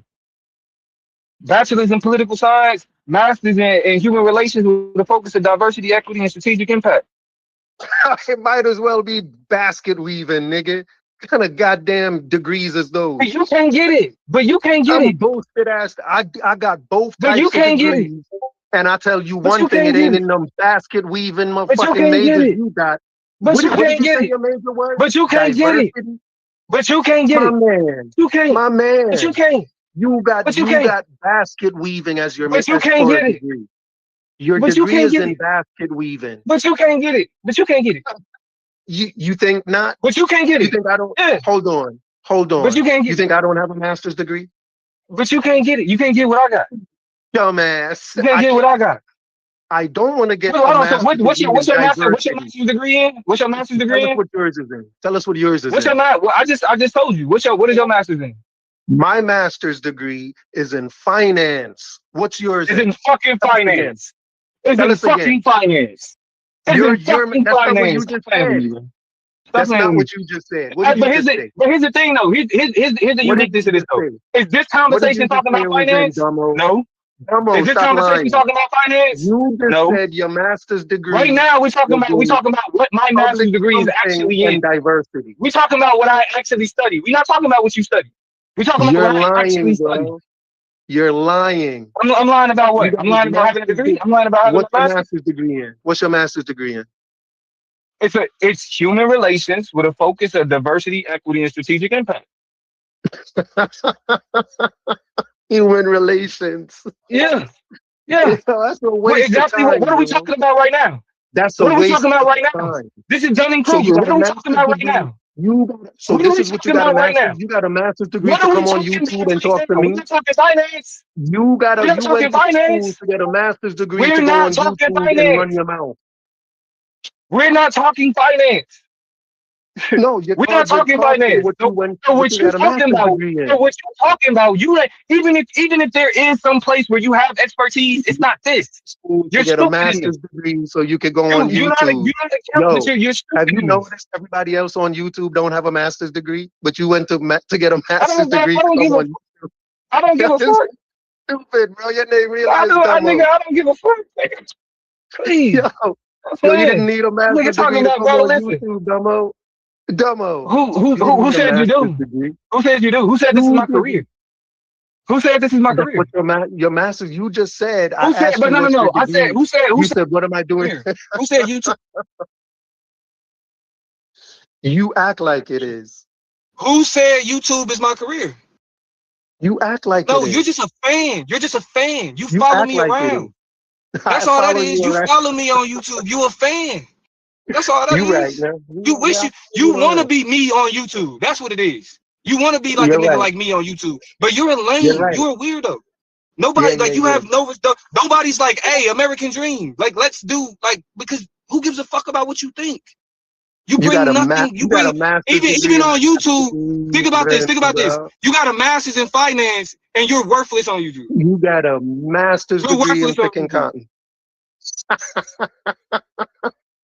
Can somebody please laugh? Can somebody please laugh? Can somebody please laugh with this nigga? Master's degree in picking cotton. Can somebody please laugh with this nigga? This is exactly why he's a tether. And that's why when these bitch ass niggas be like, oh, can we just have the conversation? No, I don't fuck with you. We can start here every time. We never have to go to let's just have a conversation. We can start with the straight disrespect from the get-go. Cause I don't fuck with niggas like you. I don't fuck with niggas that make cotton picking jokes. That's what makes you a bitch ass nigga. Master's degree. That's what makes you a bitch ass nigga. See? Okay. This is what makes you a bitch ass nigga. Come on, Dre. Let him do this shit. Let him, because he ain't making nobody look bad but his damn self. Cause y'all know how these niggas do, right? Niggas get disrespectful, then tomorrow they hit the panel and be like, well, let's just have the conversation. No, it's not that. You are a nigga that niggas know to be a straight out lame weirdo. You show up from place to place and get repeatedly disrespected. I got a real master's degree on YouTube. on YouTube. I got a real on master's YouTube. degree. Come on, man. Like, come on. On YouTube. I have a real master's degree. I have a real master's degree. I have a real master's degree. A human relations degree is a professional degree. What are you talking about? What unless type you of didn't know work that. Unless you didn't know that. What type of work do you do with your human relations degree? Hold on. What type of work do you do? What type of work do you do? I do a lot. I'm a government. What is that? I'm a government consultant. I'm a government consultant and I work in family law. Yeah. Come on. Yeah, I actually consult. I consult local government. I consult local government on their equity policy. Yeah, I do. I mean, you can look up my LinkedIn. I have a LinkedIn. You can look up my LinkedIn. Like, what are you talking about? Wait, but wasn't Like wasn't this shit equity is not hard, bro. Like that's what I'm wasn't saying about equity niggas. just found to be So hold on, here's the thing. unconstitutional? Niggas want to You talk about to real be life, right? jobless. Niggas want to talk real life. I don't hide myself. Niggas Wasn't know my equity real just found to name. be This nigga has a unconstitutional? moniker. This nigga wears a Wasn't mask. equity just I don't have to wasn't hide. equity Don't ask me wasn't nothing. equity Like I just already told you, you a bitch ass wasn't nigga. equity I don't fuck with wasn't you. equity just Don't found ask to me be shit about equity, you hoe you don't ass need nigga. work. Don't You ask don't me need shit work about soon. equity, you bitch ass nigga. You're I gonna don't need know why you work trying to. I don't soon. know why you trying to Wear a have. I don't know why you moniker trying with to a have a mask. conversation. You're gonna have to get the new I don't know why degree. you That's trying to what's have a. You a bitch diabolical ass about it. nigga. Hey, You a You're gonna have bitch to get ass a nigga. new Hold degree. Regardless, on, let me change. you a You're bitch ass. gonna Like have you to get a scared. new You degree. scared to show your face. What the fuck You're are we gonna have talking to about? get a How new lame degree. are you? How lame Hey, are he you? You were Why? he scared wear to a show your moniker face. with a mask. That's because I That's got what a I'm real saying. degree. This nigga want to talk, That's bro. because I have a Look, real degree. His moniker got a That's because mask I have on a it. real That's degree. wild, though. hold on. I got a mask with a real degree. That's Hey, cause these niggas is scared. They come listen. on the If I internet. had a No, that moniker, ain't the Come on the internet. American dream. I They got if a come I on the had a mask internet. moniker with a with a real mask, degree. a They come on the degree wouldn't internet and be they it have to for me. hide who I would they be have to like hide who they are. a particle physicist. If I had a moniker with a mask, I'd be like, nigga, I'm a particle physicist, nigga. Shut the fuck Exactly. up. These niggas can say Shut these the niggas fuck can up say talking to me, anything. nigga. These niggas can say anything. Oh, I have a degree. If niggas know, like niggas steam my shit. Like niggas know. Niggas that scared to show they Hey, I was niggas that gonna scared to show answer their face. Burgess. I wouldn't have You're been Hey, there. unemployed. listen. If I had a Domo, moniker you're with a unemployed. mask, nigga, I'd be like, That's bitch, what I'm I'll I saying. bet be $1 at, million I just left Domo is CERN. unemployed. I just left the Hold on. CERN Hey, you don't fucking even gotta bet a particle million. Bet collider, 100. nigga. Corey, you need Bet 100. somebody to give you instructions where you Bet 100. Corey, you need You somebody to help you with don't even gotta instructions. build. You ain't even gotta bet a million. I do, yeah. Domo I needs a always job. do. Get out the I room. Hold always on. do. Hold on.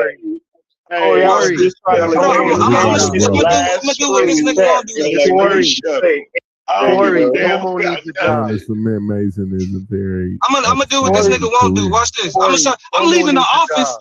I'm leaving the office right now. I'm gonna show you where I work. I'm leaving the office right now. Watch this. Domo needs a Don't show where job. you work. Hey, Damo, Don't do that. listen. No. You about to I'm not gonna show a show. I'm not gonna show moniker. him. You finna show a moniker with a mask. Y'all don't do one man American Corey, dream. are you hiring? Just so niggas know, Show bro. a moniker These with niggas. a Corey, are you mask. hiring? I really just gotta show these niggas what it really is. The moniker got a mask. You know what I'm Corey, saying? are That's you wild. hiring? Always, absolutely. Domo needs a job. He doesn't have any good type of degree. I don't think He doesn't have a Domo. degree worth anything, but just give him a job.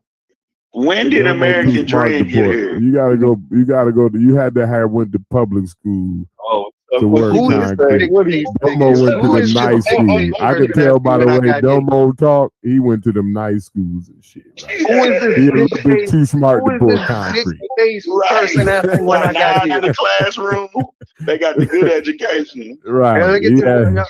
Who is They this had big the face person asking when I food got and here? shit, food breaks and shit. You know, we only got lunch. Hey, what's that was going it. on, We didn't. American Dream? What's going on, Steve, man? who are you? Who are you? Know me? I don't know you. Who are you? Man, you do know me. Don't Come on, nobody man. know you. We just know your Who are moniker you? I don't with know the you. mask on. We know your moniker with the mask on. Don't do that, Stop American doing my Dream. homie American Dream like that. Come on, man. Y'all respect Oh, he your American homie, Dream. Go Smalls? ahead, American Dream. I fucks with American Dream. That's He's my from nigga California. right there. No, Is he from California? Small. nah, that's just my homie, man. That's my homie. Y'all can't do him like that. Come on, Dream. Hey, but I'm I never even thought about it. Why you got on? Hey, yeah. Oh no, we can't do that. Why you got on that goddamn Chiefs hat? That's what I want to know. Yeah, that's what I'm on. Yeah, I'm on that, Brad. I don't care where you work at. Why you got that Chiefs hat on, though? Hey, Brad. It's Hey, supposed to be a Brad. Bears. I ain't even get to talk shout to out to Domo. Don't listen to these niggas. That's the Domo, that man. Hey, Come on, man. yeah, we fuck with I thought Domo. you were from the Chi What are we Town, talking about? Domo. What are I'm we trying to talking figure about? out why the hell he got on that Chiefs. I can't even see Domo. All I see is Hey, Yeah, on me. Oh, man. I can't even. I'm trying. I'm trying to see Domo, but all I see is like I thought you was from the Shy. I thought Damo was from the Shy, man. I thought you. Nah, born and raised Kansas City, man. Born and raised. Oh man, come on, man. Yeah, Y'all born and cannot do raised, the man. political plug like that, man. Listen, while y'all trying to do my man Domo like that, man. I'm saying it's small. I thought me and Domo was gonna have a fruitful connection. Pause. But damn, what the Eagles did to them damn, what the Eagles just did to them damn Chiefs of the Super Bowl, ain't no way me and him can be friends. I know that. Hey, well, no, listen. Only reason I'm cool with the Eagles winning. Listen, I'm cool with two things. I'm cool with the Eagles winning the Super Bowl for two reasons. One, y'all had to get the get back. We already got the dub. We had to get the get back. And two, Jalen Hurts is a graduate of the University of Oklahoma, sir. That's a fact. Boomer fucking Sooner. That's a fact. Boomer fucking Sooner. That's a fact. You know what I mean? You and DQ gonna have a good conversation because that man Longhorns till he die. Oh hell no! Yeah, It's man. up, nigga. Wait till DQ come in. That man is Longhorns. Oklahoma, ain't you? You said what? Hey, ain't you Oklahoma? Yeah, I'm graduated. No, who graduated from OU? Who? No, Tuck live in Oklahoma. Yeah. Okay, but hold on. But listen. Hold on. Who you fucking with though? Is you riding with the Sooners? Everybody in Oklahoma don't fuck with them Sooners. That's a fact. Yeah, I like the Sooners. You know, CD Lamb. You know, boys like that. Okay. Yeah. Okay, well you good. I'm a Cowboy fan. Yeah. He likes CD Lamb not because of no fucking Sooners. He likes CD Lamb because he on the Cowboys.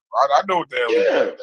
Yeah. Well, not, but you know that's what. But the Cowboys always draft OU players though. Yeah, they do get a lot of OU players.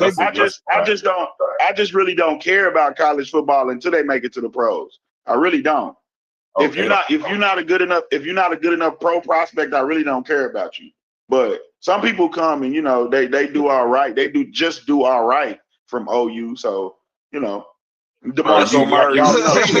Y'all trade everybody else that's good in college. Shit. Don't do that. Ask Michael Parsons. That motherfucker. Hey, don't do that. Why would you? He one of the greatest linebackers fresh. in history. Y'all got rid of his ass in 3 years. Yeah, but why you do that? That don't have nothing to do with OU. That don't have nothing to do with nothing. Why you do that? You said if you do good in college. I heard you. I heard every word you said. I like for you to play for the Cowboys. I didn't say nothing about. I didn't say nothing about ownership. I didn't say nothing about that, man. Back Caleb Downs. Give me back Caleb Downs. I've been talking about the safety position. Caleb Downs to Philadelphia. I've been talking about the safety position, but you didn't like safety. You said you pick a whole bunch of other people. I might not like we safety. just helped y'all. We just helped y'all fleece Pittsburgh though. So you should be a Cowboy fan a little bit too. They still waiting on Aaron Rodgers. It ain't that difficult to fleece them idiots. No, but y'all they holding up their whole season on the damn. We let y'all move up. We let y'all move up and get Mekhi Lemon. We let y'all move up. Oh yeah, we appreciate that. So that's why I said you should be a Cowboy fan too. Yeah, fuck no. I cut out both my eyes. I can't even watch y'all motherfuckers play unless y'all play. Crazy. You wouldn't do that. You wouldn't do that. You want the Eagles. You want the Eagles Cowboys in the NFC Championship game. Yeah, hell yeah, that'd be a great day. Yeah. That'd be the money being made. That'd be a great day. Hey, let's chill out, folks. Let's chill out. We talk about football. That's allergic to the conscious community. You can't talk about sports. They like space. They like spacecrafts and shit. These motherfuckers want to be off. They want to be off in Planet Risk and Olympus and shit. We can't talk about the goddamn Cowboys versus the Eagles. Or the conscious community niggas that hit you with the man. Y'all up there watching it, nigga. That's modern day slavery. Nigga. That's the auction block. Man, shut your ass. Motherfuckers creating more millionaires than your ass could create. Just create millionaires and millionaires. This is a game. That's all this is. You gotta have some. Every great society needs some form of entertainment. I see a lot. That combine, I saw about 20-25 black millionaires being created, multi-millionaires. Absolutely. Sonny Styles. Sonny Styles in them. What y'all talking about? Hey, The white look, man's I don't know if game? y'all be fucking with the debates, but Yeah, we yeah. definitely got a debate That's why I coming. said, hey, we've been trying to get you over here for that. Okay, We've yeah, been, because bro, we got a we've been, debate we've coming up been, on. we've been trying to get you over here for that so we can have better conversations, not this, not bullshit. And they was telling me to start Yeah, to, yeah. matter of And fact, I'm it a was reformed crash out. I'm a reformed crash out. So the crash out today was kind of just like, you know, it just, yeah, you know. So in we some don't conversations, they mind just got to a get that little work. bit of crash out. Don't We be a need. quitter. I just need to know. I I need to think know the when you put on. conversation is I need to know when you put on a suit. And You then know how to again, good. that needs You know to how be to a act drop, around Corey. good white folk, Hey, Corey. Corey, that Corey. needs to be a drop. I need to know when you put on your Easter vest. You know how to act around good white folk. That's all I need to know. Oh yeah. I'm the If you reason got a little Dumbo crash crashes out in out. you, it's all good. I'm the all reason good. Dumbo You know, crashes shit out. funny. It's me. Corey, Dre? crazy to the I'm allergic to bitch ass niggas. I ain't gonna lie. I'm definitely allergic to bitch ass niggas. That's just the right How sprinkle you of live with crash out. yourself? How you live with yourself? Dream, y'all be clowning Dream, but you gotta understand, Dream he actually really enjoys fighting everybody on the motherfucking He panel. ain't got no fucking friends. That's when he's in heaven. He's in It'd heaven be when cool. he fighting That's why I everybody. try to tell Thunder though. Like it'd be cool if you I ain't got actually no like. friends and you ain't got a real degree, nigga. You go get a degree. Bum ass. Okay, bro. Human relations, my ass. Okay, Mr. Moniker. Okay, Mr. American Dream. Scammed. Okay, You nigga. got scammed. What you was telling Thunder? Nigga, you AI. I was telling Thunder like diversity. You got a minor in diversity. it's fine, Oh, like dumbass. to do the troll thing or whatever, but Dumbo to dumbass. like, Your you new gotta name is make it a dumbass. little more interesting. Because even I troll sometimes, right? But I troll a lot, like, but a lot of times, like, people wouldn't even know that, like, they take me serious when I'm trolling, right? Right. Because like I even like when I'm trolling, like I even convince myself, like, yo, that this is the path I'm taking, or I actually agree with this part, or whatever it is that I'm trolling on, right? And so it actually makes the conversation interesting if you